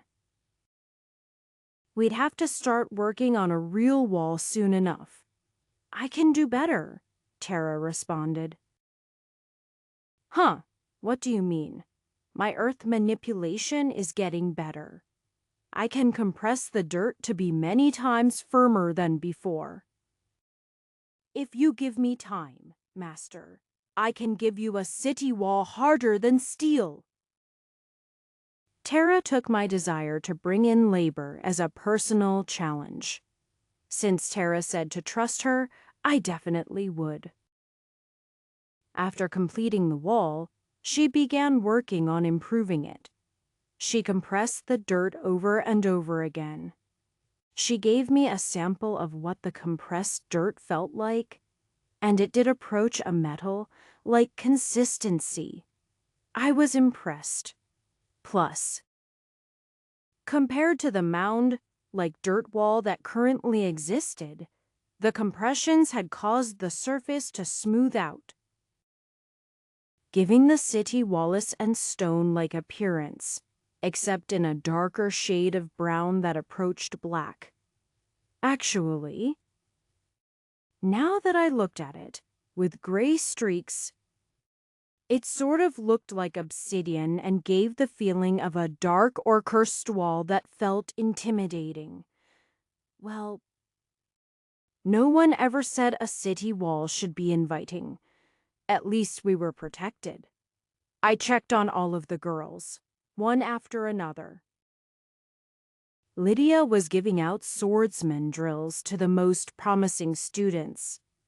Celeste was flying around singing, which turned out to be a magic that caused good feelings and increased productivity.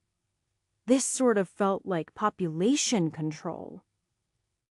But I decided not to think about such things so much.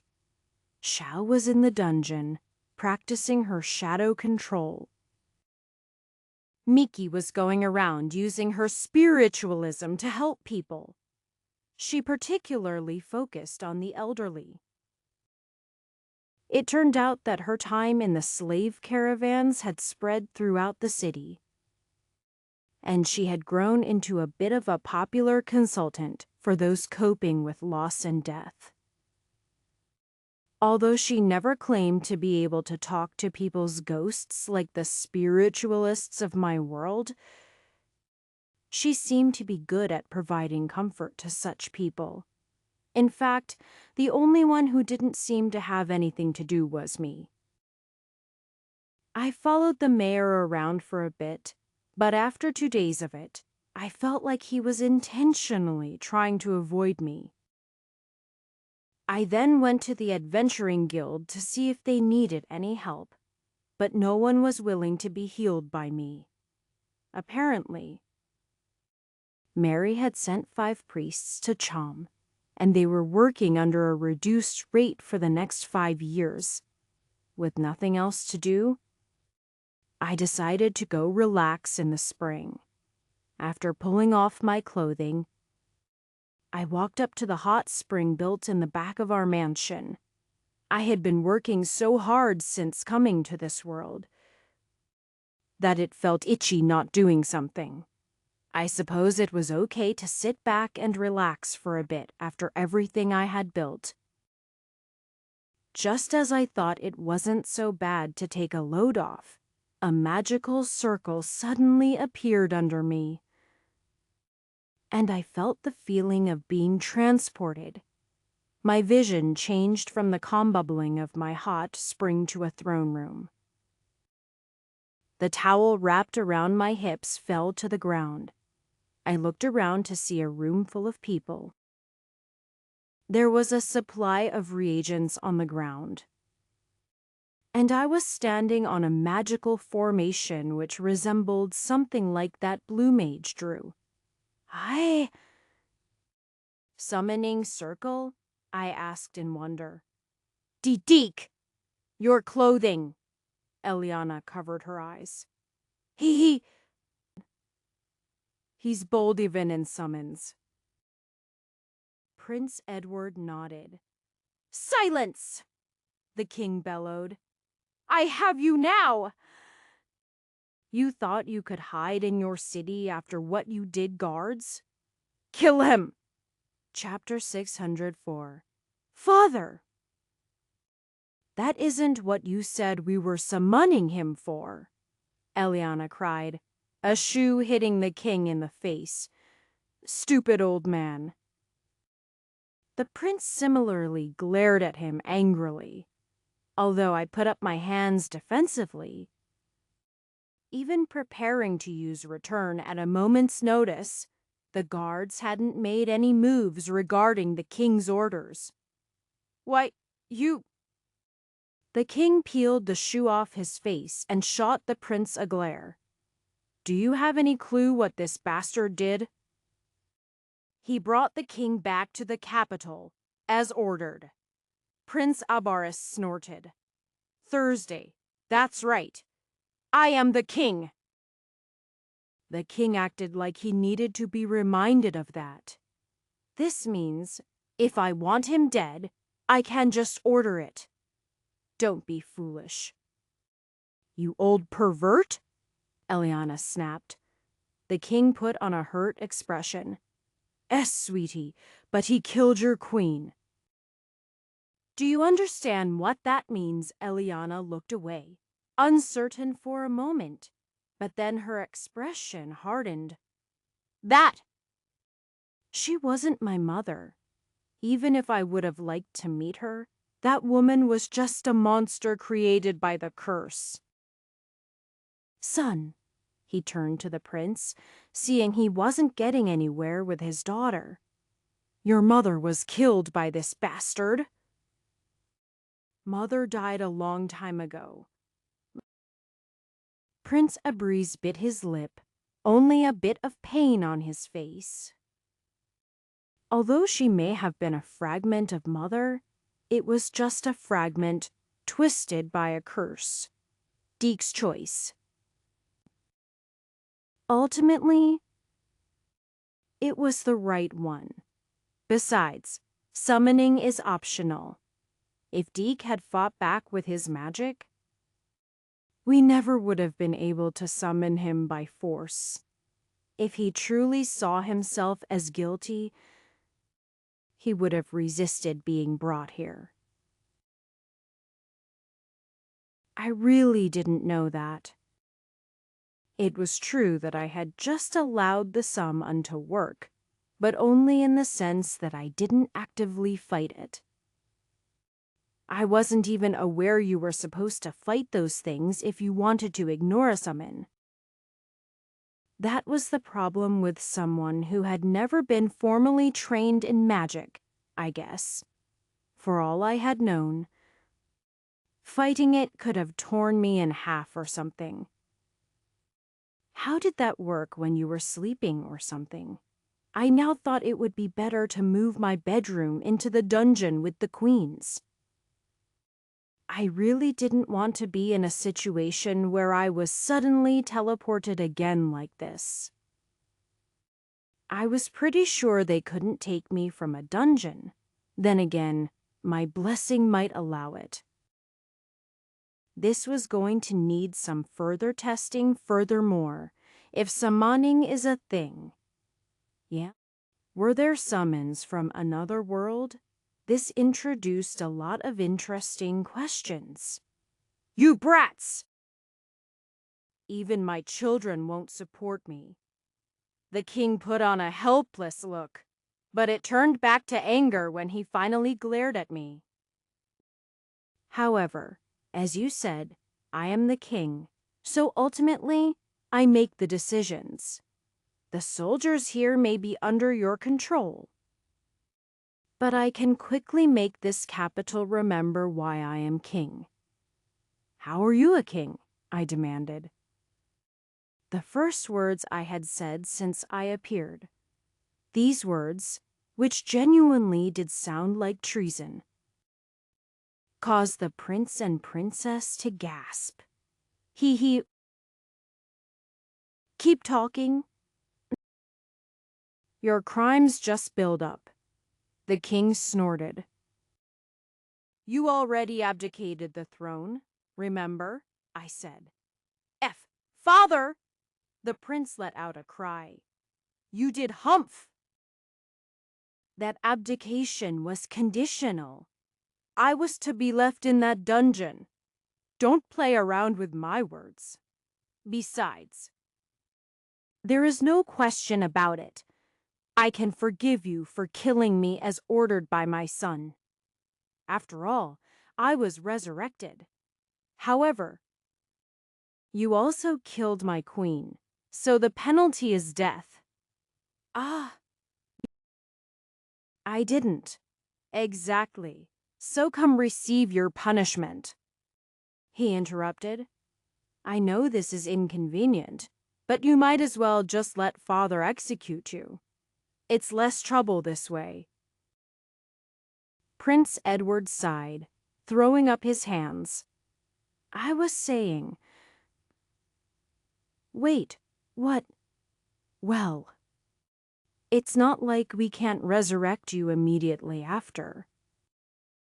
Father actually doesn't have the authority to permanently kill a higher retained noble. It requires a 2/3 vote. It's one of the reasons I gave you that position and gave you the authority to kill him. The best father can do is a public execution. It's a bit embarrassing and traumatic, but it's only temporary. This is also why it's difficult to go after Lord Rain, and we've been leaning on you. A public execution isn't necessary. The king snarled. I'll just take your head like you took mine. Be glad I can't take more. He pulled out his sword, making a gesture like he was about to lunge forward. Eliana mouthed the word sorry and then covered her eyes, unwilling to see. Even the prince was looking like he was forcing himself to watch as a matter of honor. When did it suddenly turn so serious? I suddenly felt that my life was in genuine danger. W.Y. Wait! I didn't even kill. The king moved forward like lightning, not sparing any strength. His sword went straight for my neck. The world turned upside down as my head fell from my body. Chapter 605. Absolute reversal. A voice boomed, even reaching my detached ears. My eyes stopped an inch from the ground and then flew back. Air flooded back into my throat a second later.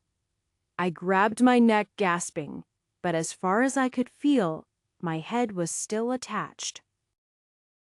As for the king, a slash suddenly exploded against his chest. He went flying back, slamming into the throne, which exploded as he hit the far wall. The prince stood up in shock, while Eliana opened her eyes with her mouth open. Phew, foo, foo. Purex. Arms suddenly wrapped around me as a familiar chest pressed against my back. This is why I upgraded. He was always so quick to blow his load. Not like my Diki.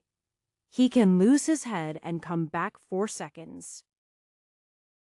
The king leapt out of the wreckage with a furious look on his face, but when his eyes landed on Elia, he froze solid. "How did you get here?" I croaked. "AI was hiding in your shadow, Fufu. You didn't think to take a bath without proper service."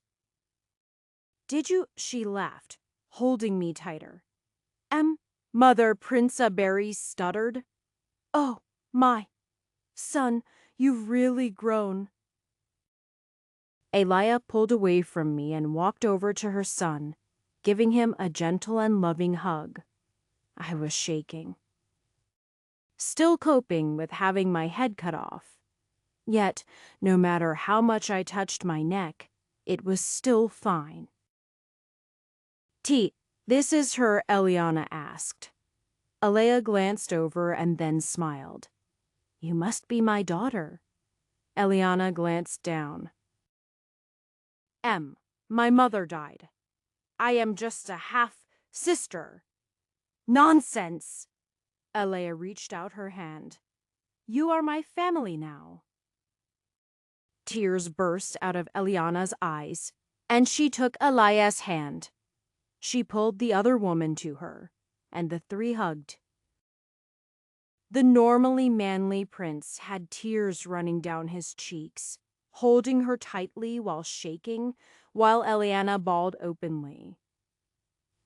It looked like when they had been talking about her being just a fragment had just been them trying to be strong. The king glanced at me in shock.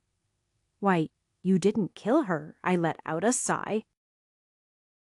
"That's what I was trying to say before you cut off my head. Before you bleed out, strong heal." I cast the spell. Healing the wound on him, to my surprise, it only half healed, that only spoke to the level of damage that was caused, as well as how high his vitality was. I suppose I owe you an apology." "Ah. Yeah, you probably do. Still insolent." TSK. "Well, from a king to their subject, I apologize." That didn't really make me feel any better. "This is wonderful. We can finally be a family again." The king put out his arms and went to hug the 3 of them. Just as he reached, a foot came out, slamming between his legs. The 2 children on either side of their mom looked at her in wonder, as her foot was sticking out, making a crunching noise where it landed. "Jiga!" "W-wife," he groaned, bent over. Before landing on the ground, "Who said you could touch me? Haven't I been calling you XB? But, sweetie, you are free now. We can finally be together." "Humph! Who says I want to be with you? How do I say this, "I found someone better." "Hey, mother, you have a new man," Prince Sabri spoke in surprise. "Your mother has finally found a man's man. Truly better than your dickless father in every way." Everything had ended peacefully. But my expression fell as Elia kept speaking. She was turning a peaceful resolution into something terrible. Wasn't this exactly the kind of thing a dungeon boss would do to Boyu H? Who is it? Eliana asked. Clearly not thinking through things clearly. Children, come. Meet your new daddy. The two kids had confused looks. But as she ran around and wrapped her arms around me, their two faces went incredibly strange. My face probably wasn't much better. Chapter 606. What is this? You stole my wife, the king roared, still crouched over from where she had kicked him. Ah! It's not what it looks like. I started speaking before she caused even more trouble. It didn't help that as I was talking, she was rubbing against my naked body. At least, given the situation, my lower half wasn't going to become erect. That would truly be pitiful. You see, she was the dungeon boss of the dungeon. Extracting her from it required various dangerous tricks. In the end, I had to use Monster Tamer in order to take control of her. And that was how I was able to break the bonds of her prison. She's still. Well, she's technically a specter. You tamed my wife, Aberys roared. Oh, that can be resolved easily. Prince Aberys waved his hand. Since she's not bound by the dungeon, and she's a spirit, then she can be resurrected. Ah, I didn't think of that. I snapped my fingers. Ah, I might as well use a DP for it.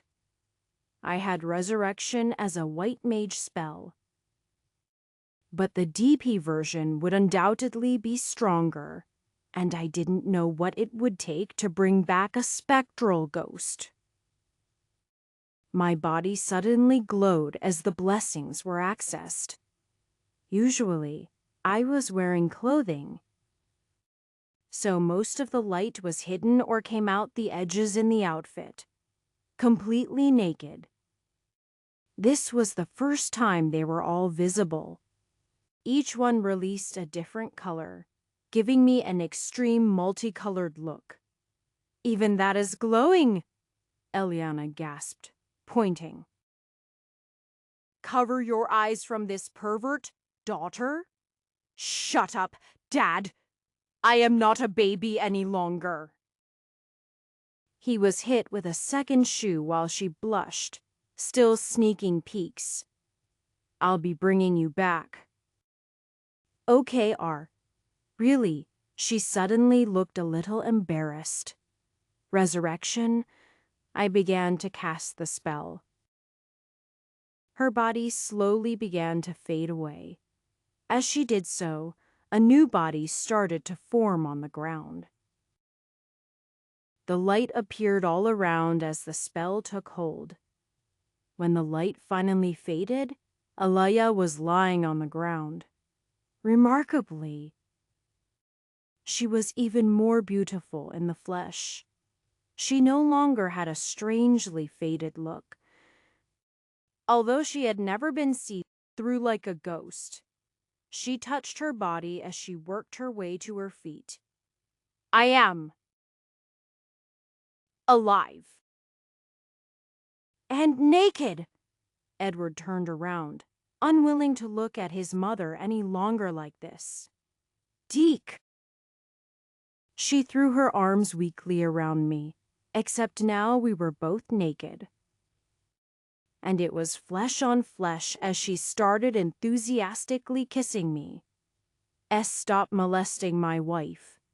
Ah, it's getting hard. Eliana cried out. Sister, why are your eyes always on his thing down below Prince Aberys cut in? Thursday? That's not important. Now, Deke can make me his slave.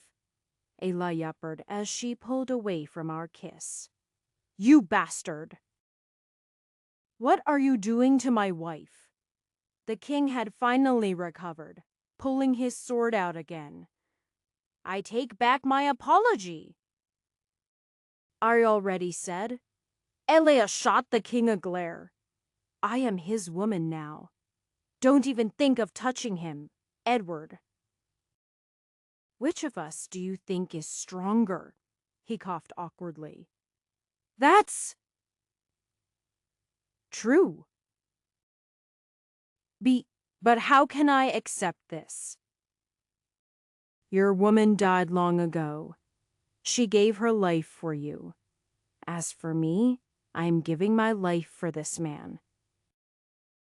You must move on and accept it, that is all. Why, is that all right with you? Sweetie, her voice turned gentler as she turned it to Prince Edward, who still had his body turned away. How can a son not want his mother to be happy? This makes you happy, Very. She snuck a kiss in, positioning herself to hide my engorged parts from Eliana's eyes. Eliana snapped out of, seeming to regain her mind with a blush.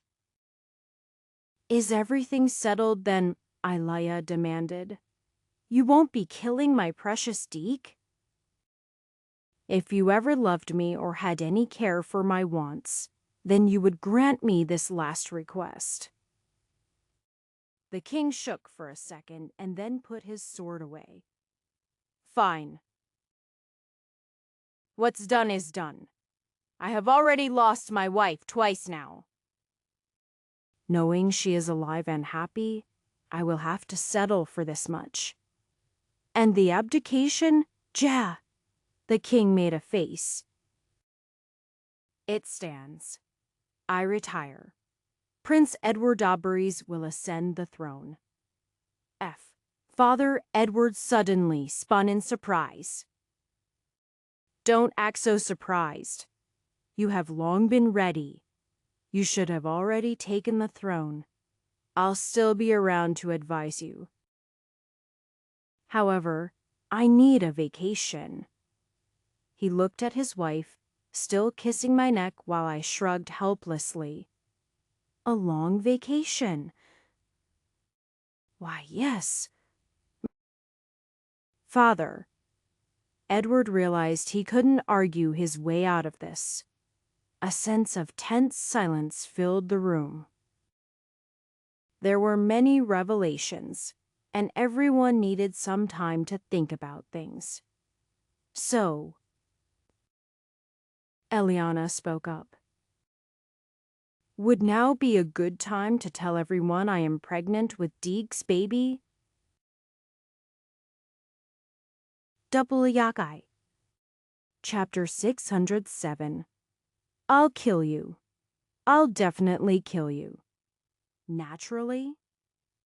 We were all in the king's throne room and had just learned that Eliana was pregnant with my baby. I was confused at first, but I did figure out when and how pretty quickly. Rather than panicked, I felt a sense of relief. Calm down. You've already made your point. Elia sighed. Is this really okay? The king had been restrained by some kind of petrification spell. He was frozen from the neck down. His entire face was red, but it was still scary because every time he tried to move, there were cracking noises. If he broke out, I'd definitely lose my head again. However, most of my focus was on the blushing Eliana. So, it was Eliana after all. That makes me really happy. She blushed even more, but she didn't seem to get what I meant. If it hadn't been the princess, it would have been a certain queen, and that was a problem I had shoved deep down and seemingly ignored. I was going to Kiloctius if I ever had the chance. He actually allowed me to believe things happened that shouldn't have happened. In the end, those things happened with the princess who was worried over me. This gave me a complicated feeling. It was unintended that I got her pregnant. That was the second accidental pregnancy in my life. If I kept getting girls accidentally pregnant, it would be bad. I was going to end up a scummy guy like my father. I definitely couldn't be like him. I will take responsibility, I said, my fist tightening. Eliana. Ah, Didik? It's too soon. I reached out and grabbed her hand. Eliana, I want you. Squeak! Squeak! Ah, she passed out. I just managed to catch her before she fell to the ground. Of course she passed out, Prince Berry snorted. You were proposing to her? Ha! I am not ready for marriage, I cried out. I was just saying I wanted to keep the baby. That wasn't even in question. Really, I thought it'd be bad if she had a baby out of wedlock, though. That's why we thought you were proposing. I already said I am not ready for that level of commitment. You bastard! Get your hands off my daughter. You did this and that, and you don't even want to marry her. I'll destroy you. To think Master would sleep with his own stepdaughter. How bold, Elia said, not helping the situation at all. Ah. The king started freaking out, trying to break out of his bonds. Elia sighed and petrified his head with a wave of her hand. The loudest thing in the room was finally silenced. Elia was actually really terrifying. I was glad that I didn't have to fight her directly. See, can he breathe like that? She shrugged. I don't know. Wait. He might die, right? We'll just resurrect him again. Edward waved his hand. You guys are too casual with murder. I cried out. Chapter 608. Good. That settles the issues with Eliana and the baby and you as the father. Have those issues really been settled, though? I asked, feeling a headache coming along. Eliana was unconscious in my arms. And the king was petrified. That sounded like the exact opposite of settling.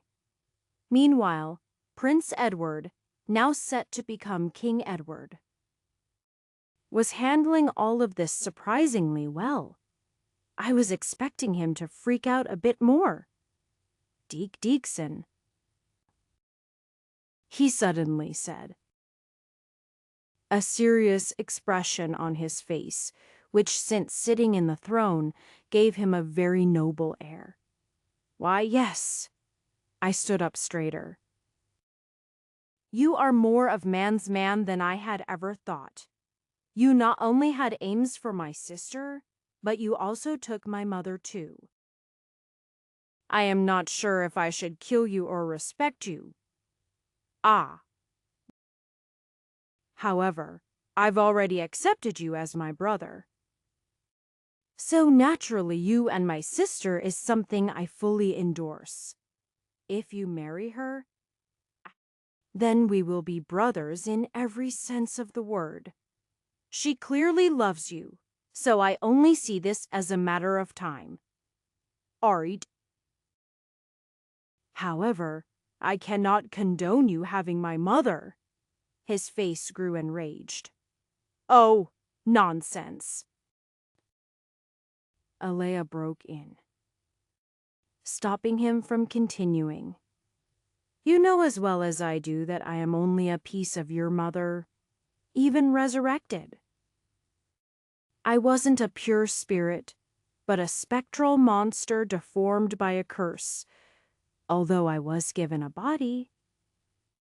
That doesn't stop the fact that I am not the same woman I used to be. Although I see you as my son, and I am glad you see me as your mother, I am free to choose my own life. Yes, Bee, but, Mom, no buts. I will be with my master in the future. It is the choice I made, so please don't try to get in the way. Arit. He took a breath. Very well. In that case, it's all resolved. Just like that. Was Prince Edward actually a mama's boy? It took only 2 sentences from her to completely topple his previous attitude. He didn't even have anger on his face anymore. I've already gotten the votes needed to promote you. He continued on as if ignoring my comments. You are now Count Deekson? Your salary has increased to 1,000 gold a month. I will award you another 8 night tokens. You can also select one item from our treasury. I also meant to tell you, but that life insurance is not needed. As a high noble, we will resurrect you. That's why you woke up in the castle the last time you were here. Ah, is that so? I guess that made sense that they would keep all of their nobles on such a thing. Wait, does that mean? Lord Rain, he nodded. Unfortunately, he has a great deal of support with the other noble houses. Enough that attempting to dispose of him would be an issue. Fortunately, promoting a noble only required a 1-3 vote, whereas disposing of one requires 2-3. Is he truly that powerful, perhaps? It's close enough where finding out for certain may cause the royal family to lose power. So, you can understand why I've been pushing you to deal with it on your own. Never mind the possibility of getting the Imperial Cloud Metho involved. I see. Eliana moved in my grip and finally blushed. Thursday? The answer is yes. I'll marry you. Chapter 609. After her declaration, I was certain that the petrified statue shook for a bit. I was sweating bullets. I had meant it when I said I wasn't ready. Every serious relationship I had ever been in was with a slave. I promised I'd start power leveling pervert until babies were impossible. Maybe Harem Master had some skills that could help with that as well. Your wedding will have to be postponed. Prince Abriz declared. What brother? Why her face turned from shock to anger. He raised his hands defensively. Think about it, sister. He's only a count now. A count is far too low of a rank to marry a princess. At lowest. He'd have to be a marquis. Ah. Her face grew flustered, and then she looked up at me sadly. He's right, my love. Your status is too low. In fact, Prince Aberys snorted, your status is insultingly low. I checked your adventurer's rank. You are enough as an individual and Annie as a team. Even my sister here is a rank C. Really? If it got out a rank, I rescued our rank S father, Aberys would become a laughing stock across the continent. You must resolve this issue immediately. You are saying... Yes. You must complete more adventuring guild missions. The embarrassing thing is that you could be an S rank already. There was a mission to defeat Widow's Dungeon in the Adventuring Guild of Valarith. If you had accepted the mission, you could have gotten the rewards. Essay. Seriously, if you can make it to S rank, I believe I will be able to get you another promotion. As an Earl, you'll be a higher rank than Rain, and in a position to suppress him. Ah! Well, that still has the problem of resources. He's much more stable. I had hoped that you could get the orichalcum mine and use that. But it seems Father had already stripped the dungeon of resources. That would have been a good place to create a second city and secure your place in the wilderness. The prince let out a sigh. I'll be sending a few advisors with you back to Chom. I trust you have a means of teleporting there quickly, ah? Yes. Yes, I do. Then please bring them along. They will play some importance in the near future. They will be assessing trade opportunities with Chom. A Travelers Guild branch must be established in Chom. Since you are a count, I'll be sending you a blue mage so that you can open up a means of transport with the nearby cities. We'll also need to clear out and fix the road between Chom and the capital. The area is riddled with bandits. Since Silesia's capture, they've become even more threatening. That is my next mission for you. Accept missions from the Adventuring Guild to take care of the bandit threat. We can knock off two birds with a single stone. Ah. Should I be capturing them? If I kill them, couldn't a dark priest just bring them back? He scratched his chin. You are a count now, Deke. I am going to let you make the decision on this. Take care of them how you see fit. There is profit in bounties, but there can also be resentment. Isn't that your way of just hiding your responsibility? Ahem! Anyway, it's time Aberys finally begins to support the west of the capital. The northwest was taken over by Lord Rain under the Imperial Cloud, but the southwest is mostly bandits and the wilderness.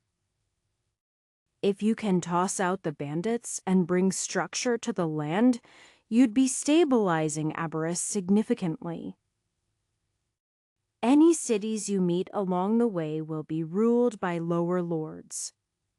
If you can gain their respect and save their cities from the bandit threat, they will become the army you need. So, that was how it was. I needed to increase my strength in Aberys. Although I had gained the full trust and support of the prince and future king, this wasn't something the king could just hand me. Even if he did, the power would only be as strong as the king's word. Rather than strengthen Aberys, it would make it more fragile than ever. However, if I save various territories from their bandit threat, I would finally start to gain a stable foundation in Aberys. Danger and opportunity came hand in hand. Chapter 610. After spending a day with the king and finding out Eliana was pregnant, I returned home peacefully. The next few days went by just as calmly. I even gave the girls a day off. Although I personally couldn't remember the day that well, Tara continued to work on the wall. She had also shown me a new item she had created.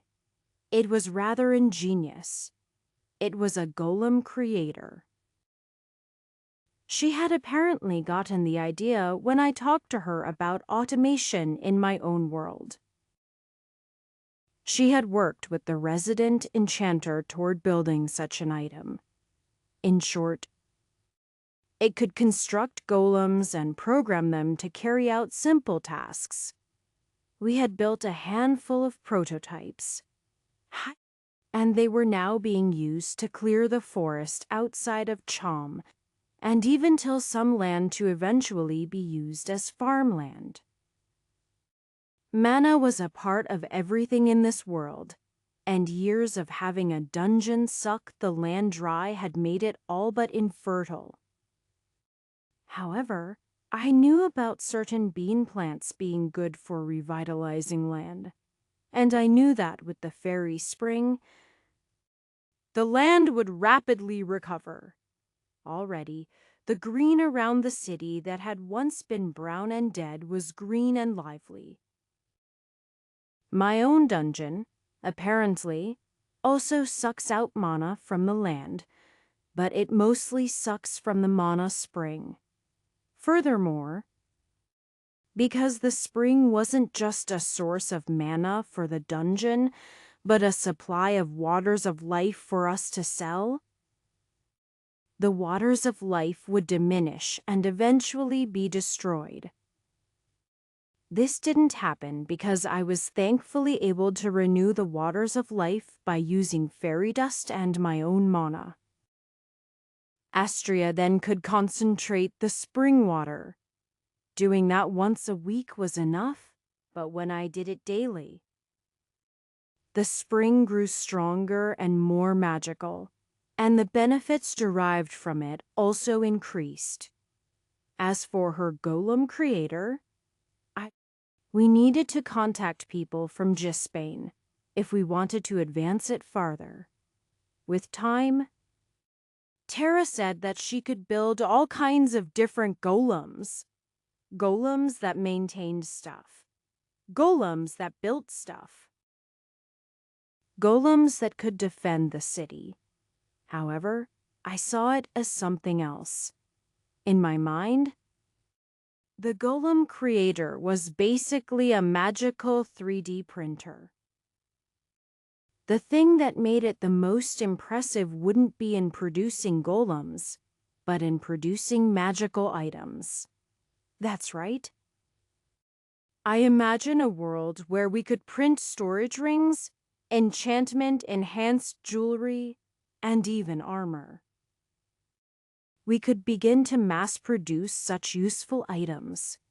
However, a trip to Gisbane would be almost mandatory, and right now, I was still trying to help stabilize Aboris. Prince Aboris was going to become the new king soon.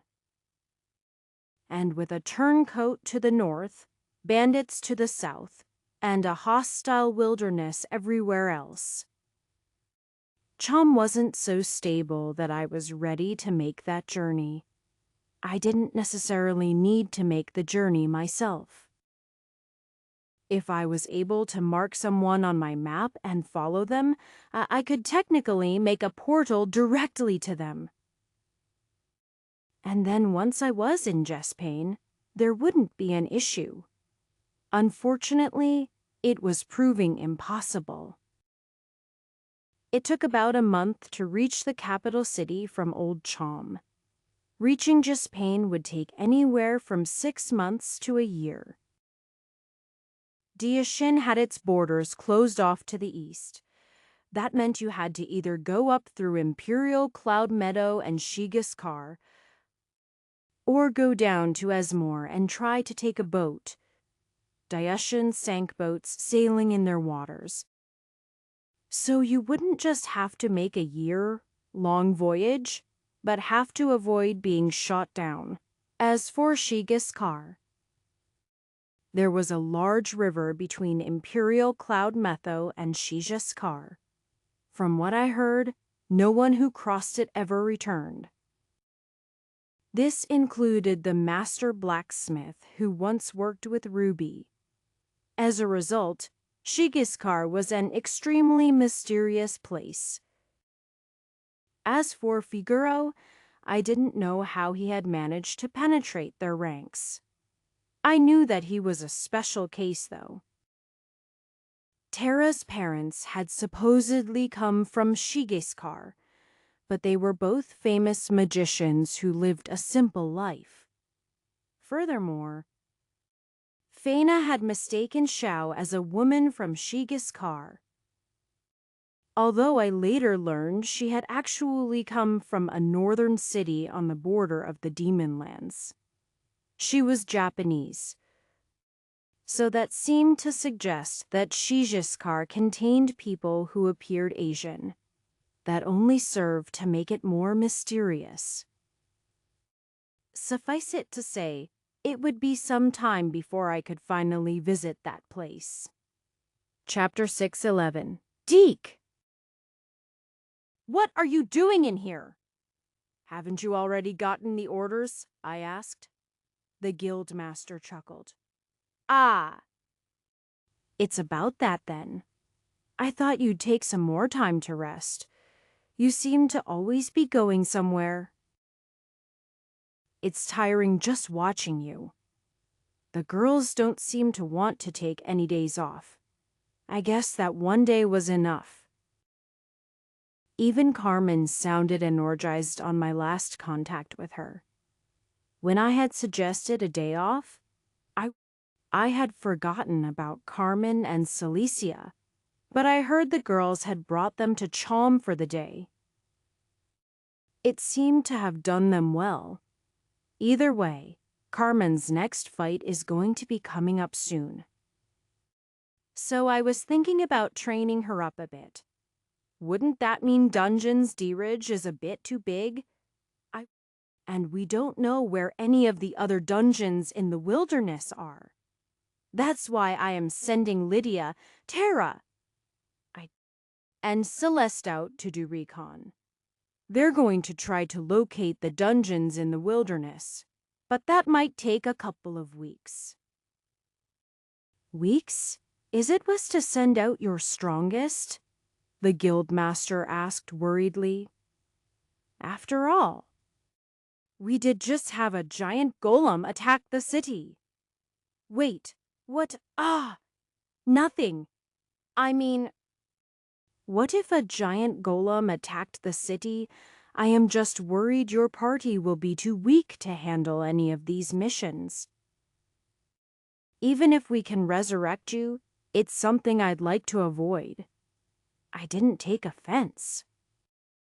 The guildmaster had sent countless people out on missions, so he was really just trying to make sure I had thought of everything. I had carefully considered things. It was getting to a point where I couldn't afford to move around as a group any longer. The girls needed to depend on each other to overcome challenges by themselves once in a while. As for why I picked the three, Lydia was the best scout, hands down, so it made sense for her to go. As for Celeste, her ability to fly allowed her to get a vantage point and see things at a distance. Finally, Tara could build protective barriers, buying them time, and also create shelters so they could rest safely if needed. Besides, if they got in trouble, they had access to Portal and could flee if needed. There was also another reason I decided to do things this way. The girls had sat me down and given me a scolding the other day. They said that I wasn't giving enough time toward Raisa, Carmen, and Celicia. I had worried they knew Raisa was pregnant, but they didn't seem to indicate as such. I suspected that Astria and Alea knew, but thankfully, they had kept this knowledge to themselves. Thus, I was going to bring Raisa, Carmen, Celicia, Xiao, and Miki with me on this adventure. I worried a little about Raisa, but I wasn't taking her into a dungeon. Rather, The quest was to hunt bandits in the countryside. Carmen was a protective wall, Shawis killed assassin, and Miki was good at detecting life force. No one knew more about bandits than Celicia. Supposedly, Carmen and Celicia were more powerful than the other girls, too. Since I could take over the scouting duty, there was no reason Raisa even needed to risk her life at all. Unfortunately, you are registered as a Team 4E. It has to be those 5 girls. However, you can use your individual registration. You can accept requests as well. Unfortunately, that puts you at FJ. That's what the prince is trying to fix. I sighed. Are there any F-level bandit requests number? I didn't think so. Are you sure we can't make an exception? The adventuring guild isn't run by the nobility. I have to follow the rules here. I would love to make an exception, but I can't. The lowest bandit level quest is a D. So even if you did sign up for a newie party, it'd be a problem. Then, what do you have in mind? I figured there was no way he'd tell me this unless he had a plan. That's simple. You are going to have to accept the mission with a guide. Fortunately, I found the perfect person for you. Ahu, Chapter 6:12. I didn't have to wait to find out who the guildmaster selected, as she nearly jumped up. She was a tall, muscular woman, and one I hadn't seen in some time. Big sis, she puffed out her cheeks. You still won't call me by my name? It's Ruby. Rubai. There was a time when she had seemed so large and powerful to me. She honestly had intimidated me a lot, and so even though she was always nice, I kept a distance from her. However, that was the old Deke. I wasn't only more muscular than I used to be, but I actually grew a little too. I heard it was an effect from leveling rapidly. Your body started to change to match your skills and abilities. After dealing with the Austerians, Ruby didn't seem so imposing anymore. Rather, after being around so many strong women, Ruby appeared a bit cute. She was still a big woman, although she wasn't so large as to be Austerian. She was a bit over 6 feet tall. She had a big chest that made Celeste's look small, and was even bigger than the Queen's. She also tended to wear very little armor, exposing a lot more skin. Muth. I wasn't sure how that tied into her being a skilled adventurer, though. Ah, so you'll be joining me? She grinned a big smile. I've been waiting for a time I could take you out. To think you've been an adventurer for around 4 months? And you still are a grade F? That's really slow. Ruby! The guildmaster rolled his eyes. You know the situation with them wasn't exactly ideal. He knows I am just teasing him. She hit my shoulder hard. But where I remember it hurting once, it only felt like friendliness now. Anyway, the mission is bandits, I have to tell you. Bandits are tough. Monsters are only so smart. But bandits are as smart as you and I, also, although these quests are leveled. Bandits are unpredictable.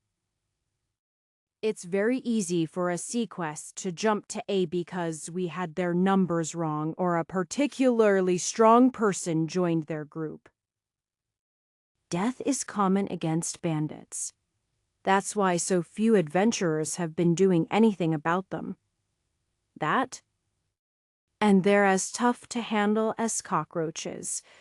They can be resurrected by dark priests, and they'll hold grudges. If you capture them, you need to deliver them to a city with the strength to hold them. Or the bandits will raid the city and they end up free again. Yeah, I learned that the hard way, I said bitterly. I was hoping to get a quick buck and ended up handing in a bandit leader that had attacked us close to the city of Pembroke. However, that city was attacked, and the man I had just defeated had been freed only a short time later. He later died. But there was nothing keeping him from being resurrected. At the moment, I had no clue if he was still out there, plotting against me. I am just being frank with you here. It's a very tough job. I am not a dungeon diver. And I know you have the threat of perma, death hovering over you, but battling bandits is a completely different beast. As much as we like to act like we're immortal, we only have so many lives before death psychosis begins. That's when your spirit has been worn down by so many deaths you start to suffer unseen trauma. So, battling bandits that have just as many lives and can be just as skilled and powerful as we are can feel like trying to hold back a flood with just your hands.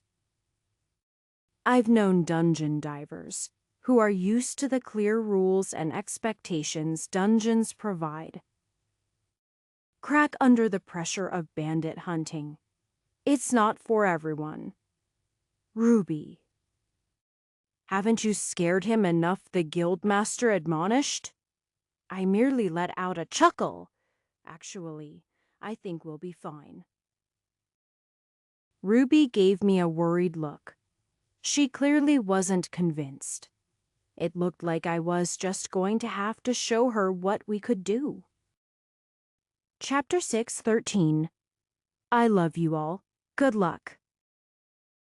I had just finished explaining my plans to Lydia and her party, and was now setting them on their way. I said my farewell to Lydia, Celeste, and Tara, including a long night with Pervert equipped. It had gone up another level. And so had Harem Master. I didn't know what I did to get Harem Master to increase, but it seemed to have been leveling normally. I equipped it just for kicks. I was now at level 3, and it had given me 3 skills. The first skill was another status bonus that seemed to only affect girls in my harem and also in my party. The second level gave me harem boost. I didn't know what it did, but I presumed it was a status boost as well. It didn't appear to be an active skill, whatever it was. The third ability was called Harmony, and I could guess what that meant. It helped the girls get along a bit easier. It had to be working, because Estria and Elia seemed to be getting along better with the others recently. They even agreed to help protect the city while we were gone. Well, if it was anything major, I could use return and be home in a second. So I made sure that the mayor knew not to depend on them too much. I had a bit more trust for Astria than I did Elia. She was still a wild card. I hadn't made her my slave. She was just a tamed monster. However, a tamed monster was just that, someone who was tamed. Dogs were tamed. But that didn't mean they didn't bite their masters. Monsters couldn't be controlled fully, where slaves could. at least in this world. Slavery was a removal of freedom, where taming was a form of reliance. As for Miki, Reza, Carmen, and Celicia, we would be gone from Chom for a while. We'd be out in East Strawberries, hunting bandits and forging alliances. Then, when Carmen needed to do her gladiatorial fights, we'd get involved in those as well. With Portal, it was rather easy to move around. So just like how I slowly descended in the dungeons while sleeping at the mansion every night, things wouldn't be much different here. We'd progress along the countryside and then return to Alerith every night. Why was I staying in Alerith? I wanted to give Chom some time to grow without me. I didn't want the city to be too reliant. I had a feeling that I would be outgrowing Chom in time. After sending that miner's town to the grave, I realized the importance of having more support. I needed other cities. That's why my girls were trying to survey the wilderness. If we could reclaim it and build another city, that would be best. With Terra's increasing skills, a second city, maybe a few forts, would all be possible. I even had such fanciful dreams as taming a dungeon. It wasn't a monster, but it might be possible to control it like one of the great dungeons. Then I could have a city like Dyridge that attracts people. Furthermore, I could always pilfer mana for my own dungeon, if needed. I had many plans, but they needed to be fulfilled little by little. The old me who first came to this place wouldn't even be able to recognize the current me. I didn't know at what point I had started having this kind of ambition. I had always been someone who just went with the flow. However, after being in the company of so many people who depended on me, I had started to want to become a man they could depend on. I wanted to grow, and I wanted those around me to grow as well. As a result, it was necessary to part for a time. I gave them each a final hug and a kiss. And the girls walked off into the wilderness. I marked them on my map. They might have left, but they'd never be farther than a step from me. I would build a future for all of us. Chapter 6:14. I am a powerful asset, you know. You shouldn't just leave me behind. Elia appeared in my room as I was packing for my journey. Elia, I couldn't help but sigh. What do you want? Rather than look upset, Elia chuckled softly. You always play so hard to get. Far more interesting than my husband. You remind me a bit of the Harem hero. You knew him? The only time I recalled him? He was mentioned briefly by Carr. She nodded. Oh yes, he fought in our army. He was a rising hero around the time I stepped out of history. So, it was about 30 years ago he was a rising hero. Carr somehow took influence in the harem hero around 20 years ago when he was killed under mysterious circumstances. I had thought at one point it was all the church, but it turned out the church in the capital was rather harmless. Then again, that was only a part of a fractured church that had once been much larger. Presumably, that church had shattered 100 years ago before the demon lord Aberes attacked the former country of Osteria and fractured it into the Ost Republic and Aberes. What was he like, Fufu?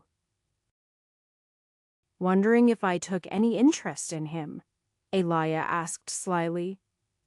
Even if you did. He's dead, and you are mine.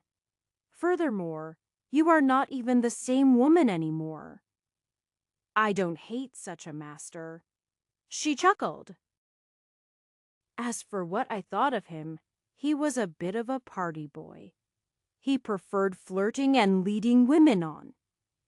Oh, so? He was that kind of guy, one that can't commit. She raised an eyebrow. You know the type. Well, you are not wrong. The slave hero never really loved the women he controlled. The love hero was a shallow person who loved all women. The harem hero didn't have the balls to make women his. They were all lacking. Even my ex-husband, the hero king of Abaris, was a man dragged down by his own prejudices. You are different, though. It is why I gave you my allegiance. When I saw you take Astrea into your heart, I knew you were destined for greatness. Plus, if you didn't, I might have had no choice but to kill you. Once again, she laughed giddily. Perhaps you could have. I know that I don't have a place in your heart yet. That's something unique about you. You make the women with you want to be better. So, despite my hidden natures, I will become a woman you can be proud of. I will earn your trust one day. I just wish I knew who you are, I admitted. With Astrea, that was her original form. With the giantess and the siren, they are merely monsters I tamed. You, on the other hand, are neither the queen nor a monster. Aren't I Queen Elia? You resurrected me? After all, I am not a spirit anymore. That's true, I responded uncertainly. I suppose it doesn't really matter. Even Car could be resurrected. Actually, it was difficult to say whether the Car I met in Car's dungeon was the true Car. He was an existence that had been corrupted and twisted by miasma for 20 years. He was a ghost that was ultimately resurrected into a human. Except his spirit had been captured by the dungeon shortly after his death. It wasn't clear if any of Elia's spirit existed within this Elia, or if she was closer to a memory of Elia. Then again, did it matter Elia was Elia now, and Astrea was Astrea? Both were women twisted by a dungeon for many years. The only ones I knew who had been spared that fate were Celeste and Terra, although that was a curious thought too. How had Celeste and Terra been spared the damage of the dungeon? Both had been trapped in the dungeon for equal amounts of time, and had seemingly come out of it with their minds intact. It wasn't like Celeste and Terra were waging battles or fighting to the death in boss rooms or anything. I will let you continue on, Alea chuckled. I just stopped by so I wouldn't leave your mind. In time, I'll have your heart. She turned around and walked away. At that moment, an intense desire came over me, and I pulled out just a bit of fairy dust and used God's eye, examining Alea's status in front of my eye. My face turned white. Some things were better off not being known. As she disappeared out of sight, I shook my head. What the hell is a Great Lich Queen? Anyway, Chapter 615. I finished packing my supplies and then headed out. I met with Xiao, Raisa, Mickey, and Ruby, and then the group of us sportled to Alarith. Ruby, in particular, seemed extremely amazed as she stepped through the white portal. The other girls had grown used to it after traveling through it so many times, but I didn't exactly use it out in public. She had to be aware I had the ability, but it was probably the best thing I was known for after being the Lord of Chalm. Even after passing through, she looked at the thing in wonder until I allowed it to shut. Celicia and Carmen were thankfully waiting for us, but as expected, Carmen had packed considerably too much. Why did she even own that much stuff I made her go and repack? While we were waiting, I went over everything with the group one more time. When it came to Dick's party, the girls would follow without questions. However, Ruby wasn't one of my girls, and Raisa was a girl who was used to going in with a plan. It was too dangerous to take on a dungeon without every person knowing their place. Well, you could say that my old party were so comfortable with each other that our places were self-evident now with a new group. Especially with several women used to working alone, it'd be rockier. That included Xiao. She typically worked and fought alone. Lydia had taken her under her wing, and she was willing to follow Lydia's lead. But that didn't mean there weren't some issues there. This was a bit of a test for everyone.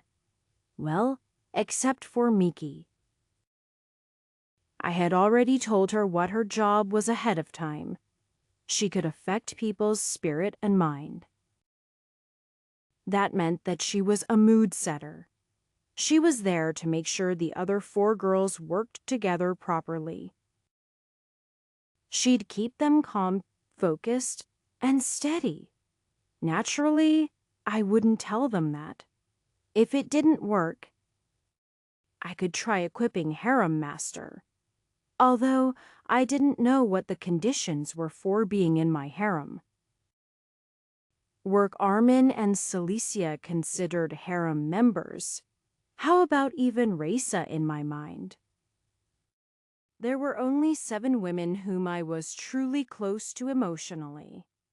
Xiao, Miki, Celeste, Lydia, Tara, Astria, and Eliana. Another part of the reason I was making this journey was to get closer to Raisa, Carmen, and Celicia. Alea probably had picked up on this, which is why she had made her visit earlier as the odd girl out. I had wanted to grow closer to Raisa anyway, especially if I was going to tell her she was pregnant. The girls had begged me to spend more time with Carmen, and Celicia came with Carmen, so that's how it turned out. Celicia? Is this going to be okay with you? I asked. What? Oh, about betraying and killing men and women who used to work under me? Sounds fun? You. Celicia put her hands on her hips and let out a laugh. You can't be saying you think there should be honor amongst thieves or something. We work together for mutual gain. I used the bandits because they could help me obtain rapid wealth and power. They used me because I provided safety thanks to my great strength. That definitely is something I am curious about. What's that? Carmen had the support of the church. She became a paladin with their support.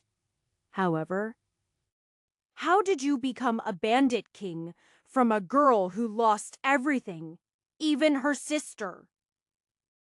You managed to become a 3rd tier that ruled Southwest Aberys for a time? Isn't it because I am really amazing? Forget it. I am sorry I asked. She let out another laugh and then spoke mysteriously. Perhaps, if our path heads that direction, you may find out about my past, but until then, you'll just have to admire me from afar. I finished packing. A muffled voice came from the stairway. I looked over to see a mass of bags and boxes strapped all around what might have been a body. I said, "Take what you can carry." I am carrying it all," Carmen cried. "You should be able to fight. And see for that matter, Master. You let all the others carry so much stuff in their storage rings, but you haven't afforded me even one?" She's got a point. "You know," Miki smirked. "Whose side are you on? They all get storage rings, Dadik." Did I mention how manly you are? "Don't you start flirting now, Ruby?" This was going to be a long journey. Chapter 6:16. Everyone finally settled. It took a trip to the capital, where I purchased a few more storage rings. However, I only found two left. These items did not grow on trees, and getting them for the kingdom was exceptionally difficult.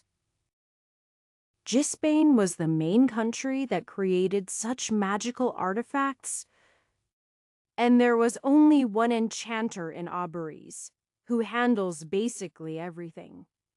If it wasn't found in a dungeon, it was probably enchanted by this guy, although he also had 3 apprentices who did most of the smaller things, like those that I had purchased in Cham. The blue mages of the Travelers Guild were already difficult people to work with. So the times the enchanter could meet with a space mage and create rings were few and far between. Even then, working all day only got them 3 to 4. They were too expensive, and so they didn't sell well, which was the only reason I was able to get my hands on them. It was lucky to see 10 a year made. Considering I had re-equipped my 5 girls with storage rings twice now after they were destroyed.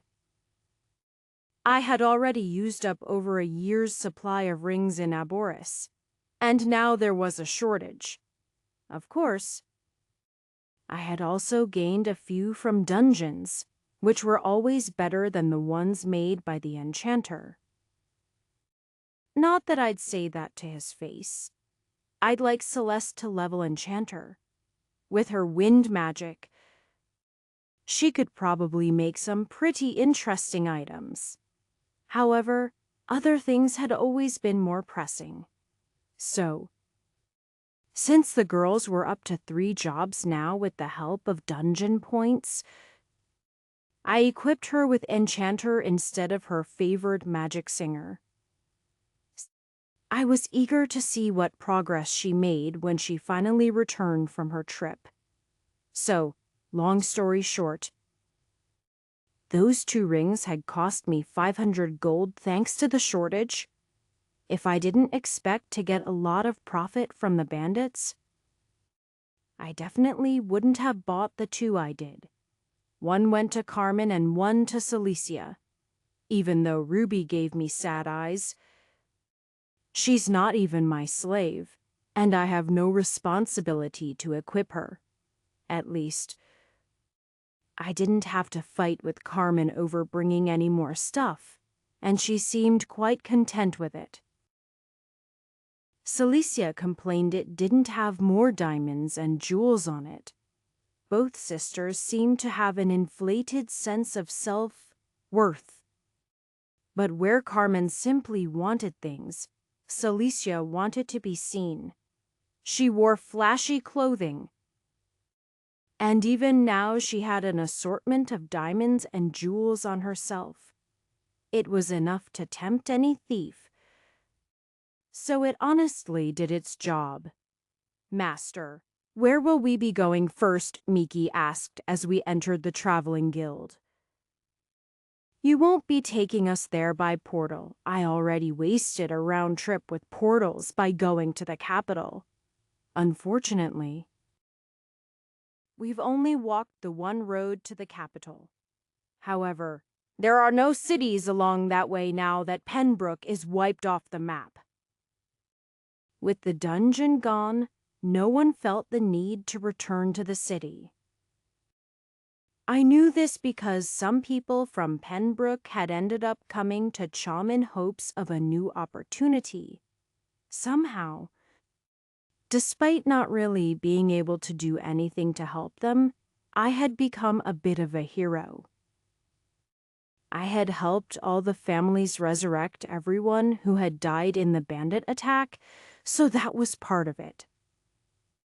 They had also heard how I fought and defeated the clockwork dragon. Thankfully, most of them had already fled by the time Carmen had freed it, but many had heard and seen it flying overhead. So it left quite an impression on the fleeing villagers.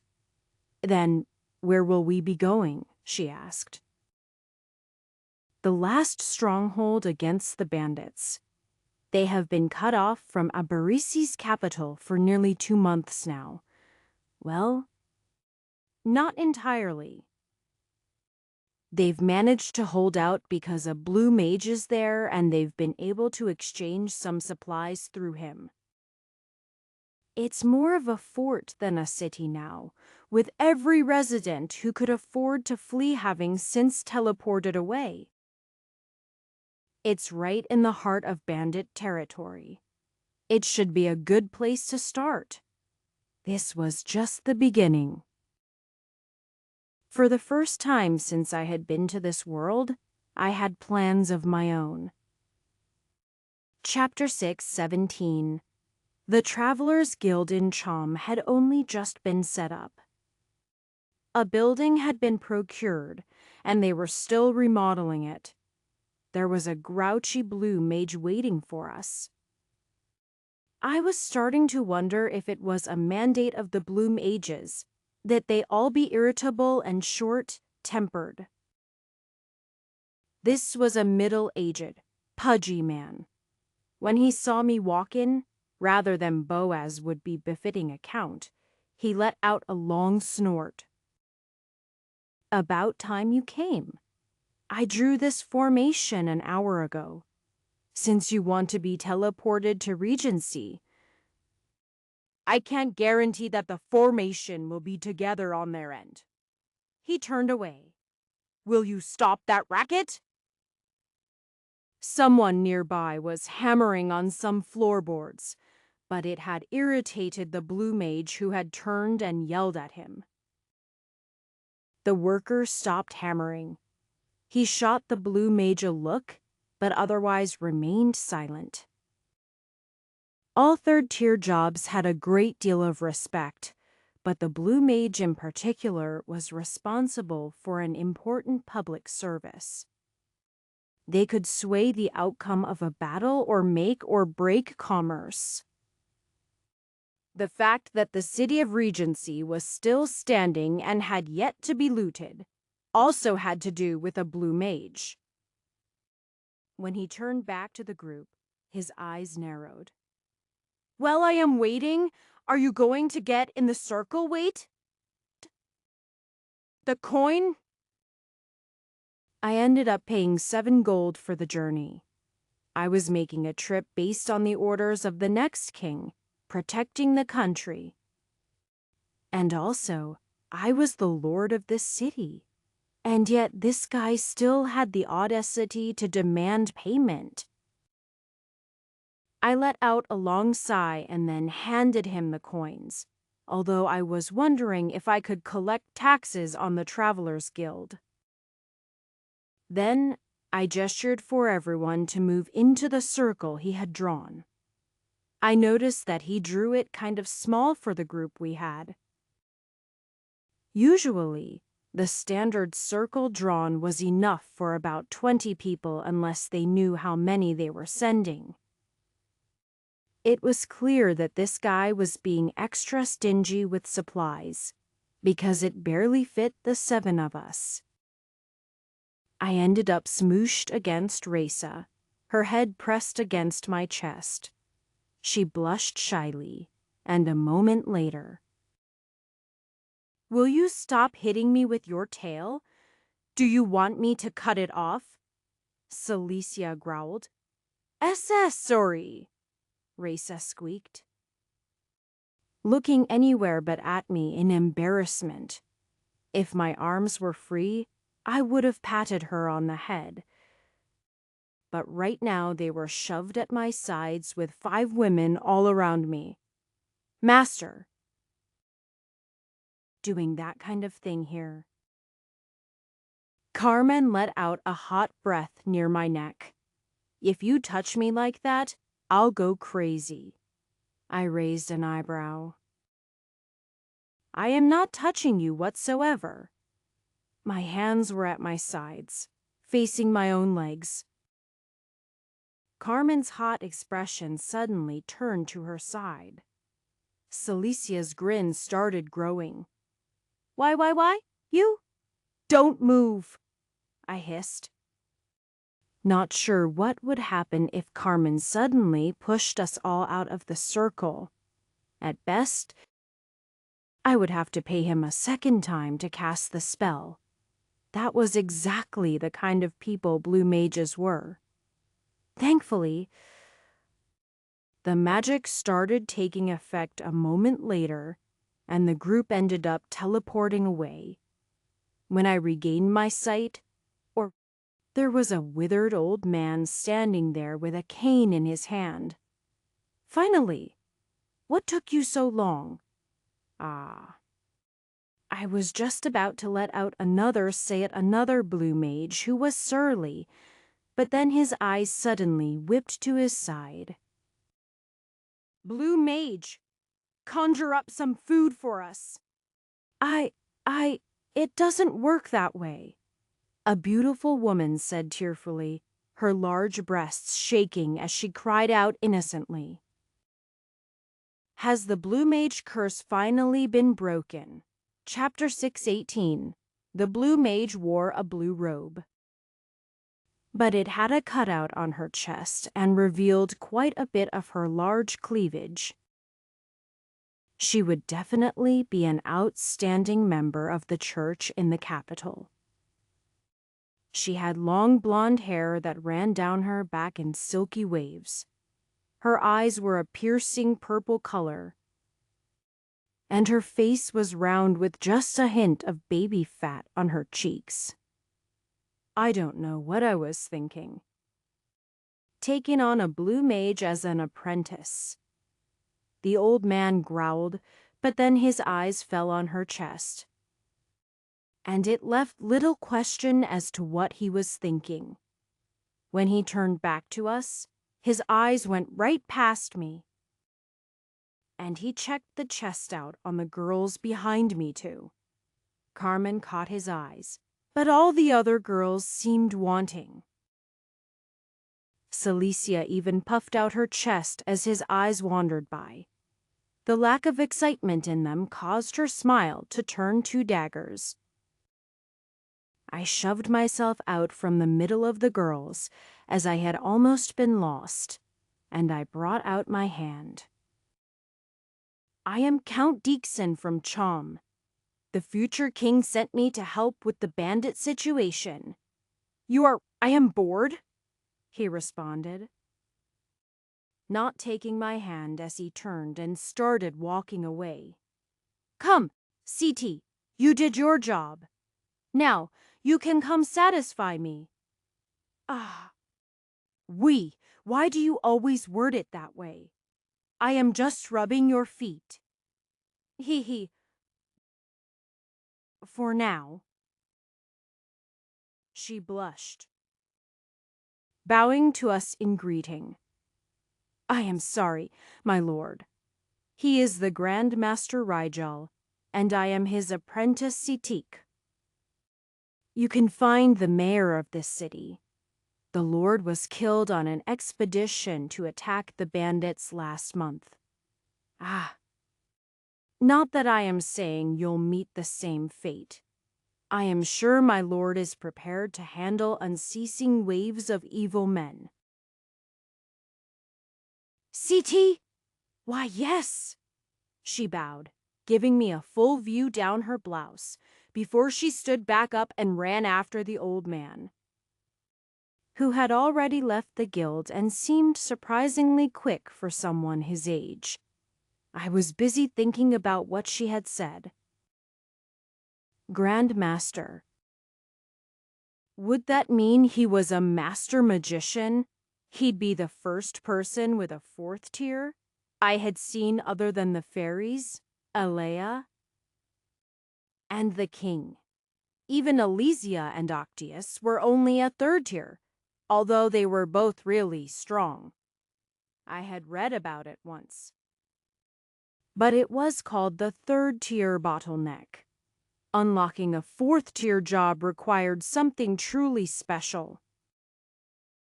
It was said that first tier was triggered by repetition, second tier was triggered by leveling, third tier was triggered by accomplishment, and fourth tier was triggered by mastery. Of course, that was just a saying, and didn't describe reality perfectly. You could get to a third tier of magician just by leveling, and there appeared to be no second tier when it came to dungeon diver and hero. Then again, it was probably more accurate to say that there was no first tier, since both were awarded, not gained, and were a bit beyond the basics. The same could be said for knight. There might even be a fifth tier of jobs. But the books weren't aware of it if there was one. Then again, Aberys was a small country and only recently created. So this kind of information was limited. Plus, the concept of tiers was only something assigned to jobs for convenience, and didn't fit reality completely. As I was thinking, I realized 5 girls were glancing at me. What? I asked. Number, Xiao said, crossing her arms. Not another. Miki nodded. Another. I had no clue what they were talking about. Master must control himself, Raisa declared. I see. I nodded. In that case, let's go find this mayor. I didn't know what they were talking about, but I decided to fake it. They all acted weird sometimes. I had just been thinking about jobs, and there was nothing else on my mind. I rubbed my throat as we left the Travelers Guild. For some reason, I was suddenly thirsty for some milk. Chapter 6:19. We didn't have to walk far before we heard a man yelling out orders. I led the group over to him. He was a bald, skinny man with a worn look. He was wearing piecemeal armor. But it didn't look nearly as nice as the dungeon-gathered assortments I was used to wearing. I actually hadn't found any particularly good armor lately, and various fights had destroyed several of my best pieces. The one thing role-playing games never taught me was how easy it was for armor to break down and be destroyed. Well, maybe part of that was my own personal life choices, but I didn't want to get into that at the moment. As we approached him, a sudden explosion nearby caused the earth to shake and the soldiers nearby to start moving with a bit of speed. The man who appeared to be in charge bellowed out some orders. "Get some water on that," he yelled. "Get some archers on the walls. Keep those magicians back." This is less like a bandit attack and more like a siege. Ruby muttered, Are you soldiers sent by the capital? The man noticed our group approaching and immediately barked that question in our direction. I tried to look confident, resting my hand on my sword. I am Lord Deekson. I've come. Whatever. Get to the wall. I don't have enough men right now. He eyed the women behind me and made a face. I guess a bunch of slave women will have to do. I asked the city for reinforcements, and they sent me some haughty noble. The somber expression on my face slipped to a frown. As I went to say something, Ruby grabbed my arm and pulled me along. The man was already barking orders at other people, not paying us any mind. That was probably for the best, as Xiao was giving him a dangerous look. And even Miki looked like she wanted to bite him. He's a busy man. It's best not to get into fights here. You may be a lord in Cham, but in Regency you are just a C-class adventurer who took on a quest. Technically, you are not even that, as I am your mentor, Ruby advised. In short, follow after me, although you are helping out Aberries. Officially, you are working under Adventurer Guild by laws right now. I nodded, although the frown didn't leave my face. I motioned for the other girls to join me, and we followed Ruby up to the wall. As I glanced out over the field, it was definitely an eerie sight. There wasn't a row of people waiting outside or a group of tents blocking our spot. In fact, there didn't appear to be a single bandit in view. They were all hiding in the forest beyond. If I squinted hard, I could just make out movements hidden within the shadows. What made the battlefield so frightening wasn't the bandits waiting to flood into the city, but their absence. In their place was a massive field. Not a single body remained on it. They had either been picked up or reincarnated. Their old bodies turned to dust as their new bodies were assembled with resurrection. Yet, it was still clearly a battlefield. It bore countless scars. There were arrows, abandoned equipment, carts, craters, and smoking holes. The land was pockmarked from uncountable battles. There was another boom, but this one came from another wall. People ran to that wall to try to protect it, but it was clear that the bandits' attacks could come from any side at any moment. They were just buying their time and slowly bringing the city to the breaking point. Without intervention, the city would fall to bandit hands in days, maybe weeks if they were lucky. Then, all of Southwest Aboris would be lost. And even Cham's connection to the country would be severed. This was more serious a problem than I had been led to believe. Thankfully, we were there. Chapter 620. Officially, the requirement for a C-rated bandit quest is to destroy one band of bandits. Officially, that is 10 bandits. A troop of bandits would be 50. A murder of bandits would be 100. Anything more would be an army. Given your current rank as an F, completely a single C-quest would be enough to bring you to E. Another 5 would bring you to D. And 50 to C.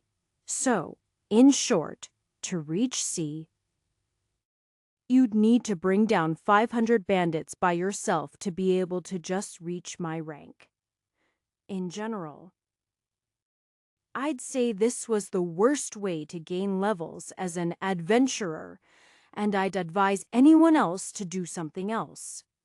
However, I am also aware that you were ordered by the future king to help clear out bandits.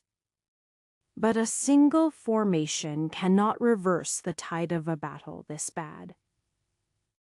It's going to take the army and powerful generals to be able to recover this land. I guess what I am saying is that this mess is outside of our pay grade. If it wasn't for your need to level and your promise to the king, I'd have already returned and paid the cancellation fee myself. I recommend that we play it safe. We engage when other people engage. We work with the town to repel them. You gain a few levels. And then we can see about finding you other missions to complete. I knew that Ruby was just expressing her genuine feelings at this moment, but she also hadn't seen my group fight. I supposed she was basing us on her experience with other groups. However, my girls were not like other groups. It wasn't the fact their levels were higher that differentiated them from an average adventuring team. Rather, it was all the boosts they gained from being close to me. As slaves of a slave master, they were stronger. As girls of a harem master, they were stronger. As the party of a hero, they were better. Any given boost might be small, but they were adding up, and this discrepancy would only grow as I grew as well. It had been a long time since I had last done some serious leveling, and I had to admit I was eager to gain levels and get stronger.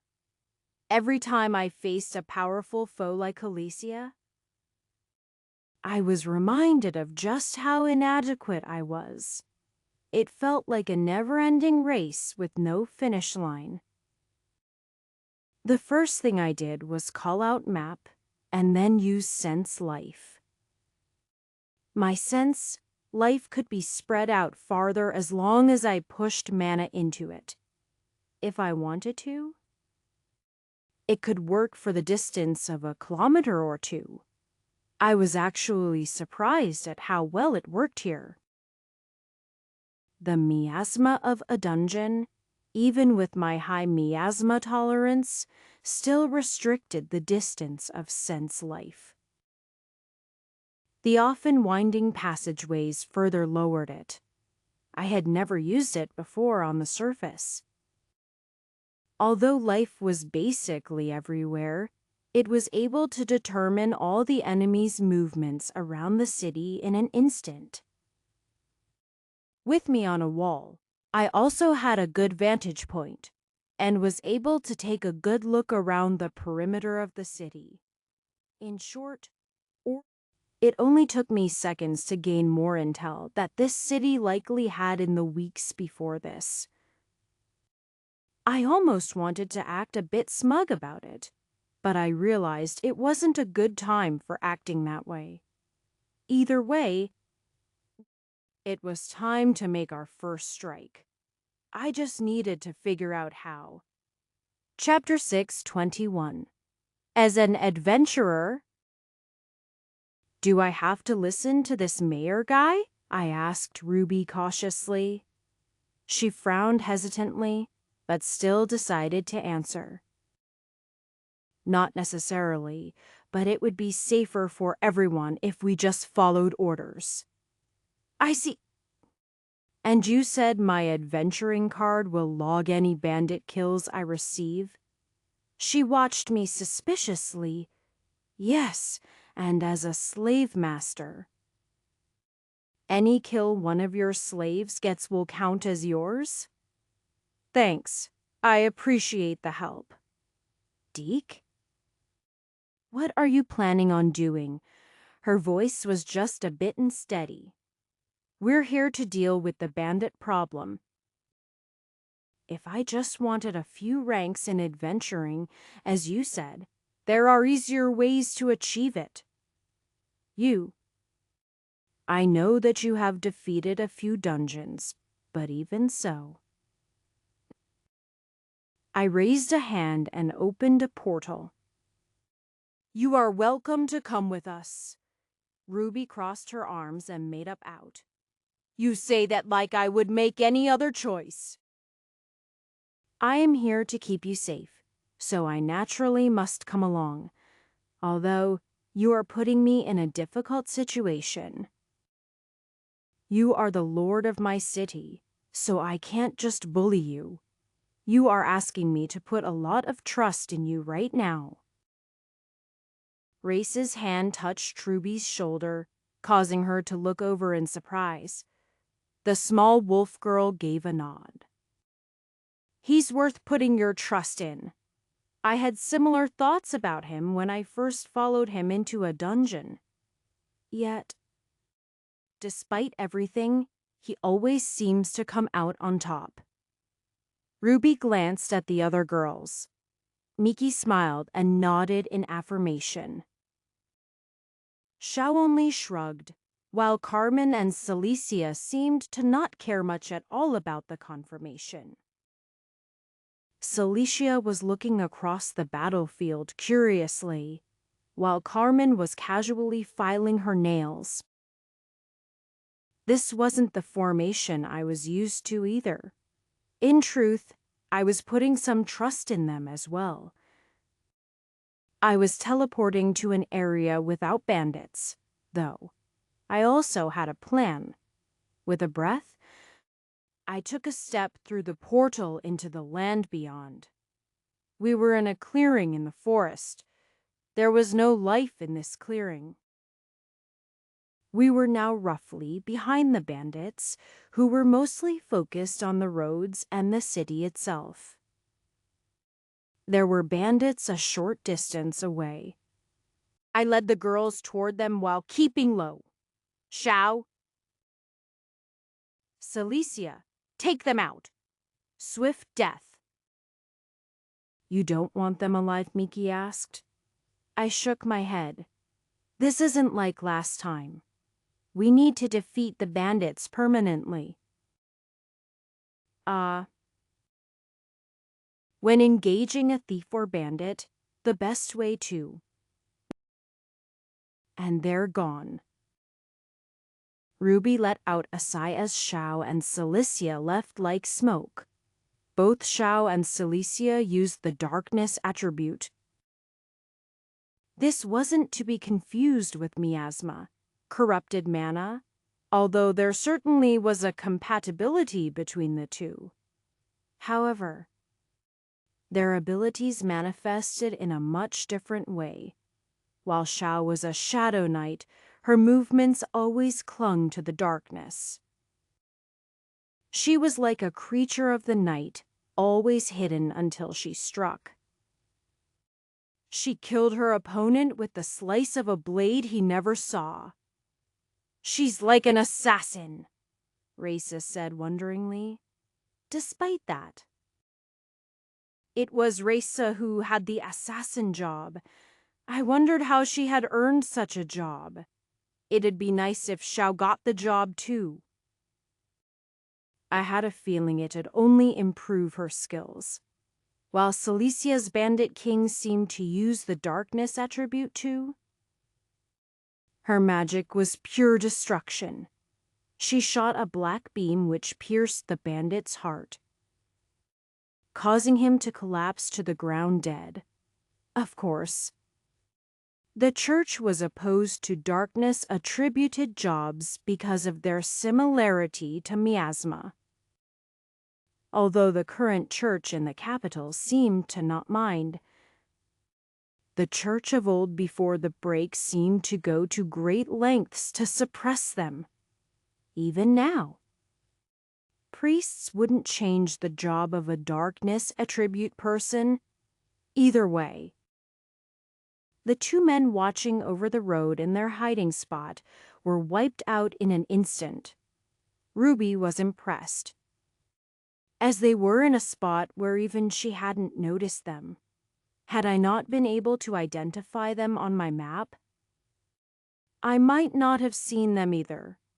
However, she hadn't seen anything yet. We were just getting started. Chapter 6:22.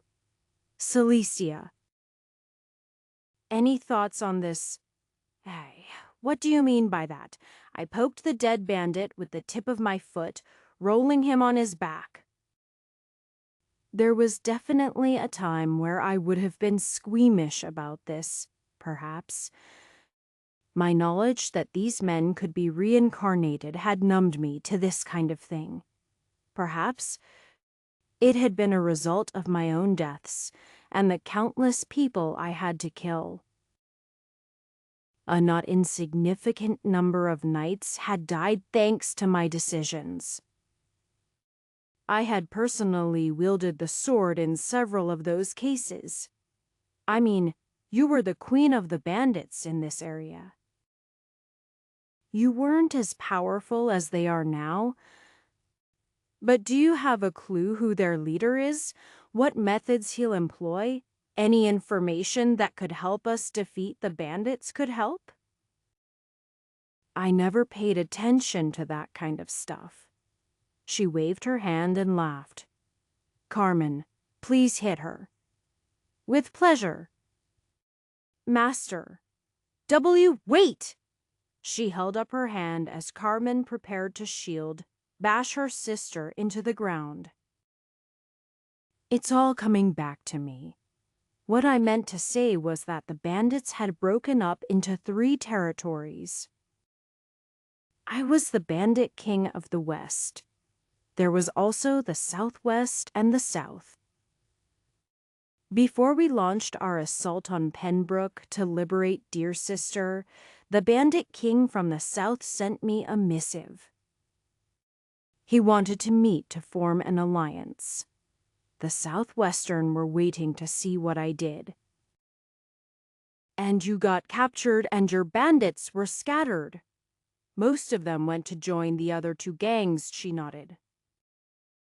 My capture probably would have scared the Southwestern bandit king, and so undoubtedly all 3 joined as one. That would be the only way the bandit activity would rise up in such an impressive manner. What can you tell me about the other kings? Nothing. Carmen. I don't remember much.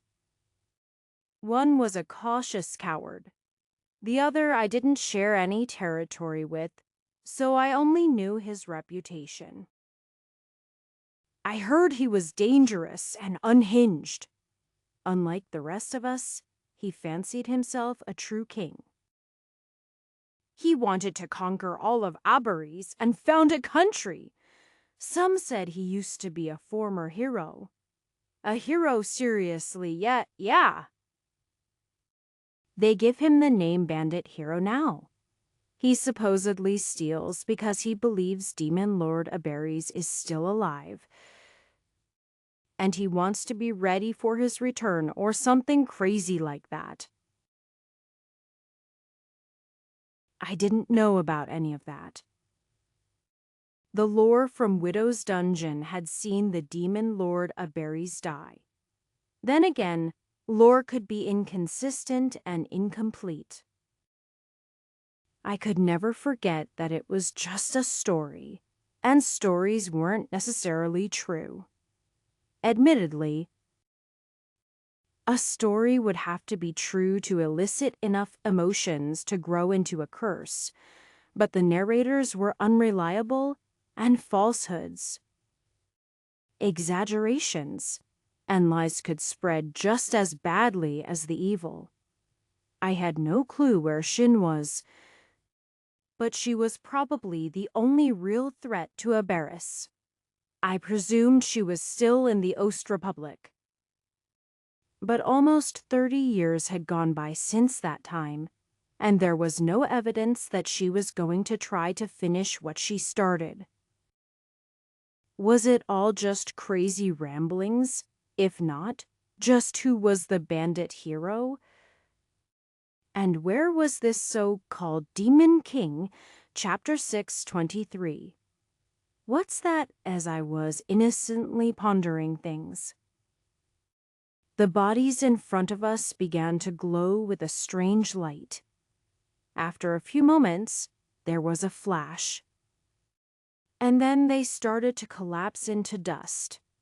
In the span of a minute, the bandits went from being there to being gone. The group of us stared at the pile, completely confused as to what had just happened. "Anyone have an explanation?" I asked. My eyes narrowed. "Their spirits were called," Miki said. "That was the resurrection spell." "So quickly?" Ruby asked. "It'd usually take weeks for someone to get resurrected when they died out on the field." "Not if they have a pendant from health insurance?" She snorted. "Yeah, if they're rich enough." "Ah, not that I mean." I shrugged. I knew what she meant. Most normal people didn't have the income I had managed to acquire. I was a noble, a hero, and a dungeon diver. I was able to get health insurance, although I found out later that nobles had their own form of life insurance, and I was just wasting my money. The result was that I had ended up worrying my party, since the castle was able to bring me back faster than the company. However, these guys were not nobles. They were just a pair of scouts. They were weak, low-level thieves that would have no value to the Bandit King, unless they happened to be his biological brothers by pure coincidence. No one would pay to give them a special pendant and watch over their life. Even with the pendant, it would likely take hours to realize someone died, find a priest, and then resurrect the person. That's assuming they wouldn't take any effort to try to find the body and thus decrease the cost of resurrection substantially. Even ignoring all of that, they were also both resurrected simultaneously. Normally, one priest would be working, and so they'd cast resurrection one person at a time. That meant one body should disappear, and perhaps 5 minutes later another body would leave, even if two priests were working. What was the chance they both completed their ceremony within seconds of each other? Simply put, what we had just seen was something that shouldn't have existed. "Grand Master," Master Miki asked, overhearing me. "It's just something that woman had said. She said that the bandits were an unceasing wave. There can't be that many bandits out here. The numbers required would have to be 10,000. But I suspect there are only around 1,000 bandits. They're just being resurrected extremely quickly, to the point where they can rejoin battles before they were even finished. But if you die and your body is remade, then there is weakness. It takes days to recover." True. In reality, I didn't have any proof of this except to bodies disappearing too quickly. However, bandits were just people who wanted wealth. They weren't soldiers. They wouldn't do large-scale wars, not usually. They definitely wouldn't sacrifice their lives if they didn't feel it was guaranteed. A soldier might have faith in their general, love of their country, and the support of their comrades. I couldn't believe bandits could be held together the same way. It was definitely suspicious. I needed to talk to that Grand Master again. I felt like he might know something. Chapter 6:24. Cilicia. I found myself asking, "Yes, how did you convince a group of criminals to attack Penbrook together?" "Ah, so, Master." "You want to learn my secrets?" Cilicia asked coyly. "Does how you convinced them to throw their lives away so you could play with your sister involve how you became a bandit king?" She looked away. "You just ask like that." "Quit being difficult. I can always order you as my slave," I responded. "Now, you want to have master? Slave play? I am your master? So dominant. Master, if I may." Carmen spoke up just as I started to grow, tempted to use some kind of slave punishment on her. "What is it?" I demanded. I have tried futilely to learn about Sister's past as well. Before Penbrook, the last time I had seen her was when she attacked our paladin troop while I was still a trainee. We were doing some training exercises and clearing out a few monster dens when a group of bandits attacked. Sister was their leader. She captured me and killed the rest. I was her prisoner for nearly a month. It was during that time that we formed our current feelings toward each other. Eventually, more paladins were sent out and wiped her group out. She killed herself and resurrected to avoid capture. While I was brought home, at the time, her job class was only Marauder. It was 3 years later that I heard her name as a local bandit king. And she subsequently attacked Penbrook only 2 years later. Ah. Sister. Describing our first meeting so coldly. Cilicia held her cheeks. It was such a magical time. I ignored her, glancing at Carmen instead. "What are you trying to say?" "I am saying that Cilicia isn't able to talk about her past."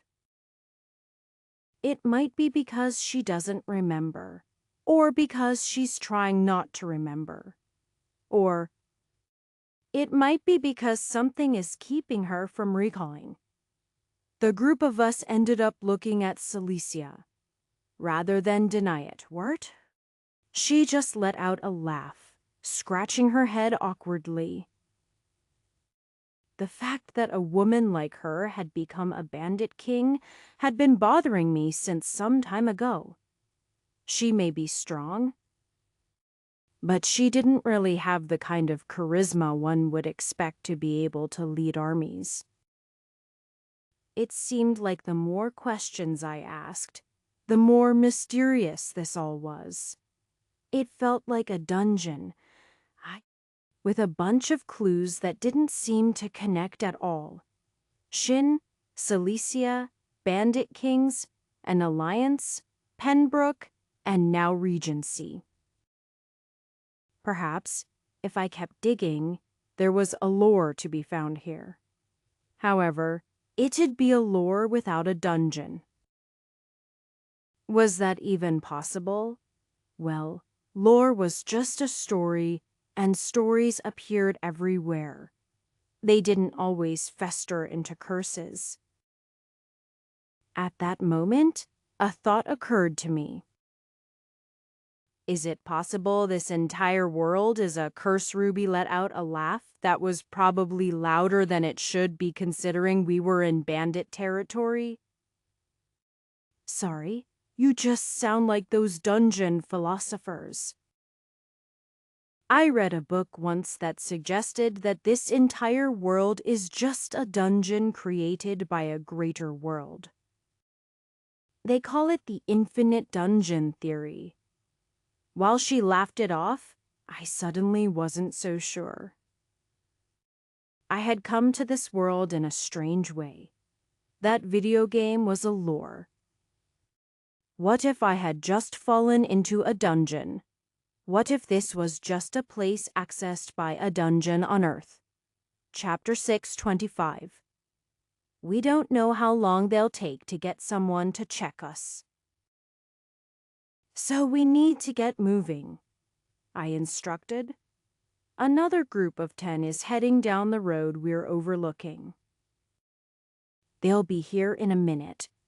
This time, try to kill them without damaging their outfits. It's not wise to engage parties of bandits larger than your own, Ruby said, helpless, and sighed. Why do I bother? I feel like you are going to do this either way. I am sorry, Ruby, but if it makes you feel any better, by the time we engage with them, they won't be any larger than our own party.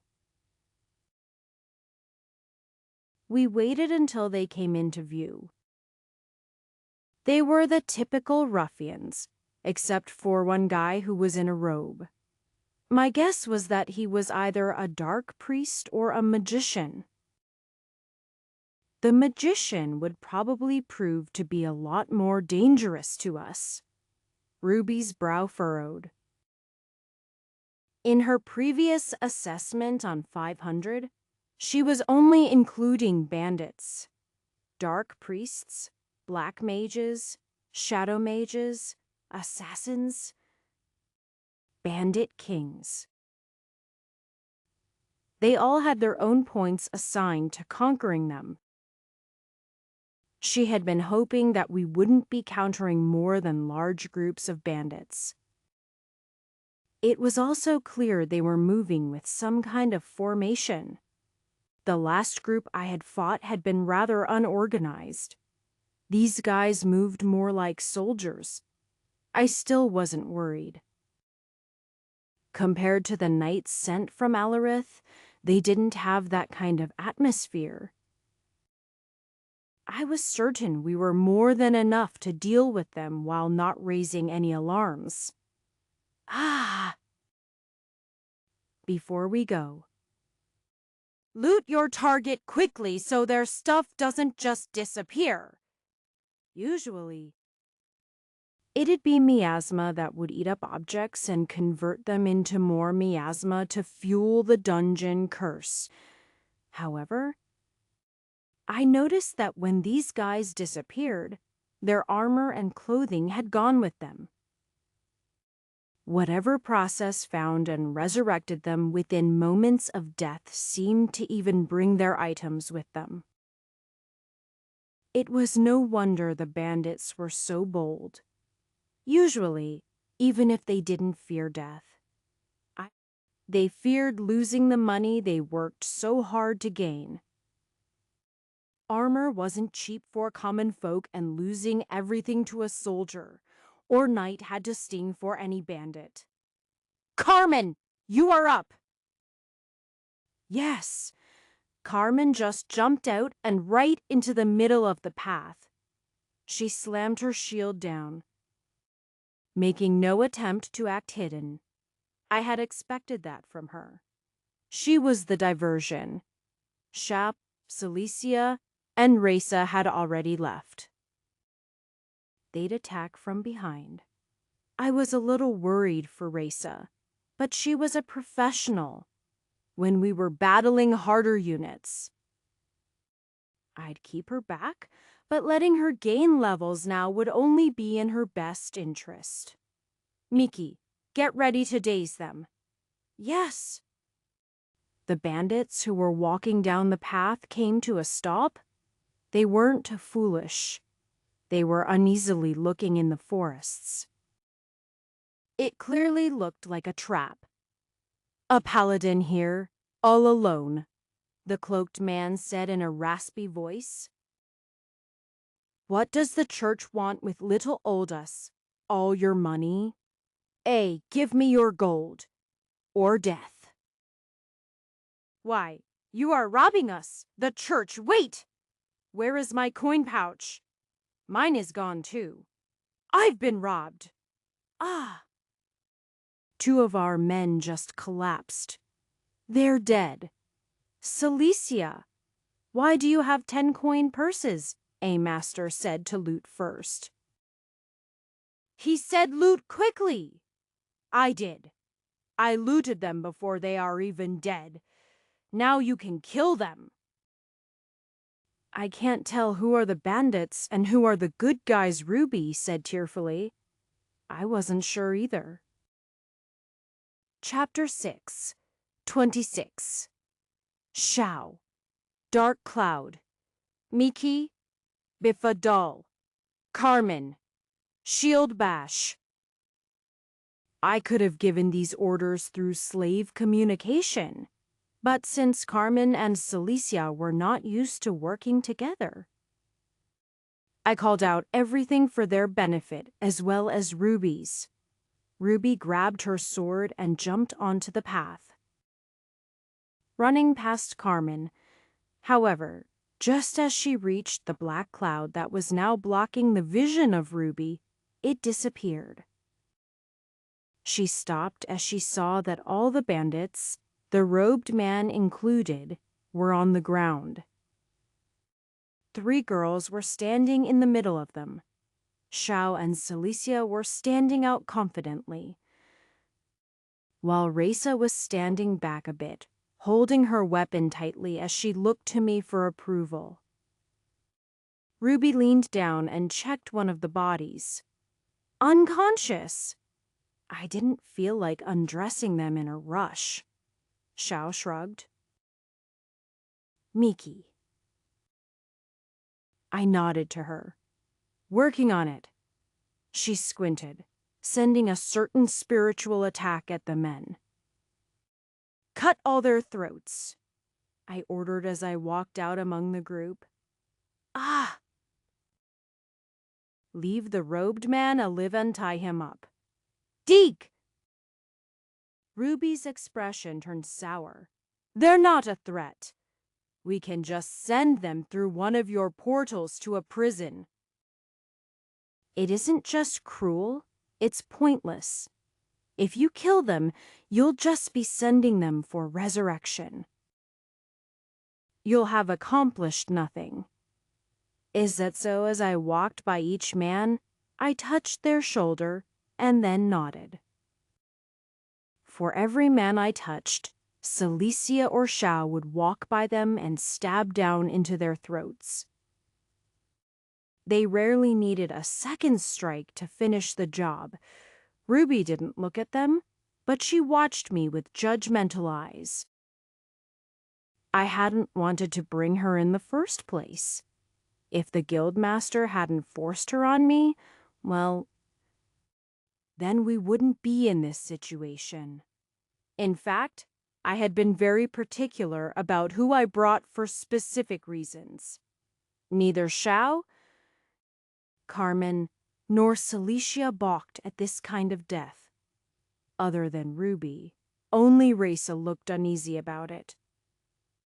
But not to the level where she was going to protest. That was actually one other reason I had sent Lydia, Celeste, and Tara away. I didn't want them to see what I had to do. Shao had seen all of me, and wouldn't hesitate to do any manner of ugliness in my name. As for Miki, she already understood what I was trying to do. Miki, who was closest to death, was the least threatened by it. It wasn't that I thought they would reject me, rather. It was that I didn't want to force them to act against their nature if possible. 7 of the men were stripped naked, while all the equipment was confiscated and placed in a storage ring. As for the man who was unconscious, I dragged him off the road and put some distance between us and the spot where we had killed the first two.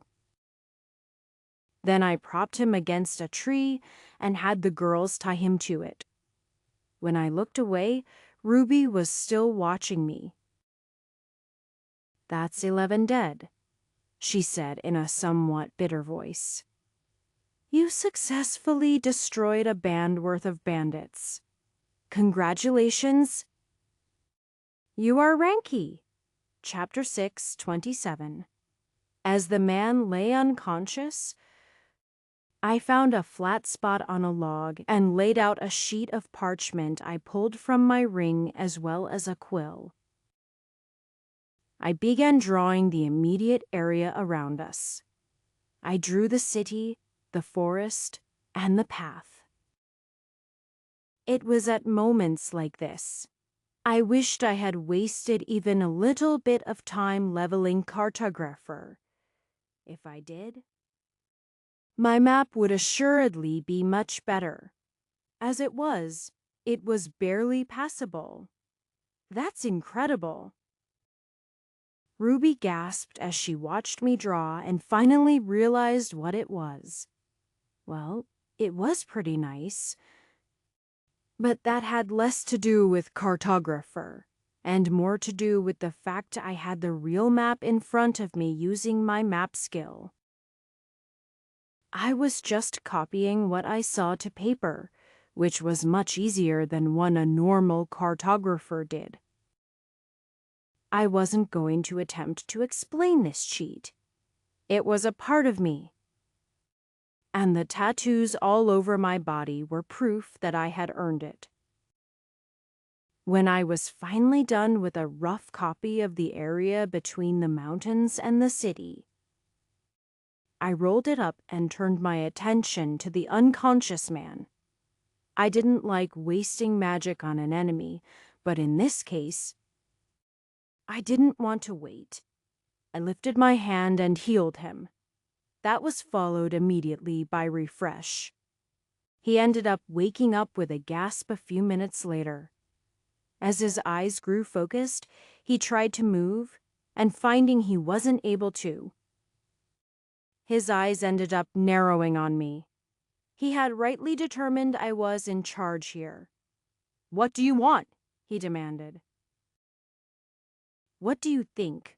I responded, unrolling the map. "I want troop positions. I want to know where your people are hidden." "I am not telling you, and they're not my people." "Funny, I wasn't asking," I said.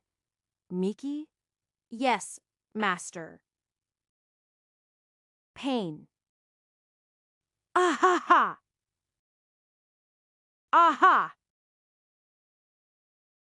He screamed as Miki used a skill on him. From what I understood, the feeling was like having 100 needles jammed into your brain. It didn't look comfortable. So, troop positions.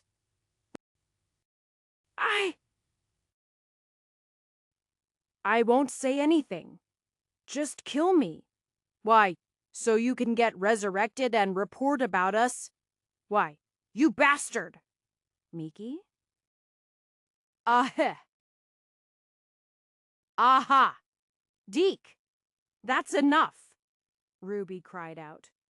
Besides, nearby bandits might hear us and come to investigate. Haven't you noticed it's a bit quiet? She blinked and then listened and looked around. She only realized now that there was a dark haze around them, and it appeared to be blocking sound.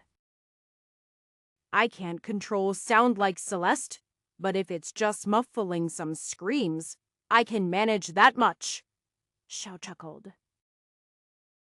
Ruby looked like she was going to be sick while Miki stopped causing pain to the man. I kneeled down next to him. So, I hope you understand. We can keep doing this for ages. Troop. Positions. Why you? You are crazy. Miki! No! Number. I'll tell you. Anything. I looked up and nodded to Celicia. She cut a rope, freeing one hand of his. He pointed to a dozen spots. I highlighted each one on the map. That will do, I said after he seemed to run out of places to point. Thursday. Then you'll let me go, I nodded. Shall. Give him release. Yes, master! She pulled her knife, and just as he thought it was going for the rope, it slid into his ribs. He let out a single cry. Why, you... Then he died. Chapter 6, 28. Deke. Ruby started to give me a mouthful. I don't know what has gotten into you. This is not proper behavior for a lord. Rather, your cruel acts are foolish. He likely lied about the location of the troops. Plus, you just sent him right back to them. Now, they know who we are. Our presence will be known within the hour. Enough! Ruby! Shao glared. No! Ruby snapped, grabbing me and glaring. You've acted too cruelly, and... Ah! Why are you crying? That was scary, I cried out, wiping my face. Miki wrapped her arms around me and patted my head. There. Master was very brave. Scary. You are the one who was scary, Ruby cried out. Yeah, that was the point, Shao snorted. Wait. What? Ruby blinked. You didn't know, but you put on a perfect foil, constantly asking him to stop. Really helped sell it, Carmen said. We were acting. Celicia blinked. I finished recovering from that moment, even though we were putting on a show. It wasn't like I was used to acting that way. It got to a point where I even scared myself a bit. It'd still take time before I could truly act that decisive. To answer your question, the map is pointless.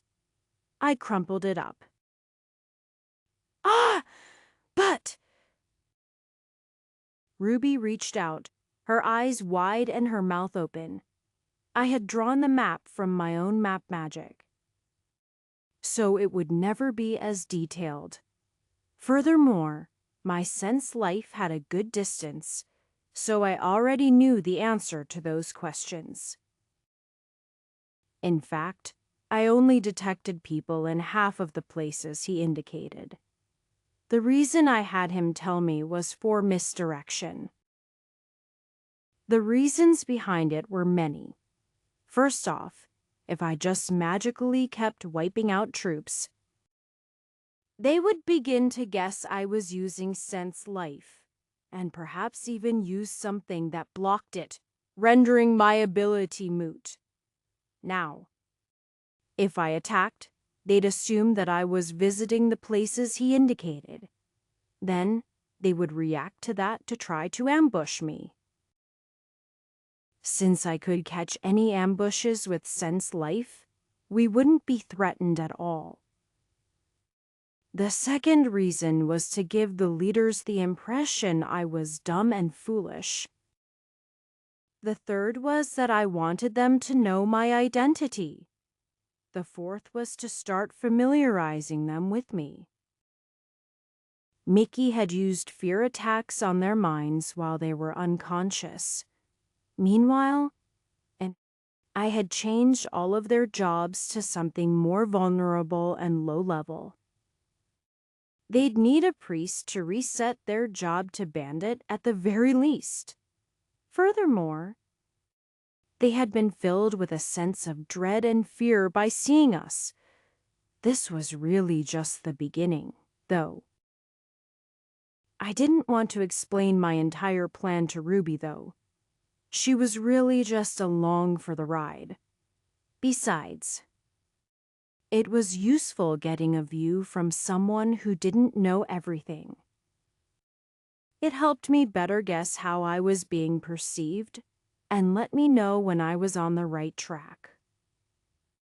That girl in Regency had already said it. The waves of bandits are endless, even with ways to kill them permanently.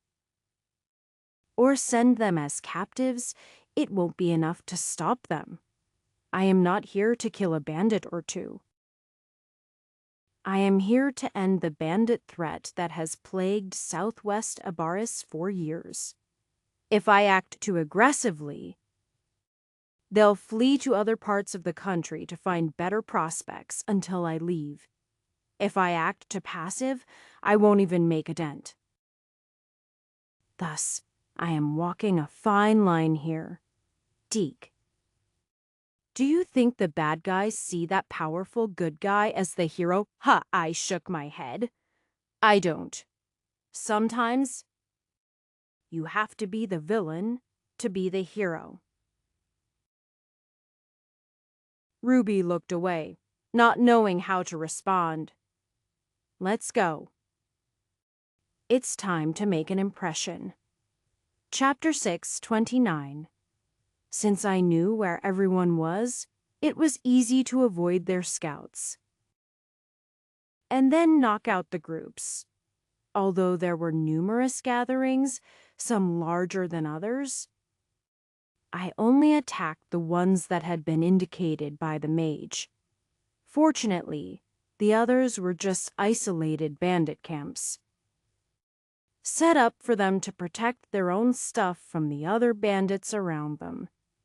Groups like this couldn't truly trust each other.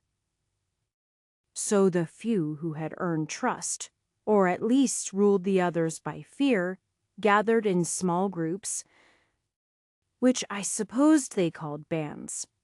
Each band consisted of a group of bandits. The more that got together, the more they had to share, and the more discord they ended up experiencing. Thus, it was most common for bandits to only be in groups of 10 or 20. That's why I really wanted to know how Cilicia had gotten a group of nearly 500 bandits to risk their lives attacking Pembroke. Fear alone wasn't a satisfying answer to me. There was something she either wasn't or couldn't tell me. Each band was taken out in much the same manner as the first. The girls knocked them out. Miki infected them with just a seed of fear, and then I changed their jobs and sent them on their way to resurrection. It only took 3 hours and 2 more groups before we encountered an ambush at the next spot. 3 hours from when we killed the first, and they had already figured out what was happening. Admittedly, I had already killed close to 50 bandits. If our numbers were even remotely close to accurate, then that was a significant portion of their troops.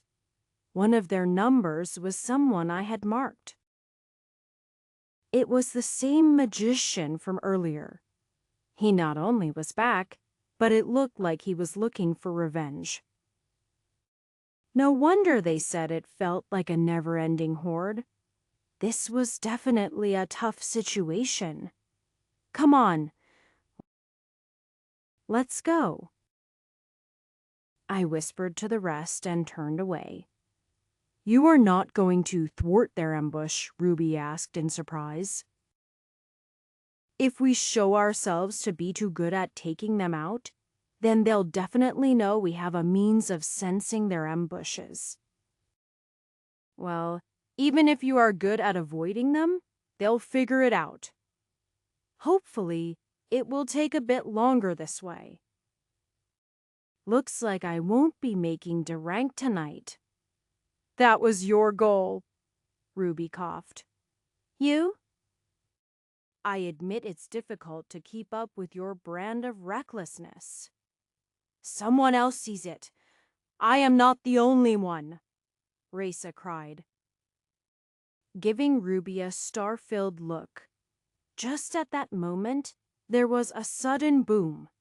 A giant pillar of fire shot out from the forest. Those that were waiting in ambush broke rank and began running toward the commotion. They weren't a tight group like soldiers or dungeon divers, even though they had a mission of ambushing me. The magician guy couldn't keep his team together. They were naturally very curious. I snorted in disgust at their lack of discipline. Huh, where is everyone? I turned back to see only Ruby standing by me.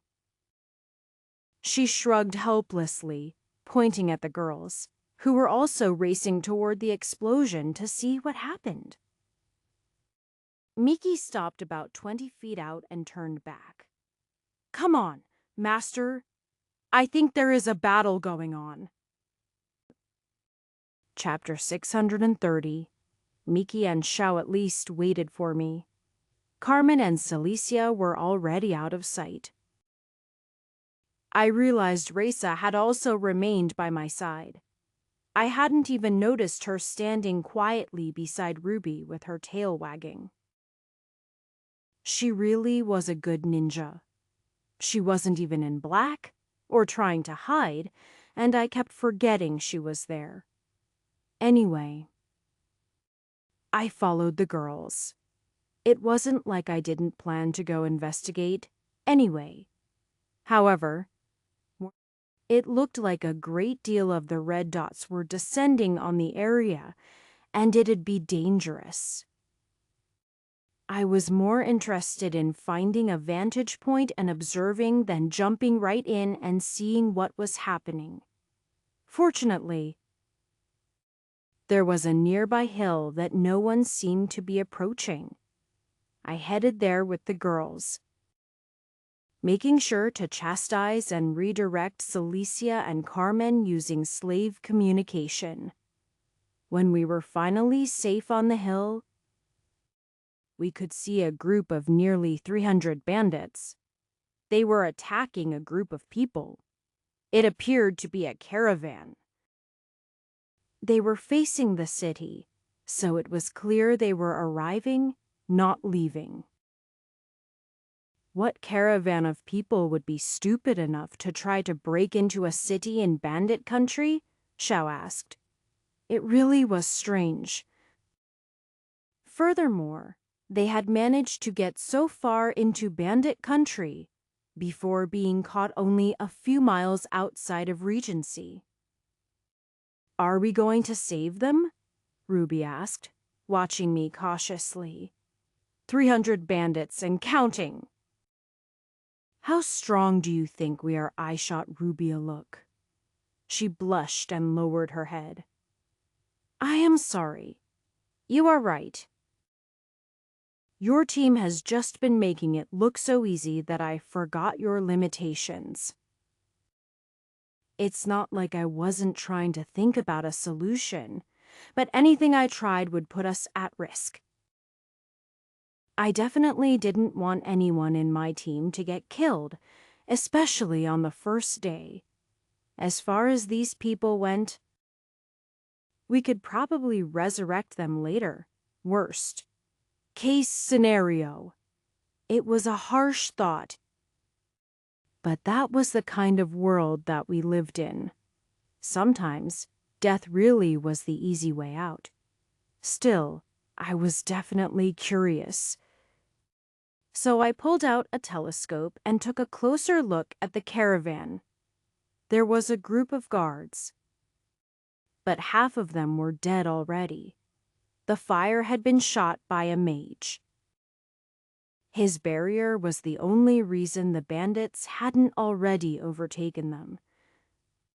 And part of the reason I didn't just barrel in to try to rescue them, as I'd be just as blocked as the thieves.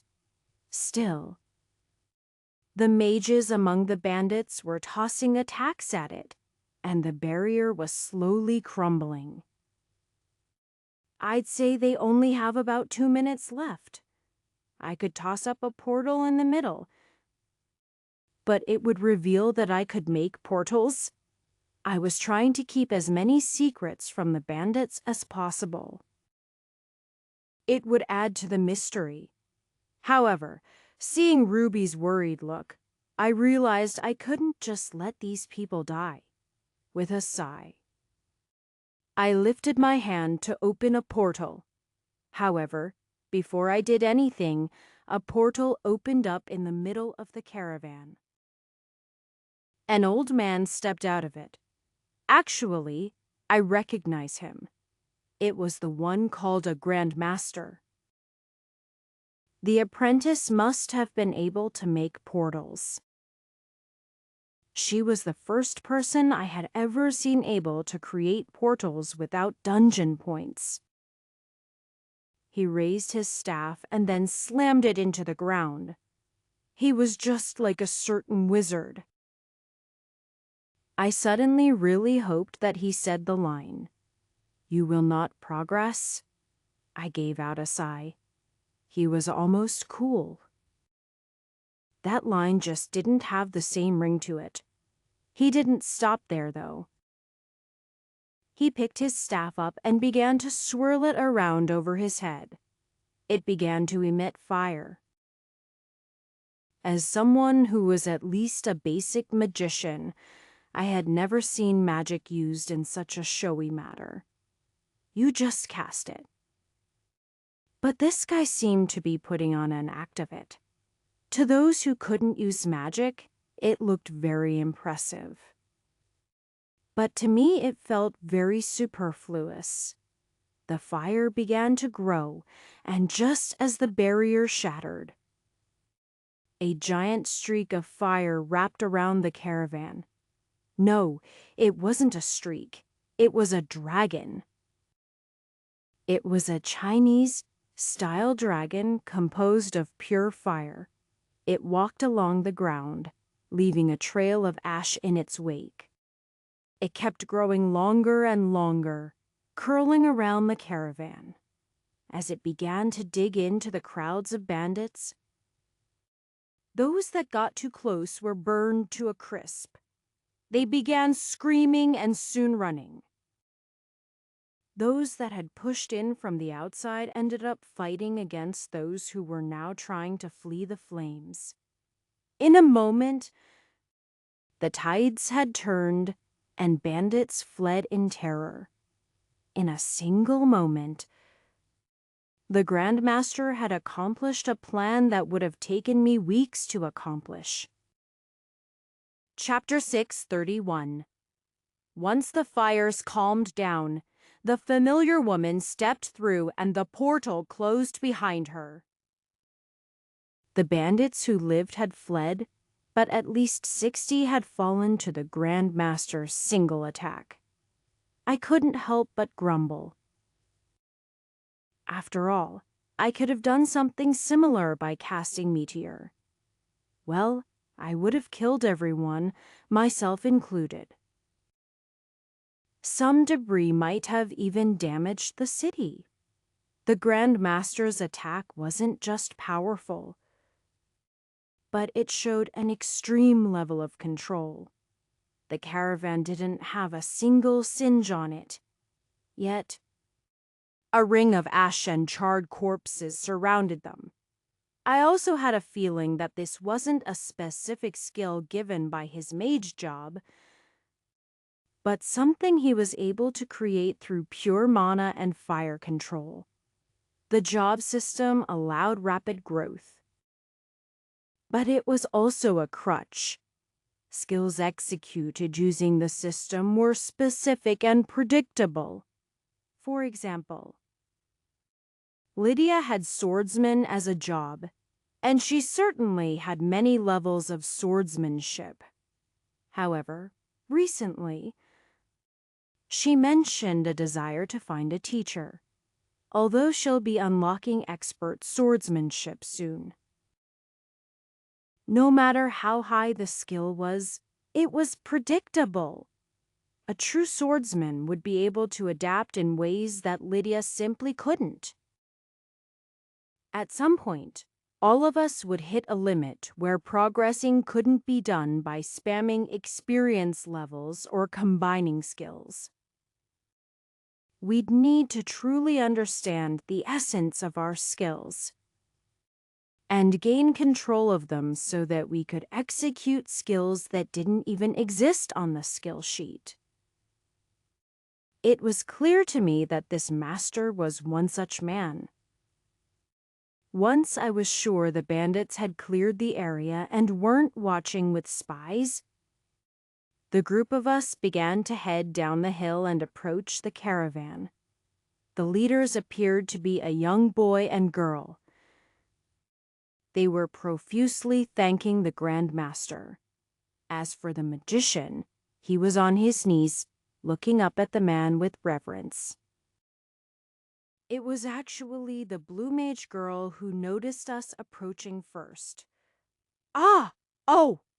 It's the noble from before. Hi, noble! She waved her hand excitedly like she wasn't surrounded by death, her chest jiggling as she did so. CT. Right, just call me Deke. The others began to turn our direction. The mage on his knees gave a sour look when he saw us. The Grand Master glanced at us once with a bored expression, and then promptly ignored us. Only the younger male and female seemed to act surprised to see a party approaching. Huh, where did they come from? They were waiting on that hill to see the outcome of the battle, the mage said angrily. Did you enjoy watching us struggle for our lives? Don't speak to Master that way. Xiao stroked a knife on her belt. You... Celicia narrowed her eyes. We would have helped, I responded. We were about to when the Grand Master appeared. I bet you were... He responded hatefully. Now, don't act that way. I am sorry for his disrespect, my lord. The young boy chastised him and gave a bow to me. I am sure you did your best. Why are you here upon saying that? I did feel a bit guilty that I had considered just leaving them to die. The young girl looked at me suspiciously, only relaxing after the boy spoke. She was holding his arm closely. It was difficult to tell if she was his sister or girlfriend. They were both in their lower to mid-teens, although I wasn't good at determining ages, so I rarely thought about things that way. Considering some women with me were hundreds of years old, despite looking no older than 20, I reckoned that was a good policy. We're just doing our best to try to help with the bandit problem, I explained. A better question, what is your caravan doing here? We came because we're desperate. We need help. Chapter 632. What is going on? I asked as the boy who spoke looked between me and the bored-looking Grand Master. We came from our village. We had no choice. We were sent to the closest city to beg for aid. The bandits have been ravishing the countryside. Obviously. The Grand Master snorted. No, I mean, there are villages being attacked left and right. Those that aren't surrounding Regency have been burning farms and towns every night. Surely. You've noticed the burning lights and the smoke? I hadn't been here more than a day, so I hadn't noticed such a thing. I thought Regency was the last standing city in the southwest. I frowned. He looked on helplessly. city? Maybe. But there are still dozens of small villages that have managed to hold out. They like to use the villages as places to relax. They torture the residents, eat everything, steal what they want, molest the women. They kill anyone who doesn't please them and shoot down anyone who flees. Our village has been suppressed for the last 2 weeks. Our people are running out of supplies. My father, the mayor, they watched their movements for 2 weeks until he found a way to slip us through. That's awful, Sidi cried tearfully. We're not helping, the Grand Master snorted. Master! Sidi turned to him with a shocked look. We saw you from the wall of Regency and my city. Here is a softie. That's the only reason I saved you. My focus is on Regency. I will continue to protect that city. Why, I asked. What is in Regency, Humph? That's for me to know, and you to bugger off. The mage who was initially shooting him looks of reverence looked lost and confused now that the man was showing his true colors. He may be powerful, but he wasn't a hero. He was in Regency for a reason. I had already guessed as much the first time I saw him. Why else would a man of his prestige remain in a town under siege? He was definitely looking for something. In fact, it felt eerily similar to what happened in Pembroke. Carmen was trying to find the Guardian, while an army for bandits tried to break into the city to capture her. Of course, I had asked, and no one was aware of any dungeon in Regency. If it existed, it was well hidden. With the Grand Master's words lingering in the air, the young boy and girl turned to look at me, pleading looks on their faces. I take it you plan to continue to protect Regency until you find whatever you are looking for, I asked the Grand Mage. I will be in the city for the foreseeable future, he responded, shooting me a disinterested look. Then, I have no problem helping out, I told the two. That's part of why I came here. I'd like to save as many people as possible. The mage still looked suspicious, but the young couple started to thank me profusely. I felt awkward, considering I hadn't even done anything to really help them yet. Plus, this wasn't a sudden decision on my part. Had I known the villages were there, I would have started with them anyway. The Adventuring Guild and Auberries had apparently already left them for lost. However, the bandits had been seemingly concentrating on the strongholds and using the villages to relieve stress. Let's return to Regency and get to safety. Then we can talk about how we can help save your villages, I said. I am sorry. My lord? Sita curtsied. I cannot cast another portal for a bit. Don't worry, I'll take care of it. I opened a portal. When I started the chant, Siti looked extremely startled. Afterward, she gave me a more considering look. The Grand Master didn't seem to care one way or another. The mage's suspicious looks had been blown away, though. And the other two talked excitedly. I may not be able to make rings of dragonfire, but I could still surprise people every once in a while. Chapter 633. Once we were all back in the city, the Grand Master immediately excused himself and took the Blue Mage with him. She seemed to want to chat with us, but he was insistent that they leave. It was a shame, because I wanted to discuss some things with him as well.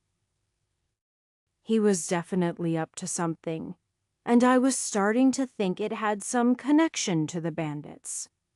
However, I was being dragged in the other direction by the mage and the two teens.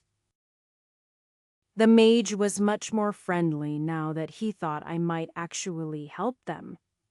We ended up at a table in the inn and tavern.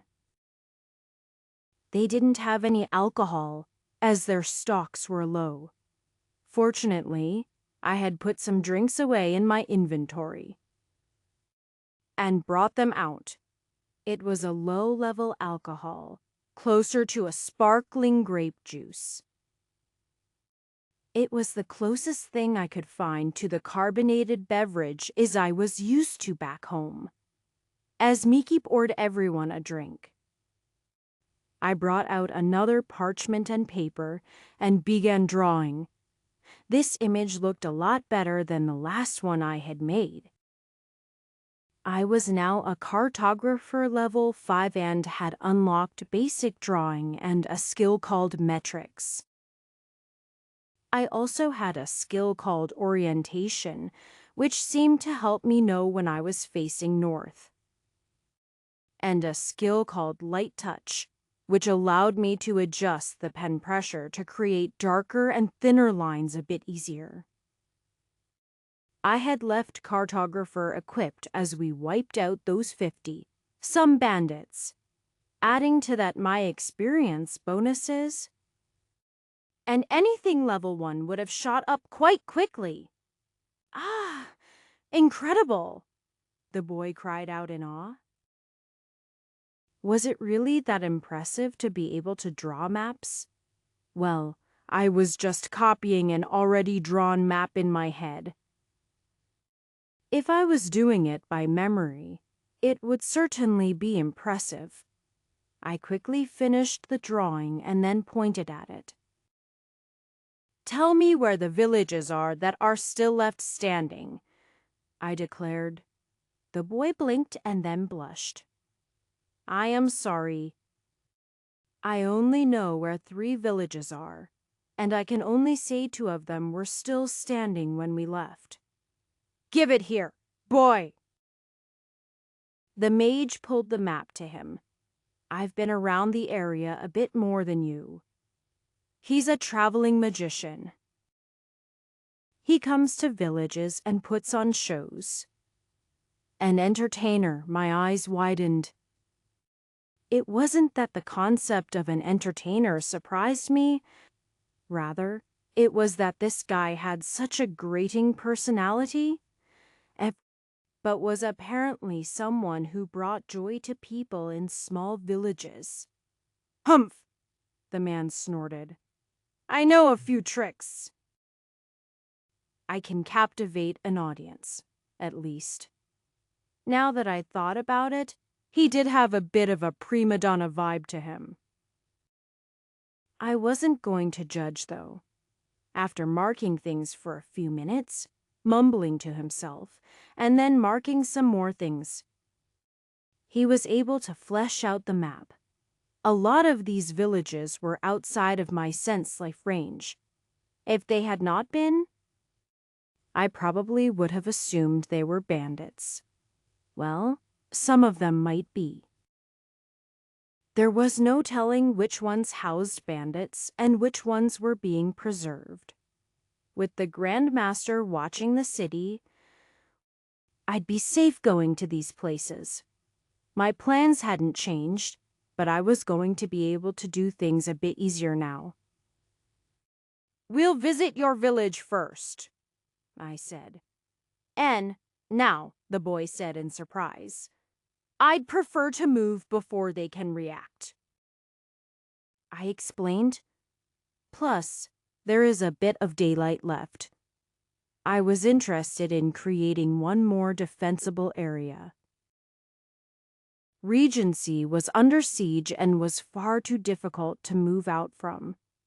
Since it wasn't a good place to launch my campaign, and seemed safe enough with the Grand Master protecting it, I was going to prepare my own base of operations. Chapter 634. Certain people, such as scouts and rangers, had the ability to target people, and thus be able to track them down extremely easily. When you had the map ability, you could combine this tracking to picture them. When you had the portal ability, you then had the ability to target them and be able to portal to where they are. In theory, one could send someone out, then portal to their location, and thus fill out a map without wasting a ton of time. Every slave and harem member seemed to be marked on my map, and I informed Lydia's group to inform me when they located a dungeon. I had planned to portal to it, so that we could easily return in the future. However, when I checked out the map, I realized that anywhere that my slaves traveled ended up filled out on the map, and I'd be able to travel to it anyway. I knew that I shared any experience they gained, but that was limited by distance. At this distance, I didn't gain anything from Lydia's group, but it turned out that their scouting was more useful than I originally thought. That isn't to say that I didn't have a means of marking someone. I only had one such skill of my own, and that was called True Mark.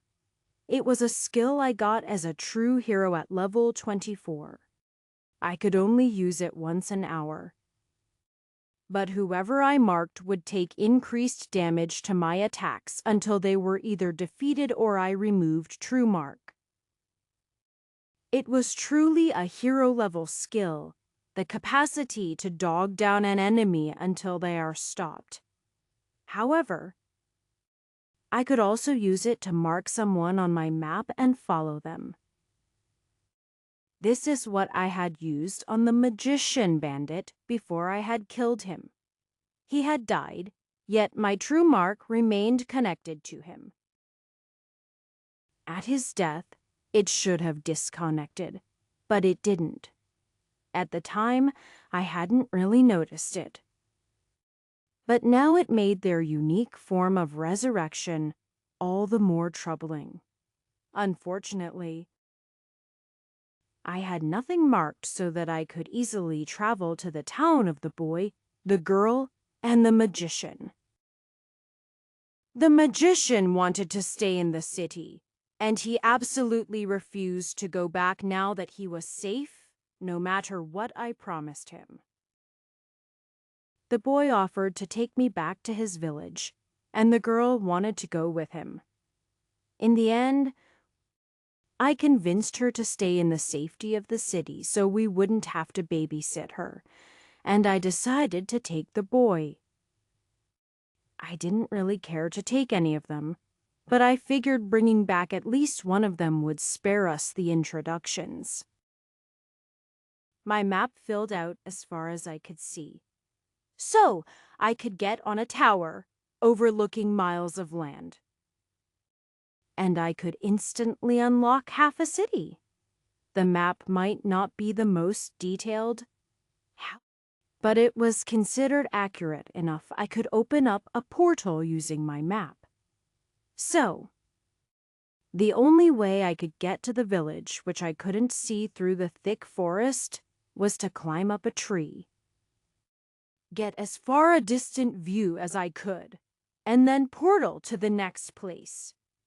I was also limited by sense life. It wouldn't be good if I portaled into the middle of a bandit camp. Therefore, I only teleported as far as my sense life could detect, which was about half the distance of the overall map, even on the surface. Thus, I had to waste a lot of portals. I ended up having to readjust my dungeon points for the night so that I could use a lot of portals. It took four in all before we finally were able to open one up at the edge of town. Chapter 6:35. I walked into the town followed by my 6 companions and the boy as well. It's remarkable how useful that ability is. You think it'd be rather costly? Murmured Ruby, who was still quite impressed by such an ability. It actually was rather costly, but I had stored up a lot of dungeon points after risking my life many times. My body was a tapestry toward the struggles I had to survive to be able to waste portals so easily. Every point was a precious gift. Furthermore, the night was almost over, and I didn't plan to do much before calling it. Tomorrow.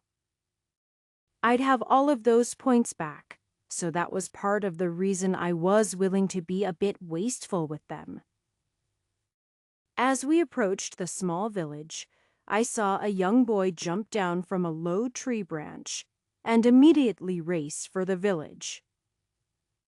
He was only 5 or 6, but he was currently all they had as a watch. "That's my younger brother," the boy responded weakly. Any able-bodied man was either killed or drafted into the bandits. They take any village bullies or troublemakers, and they make them like themselves. It's part of how they grew their number. Do or die. Father had hidden me so that I wasn't conscripted or executed. I suppose that did make a lot of sense.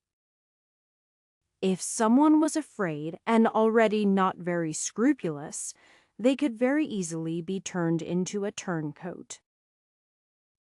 Once they robbed and killed a few and acquired the bandit job, it was impossible to turn back. They'd have no choice but to continue to be a bad guy for the remainder of their life. The lack of redemption was always troubling. If it wasn't for me, someone like Xiao would never have been able to live a normal life. It was a system I didn't like. But I wasn't smart enough to come up with a better one. Besides, this was a system set up by whatever God made this world. I'd be arrogant to think I could easily change things. By the time we made it to the first building, there was a group of people waiting for us. The one in front appeared to be an old man. He was bent over and using a cane. He had to be at least 70 or 80. Wait. Didn't the boy say that his father was the leader of this town? "That's your father!" I cried out. The kid blushed. "That is my father." The old man seemed to hear the conversation and let out a chuckle. "What can I say? I like them young." As he said so, he wrapped his arms around a beautiful woman at least 50 years younger than him. My eyebrow twitched, but I gave a friendly smile anyway. Considering I owned various slaves that I slept with, who was I to judge people about their relationships? It's all good. I laughed and shook his hand. I mean, it's not like you are married to your cousin or something. Ah! The boy next to me let out a cry, grabbing my arm and shaking his head. The old man didn't seem to notice and threw back his head in a laugh. "Ha ha ha ha ha!" The old man laughed. Why would I date my cousin when my sister is so much more beautiful? There it is. The boy sighed. Chapter 6:36. Ha! I blinked. Oh, you. Always flirting. The woman in the old man's arms blushed. How is my little brother and son? Just call me son, Mom. Now, now! I am not just your mother, but also your sister. That makes us even closer. How is your sister and cousin? Don't forget future wife. The man chuckled. She's just my sister. Dad, I am not going to sleep with her. Ha ha, that's what I said too. Why? When your grandfather, Uncle told me I'd be with my sister the rest of my life, I was resistant too. But there is no fighting that sex appeal. Sisters are just the best. We have visitors. Will you stop with your disgusting talk of sisters? A man shouted from the crowd. I gave a breath of relief.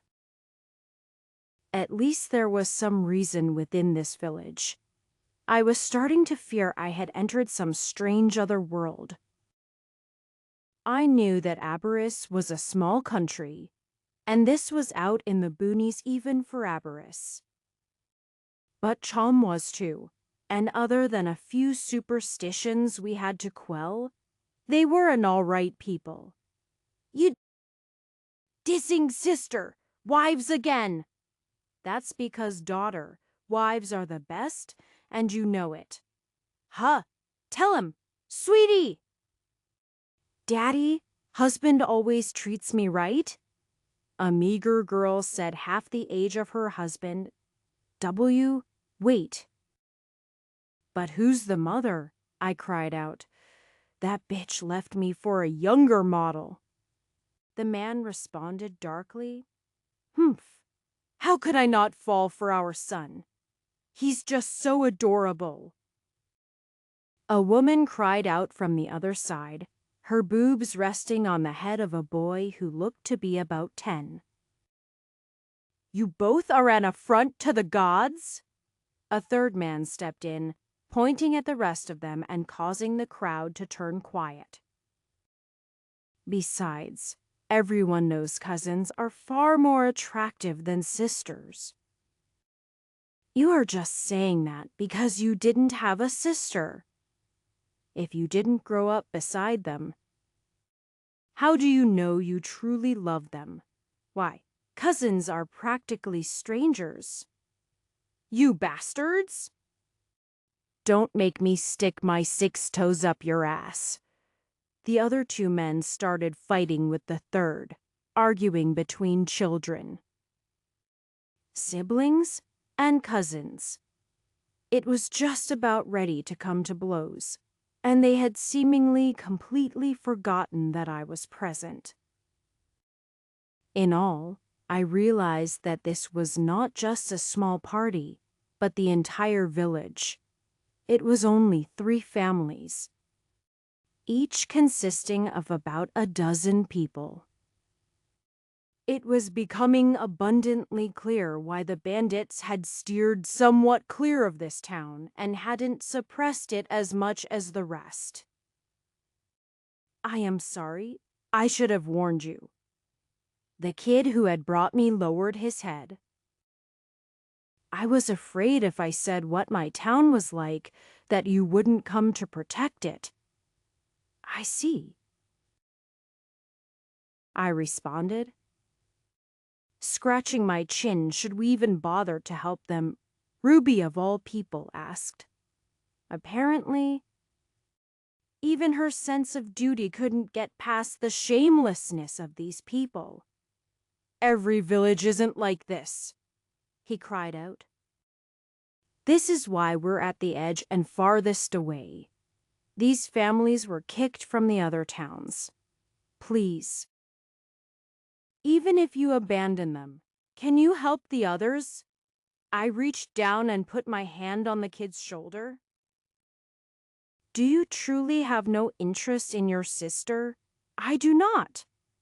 Then I will help, as long as there was hope for the future. I would fight on, or something like that. Chapter 637. After the villagers calmed down over their argument, which apparently was a common thing, We asked to be shown to a place to stay the night. They wanted to put us up in their homes. But I insisted that a barn was enough. We actually had no intention of staying there, so I didn't really care.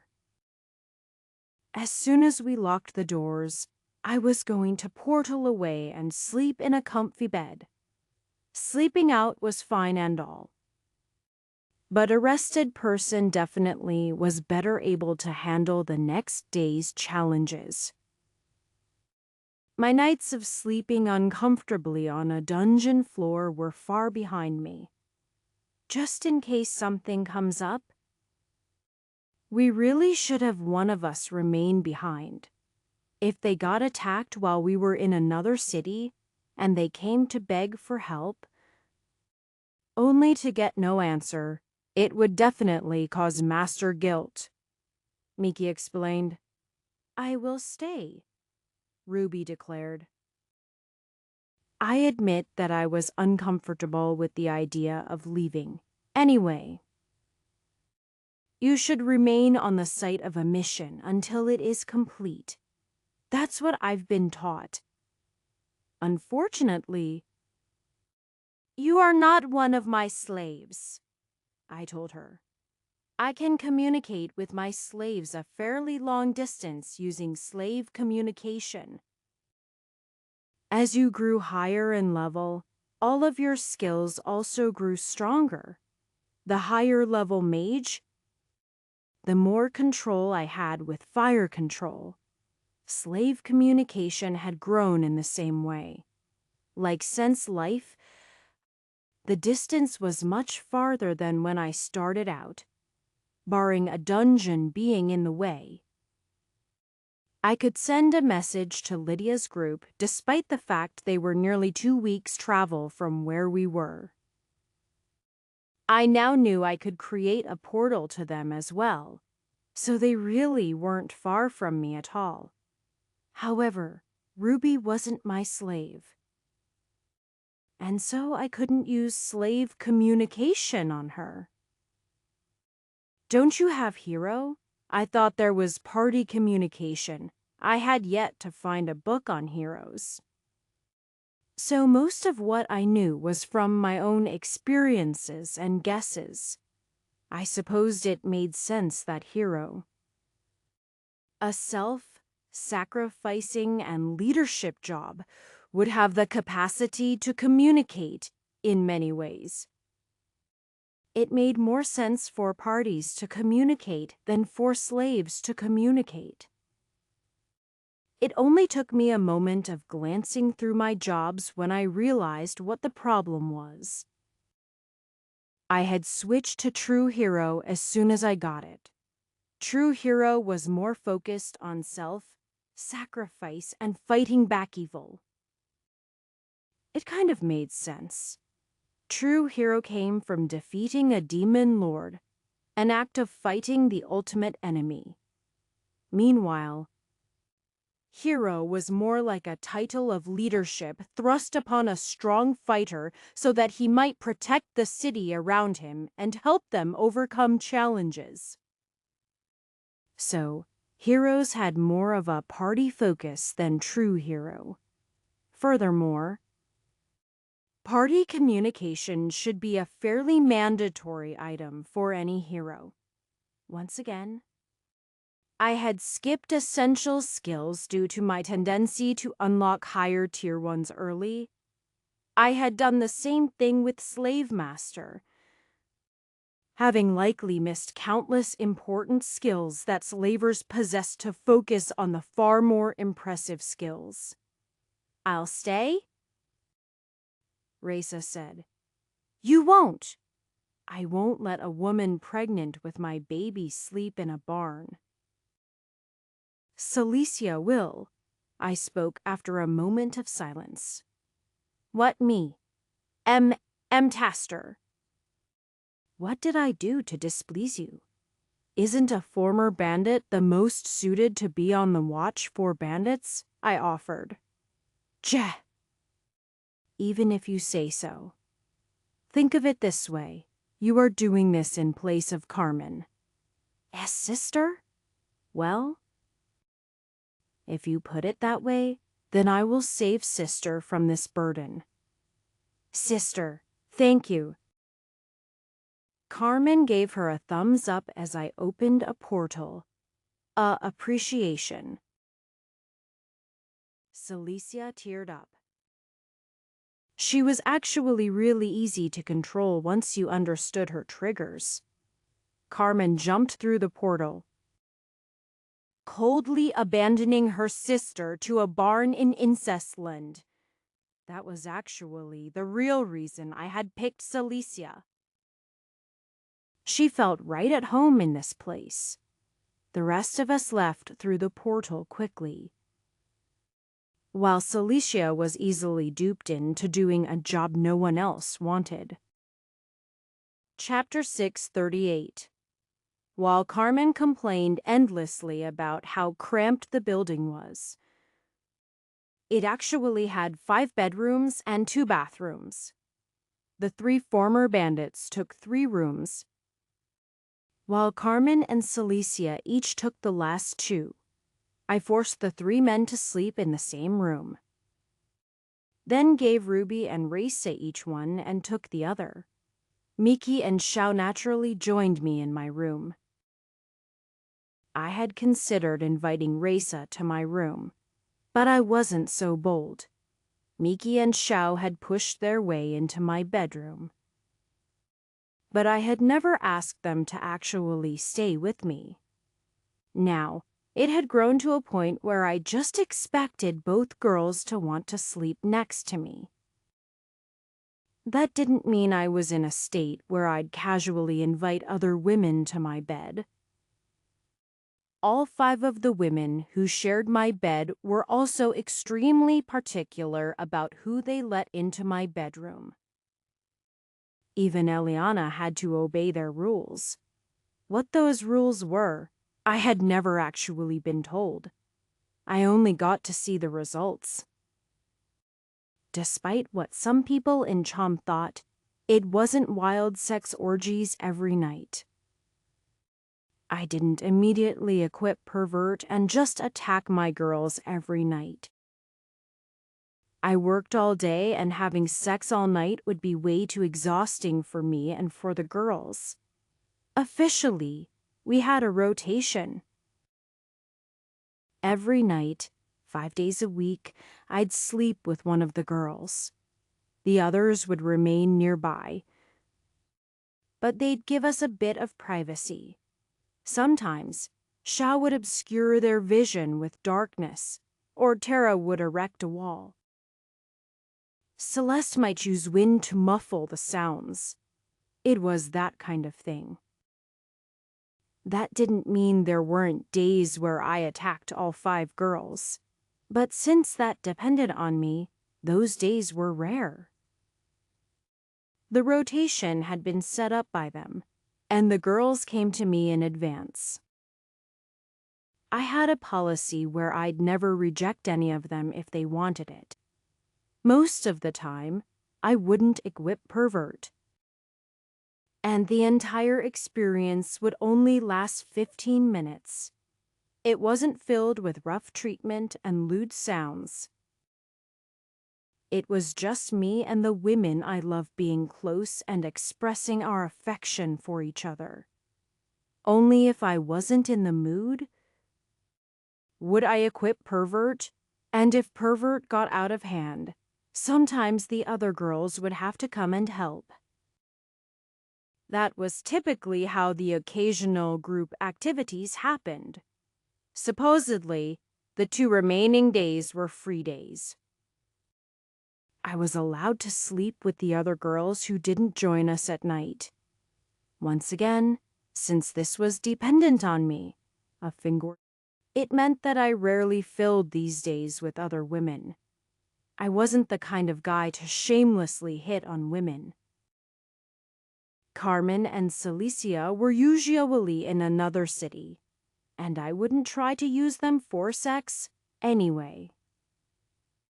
The thought of asking Race made me blush, and when it came to Astraea and Alea, They were a bit too high level for a simple kadal. The girls were encouraging me to be more demanding. But it was ultimately a slow process. It wasn't because I wanted to hurt anyone's feelings. As I said, I wouldn't reject any of my women who wanted my love. However, I was more than sexually satisfied. Those zero protagonists who banged girls 24/7 were a lie. After having sex with a different woman every night 4 or 5 nights in a row, having a night off could be considered a blessing. So, pervert wasn't exploding in levels, and other than my party members, I wasn't sleeping with anyone else regularly. I was happy with things the way they were, but if Raisa or Eliana became a bit bolder and wanted me for one of my free nights, I wouldn't turn them away. None of that happened on this night. As the girls had agreed that there would be no sex while they were separated. Miki and Xiao wouldn't be able to monopolize my time while the other 3 were away. So, all we did was cuddle and sleep together. It felt kind of nice to only have 2 women. I had one on each arm. Still, even though the bed was smaller than my 1-inch arm, it felt a little small without women clinging to me. Maybe I should invite Raisa, Carmen, and Celicia to my bed after all. Chapter 639. The next morning, we woke up, got ready, and then portaled back to the village of incest. I am sure it had a name, but that was the only name I could think of at the moment.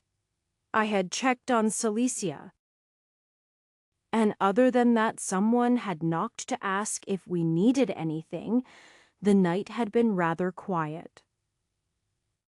We opened the barn door and walked out refreshed, without anyone knowing we hadn't slept there the whole night. Only Celicia looked a bit messy and haggard, but I could live with that. "What's the plan, Master?" Xiao asked. "We'll hit the nearest villages first. If they are in trouble, we'll liberate them. I'm going to send everyone here. Since this place already has a reputation with the bandits, it probably won't be watched closely. It'd be the safest place for people to gather. Some people might not want to enter this town, but there were plenty of uninhabited buildings, and if the bandits were giving this place a wide berth like I suspected, then it was a better place than I originally had thought to gather people. I had a dream of creating a city here, which would become part of my territory and allow me to take over the southwest of Oberes. Then, once I defeated a certain count, I'd be the lord of all of West Aberis. Nearly 1/3 of the country would be under my leadership. It wasn't like I was hungry for power or anything. I just wanted to strengthen my position and, with time, live a safe life. For that, I needed land, people, and resources. I imagined building 5 large cities in the west. Cham was already being built. Alarith I would conquer one day. Regency would fall under my leadership once the bandits were taken care of. That left another city between Regency and Cham. This felt like as good of a place as any. Then, I had dreams of building a border city in the wilderness, possibly supported by a dungeon I had subjugated.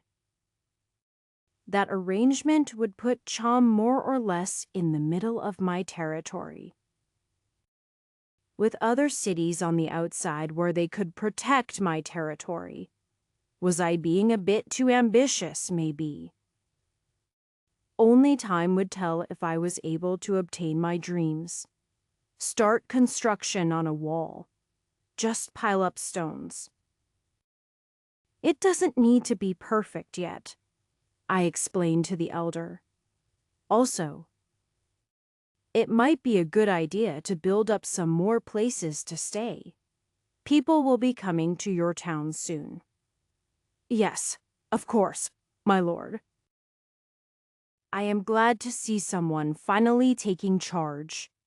The other lords either fled or were killed. Once they died at the hands of the bandits, they refused to return, hiding in the capital like cowards. Are there no lords left other than the Grand Master, who had an honorary position in Aboris, not unlike a lord? I hadn't heard of any lords in Regency. Supposedly, the majority of the lords had already tried and failed. They were tortured and resurrected in the capital. After facing days or weeks of torture and humiliation at the hands of bandits, they were likely angry, but also too afraid to return. My actions were supposed to help them receive some peace and possibly swear loyalty to me. However, I didn't want such men. I wanted those that didn't run away and cower. If any still remained in the southwest, these were the men I wanted to impress and gain their loyalty. These would become the ones who gave me strength. Chapter 640. Yesterday had more been a trial period to get our feet wet. Now was the time we truly began the operation to retake Southwest Chom. I haven't given up my plans to instill fear into the bandits, but this would need to be a slow, gradual process.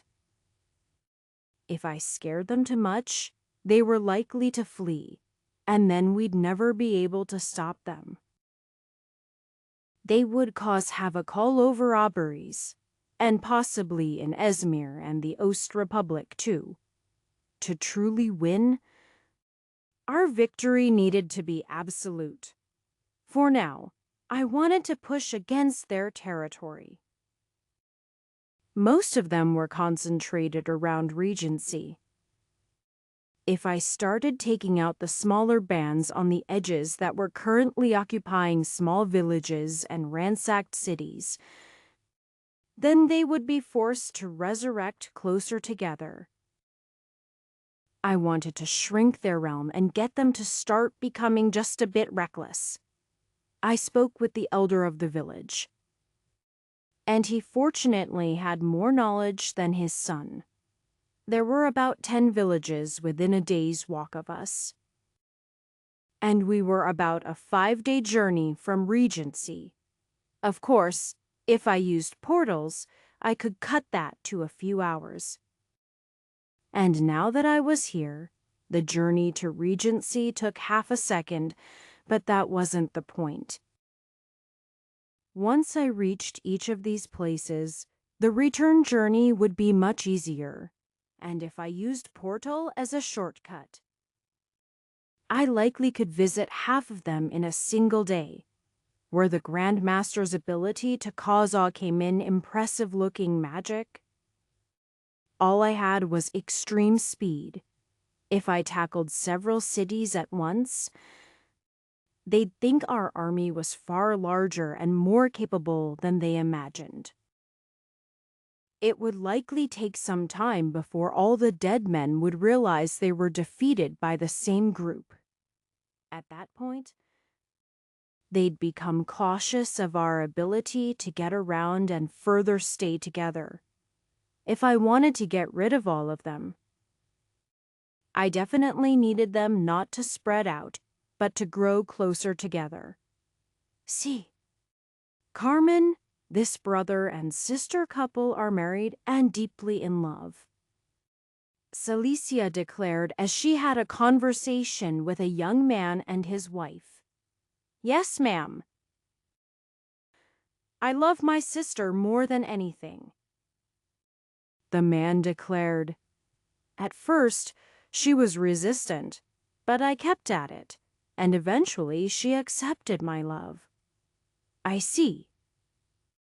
Cilicia's eyes brightened. So, as long as I keep at it, I'll win my sister's love. Wait! The man's eyes widened. You love your sister as well. I do. I will definitely keep at it. But you are a woman? So that's homosexuality. She's a perverted freak, the woman said. Go die. I grabbed Cilicia's hand before she stabbed the incestuous couple to death. The pair winced when she lunged at them, and then ran away, all while shooting her disgusted looks. Carmen giggled upon seeing her sister's attempt to rub it in going haywire. Those bigots? Cilicia cried. Are we really going to save this town? Didn't you tell me just yesterday we absolutely must save this town? Because it gives hope to your relationship with your sister. That was before I realized the dark corruption underneath. This village is clearly beyond saving. Rather than continue to fight with her, I created a portal and then stepped through, starting my journey to the first village on our list. Chapter 641. Keeping an eye on the map. I progressed slowly toward the closest village they had indicated. If I ran out of portals, I'd probably use the points from Xiao and Miki to keep going. I hadn't expected my primary mode of travel to be portals, and it was certainly a waste of such a skill, but it was efficient for what we were doing right now. The map kept me orientated so that I never ended up lost. To be clear, my map skill long had the map of Auberries filled out by looking at maps created by professional cartographers in Auberries. In the absence of having visited an area, the map updates with the most readily available data. At the moment, that was any maps that I had studied since I had been here. Any area I visited was filled with an increasing amount of information. I couldn't travel just anywhere on a map. It needed to have a certain level of detail first. From what I understand about the map skill, most people would need to survey the land in order to update their map, where simply seeing an area instantly gave me an update to the map that clearly showed every detail. The original map skill required a bit of work to fill out. At the very least, someone had to consider all the variables and actively keep updating it. Since skills purchased with dungeon points always represented their highest tier, my map was like a level 100 skill, which is why it worked so smoothly for me. With the studied maps, it wasn't necessary for me to be in an area to see said area. But the details were only at the level of the map, and if the map was drawn incorrectly, then the map in my head would also be off. Only by seeing it do I have the maximum level of detail, which is also a requirement for Portal. I was interested in how much an area could change before Portal ceased to work. After all, buildings came and went. Trees grew and were cut down. Even the landscape would change with time. I had to assume that eventually any place that I teleported to would eventually change to a point where I'd need to return to it, and update my map information if I wanted to have an accurate enough picture to portal there. After all, I had to picture a place in my head, or select a target, to create a portal. And if I pictured a place that no longer existed, then it didn't work. Unfortunately, portals were rare enough that there was no documentation on them that I had been able to find.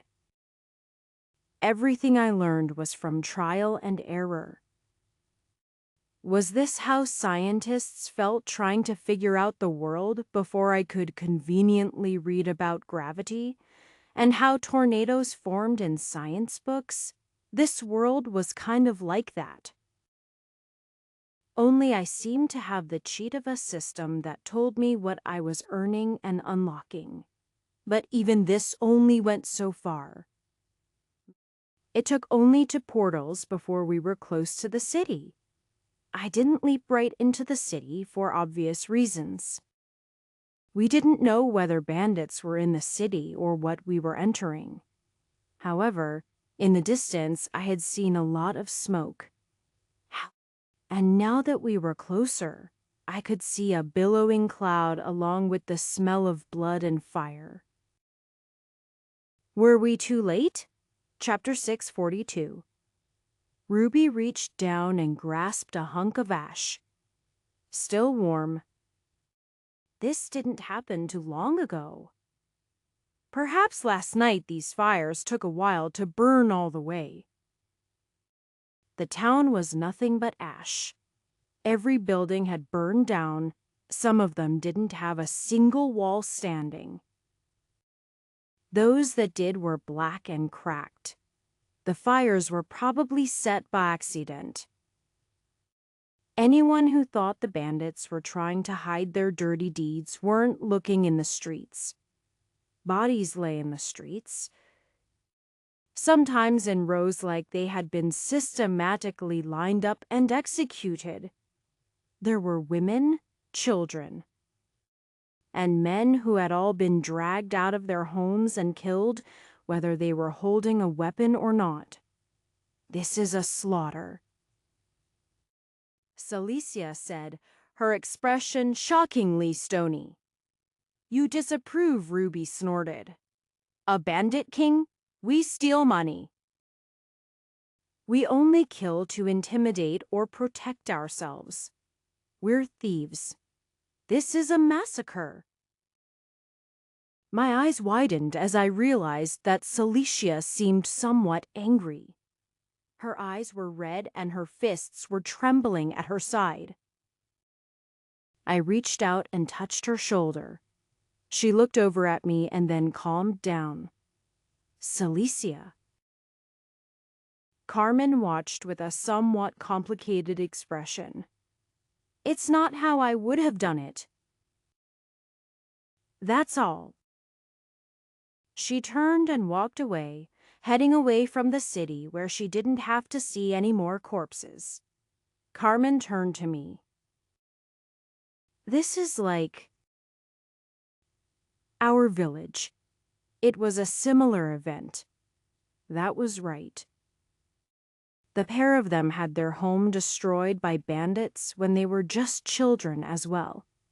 In that way, it was odder that Celicia went on to become a bandit king. Yet, I suppose she did have her own way of doing things then. Most people were allowed to leave once giving up their wealth. People who fled were allowed to go. Compared to this kind of slaughter, it was preferred. Gather all the bodies, I ordered. We had expected that the city would be like this. When I had gotten the list from the elder, I didn't just ask for every city and village that might still be around, but every city, period. When bandits wiped out a city, they were knowingly condemning that city to death, without any relatives to try to bring you back, or anyone even aware you were dead. That was the original fate of all these people. However, the bandits had found some means of resurrecting themselves, and I did too. Although I had dark ceremony, which was the dark priest version of resurrection, Mickey had already unlocked resurrection from her high-level spiritualist. Originally, the spell had required fairy dust to use as a combination skill, but her spiritualist eventually reached a level where resurrection was possible without a mana additive. Now, the additive was simply an extra she used if the resurrection needed to be stronger. To explain it simply, when someone died, their spirit left their body and slowly started to degrade, fragmenting into pieces. If those pieces get too near to a curse, it may eat them up. The rate of decay involved many factors, which a general rule stated someone could be resurrected within 1 month of death. After a month, the chances of success dropped significantly. If you added frequent deaths, a damaged soul, or a cursed dungeon in the mix, and this rate dropped even more.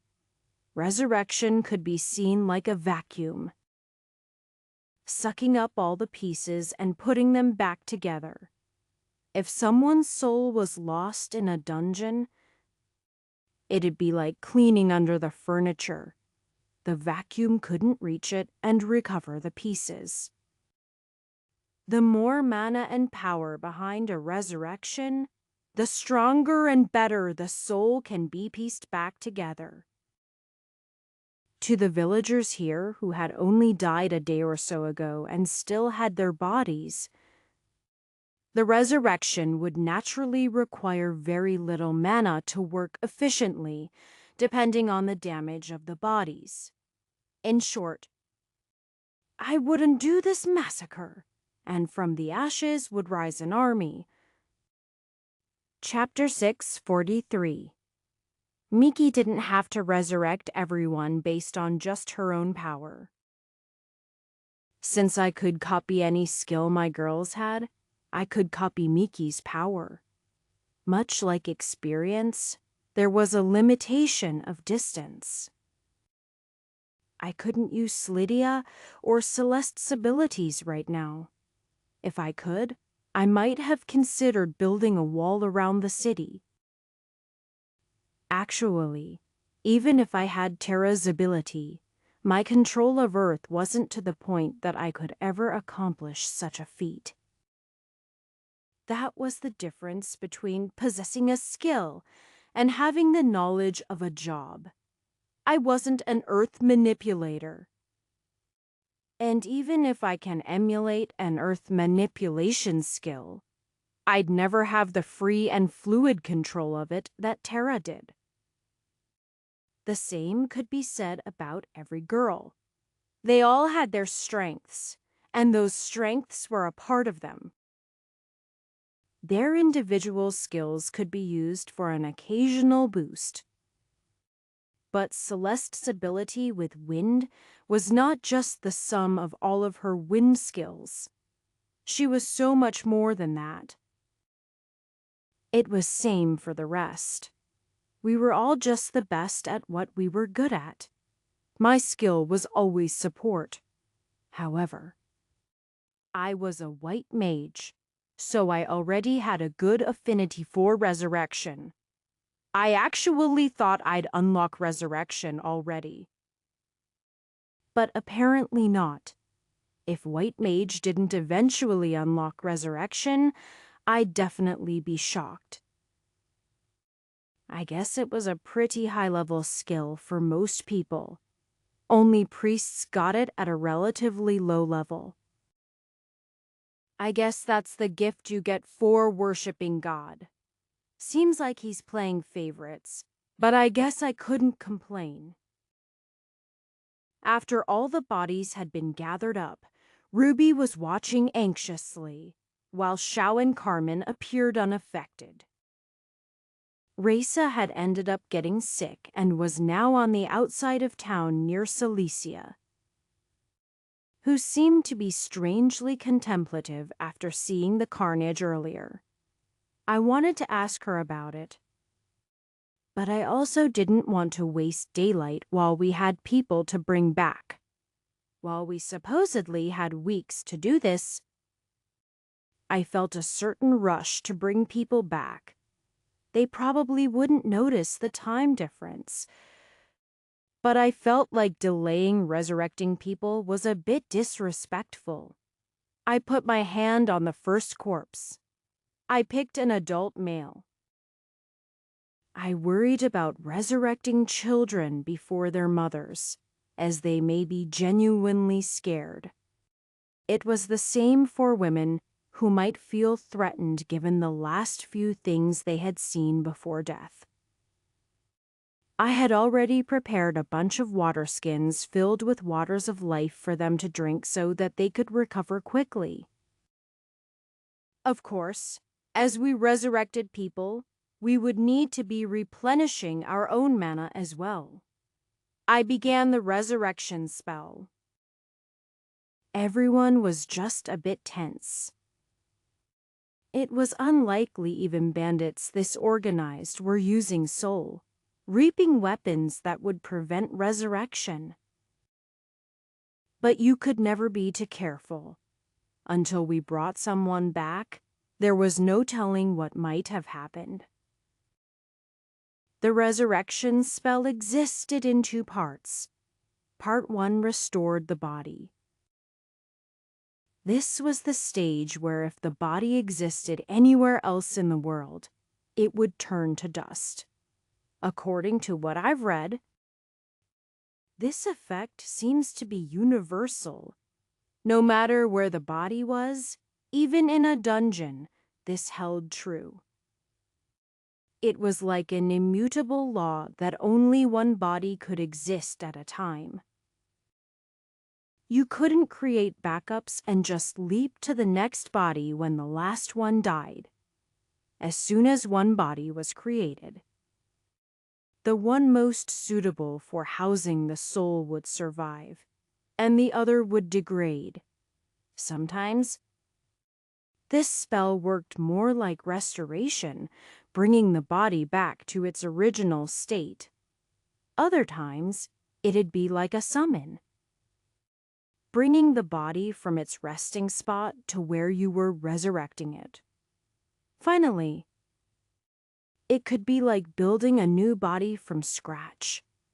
The second part was summoning, reassembling, and then inserting the soul in the body. This all sounded very complicated, but all you did was say the chant, send out the mana, and then everything else was automatic. It took anywhere from 1 to 10 minutes based on the difficulty of the host. This person only took about 1 minute. His eyes snapped open, and he let out a gasp of air. 1 down, 300 to go. Chapter 644. WH, what happened? The man asked, his eyes slowly opening. Do you remember dying? I asked. Not trying to be crass, but also not wanting to waste my time beating around the bush. Dying are, right? The bandits. Wait. My wife. He tried to stand up, but with my hand on his chest, it was more than enough force to keep him on the ground. We will be resurrecting everyone. Just be patient. Actually, I resurrected you first for a reason. Reason. If there is anyone not here, we need to know. We will continue to resurrect people. But we don't want to miss anyone whose body we couldn't find or something like that. I see. He sat up a bit slower this time, needing some of my help. As he glanced around the town, His eyes lowered. They burned everything. I am sorry. No, the fact that you've already chosen to help us resurrect? We owe you our lives literally. We've seen bandits before, but never like this. They usually still fear death. They have an ounce of humanity still in them. These guys, they just killed everyone, even the children. Murdering a child is a taboo, Carmen explained. Even if you are resurrected, trauma is harder to fix. That's assuming there isn't any developmental issues, I added. Who knew if a body reassembled from magic could just jump back into adolescent development as smoothly as the original? Copying a grown body is one thing. But copying a body that hasn't finished growing and then expecting it to continue was another. Well, child murder was rare enough in this world that this was a question no one had previously had to answer. I have kind of been skimping on the subject, but what about rape? It happens. She shrugged. Most women would kill themselves to keep it from happening, but if they are restrained, it can happen. The man on the ground lowered his head. My wife. I gave her a knife before I went out. I told her that if anyone but me enters the door, to plunge it into her throat immediately. Isn't there a poison for that? Ruby asked, and then looked over at me. It's a common threat for all female warriors. So there are fast-acting, supposedly painless poisons that women can buy to avoid such things. It was too expensive. The guy let out a half-cry, half-sob. Bandits around here don't usually attack villages. I told her I didn't think it was necessary since we never left town. It was clear by the tone of his voice he no longer saw things the same way. It really was strange. The ways that being able to resurrect yourself changed your way of thinking. The best thing for a commoner to have wasn't safety and security, but a quick way out and a reliable person to resurrect you. Furthermore, the bandits around here had become bolder and more aggressive. They could resurrect seemingly instantly, too. It definitely left me worried about what was to come. Chapter 6:45. While I got as much out of him as I felt comfortable, Mickey went on and started resurrecting more and more people. As more people sprung back to life, the once dead landscape began to fill with the sounds of life. Most of those sounds were mourning, though. Women and men would let out wailful moans and cries as they looked over their destroyed city. Even if they were all brought back to life, they could still vaguely recall their last moments of life surrounded by fear and pain. If that wasn't enough to cause them to break down, the sight of an entire life they had built turned to ashes would. It seemed like they mostly had the same opinion as the first guy. The bandits usually didn't attack their village. They had a small patrol that protected it, but for a direct attack that wiped it out, this was the first. They were as far out as the other village, but they were still on the border of what could be called the current bandit country. So they had likely been ignored until resources were needed. Then they were wiped out in a single night. That meant I needed to move faster, as many of the towns inward might have been ransacked earlier. There might be people who had already died a month or longer ago, and if I didn't get to them soon, they would truly become lost souls. We continued on, both working in tandem. It got to the point where who we could resurrect was no longer an option.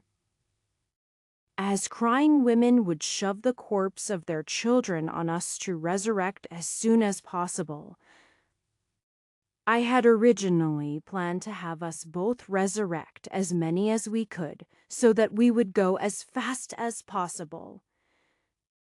But I realized that there was no way we could keep going without breaks.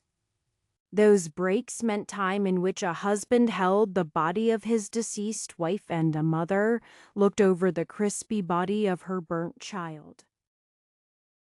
We found the best way was to take turns, so one of us was resting while the other resurrected. That way, someone was always going, and we didn't just sit there while facing the longing and desperate stare of the villagers.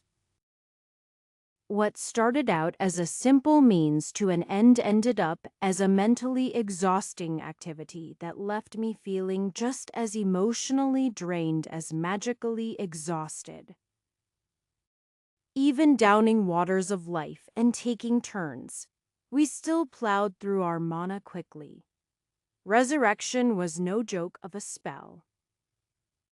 It ate up a lot of mana, and even people with multiple jobs and hero levels of mana couldn't keep up for long. My dreams of doing 2 or 3 towns a day was clearly a pipe dream. The night was already coming by the time we resurrected the last few. I felt rather lucky at who I had with me during this. Lydia. Celeste and Tara weren't the right girls for this kind of scene. Their hearts would assuredly break. Shao, Carmen, Celicia, and even Raisa were made of harder stuff. The only reason Miki held on was because she was too busy resurrecting people, but she had tears in her eyes too. I hoped she wouldn't have to see this kind of ugliness either. But a strong mind was important for a spiritualist and psionic.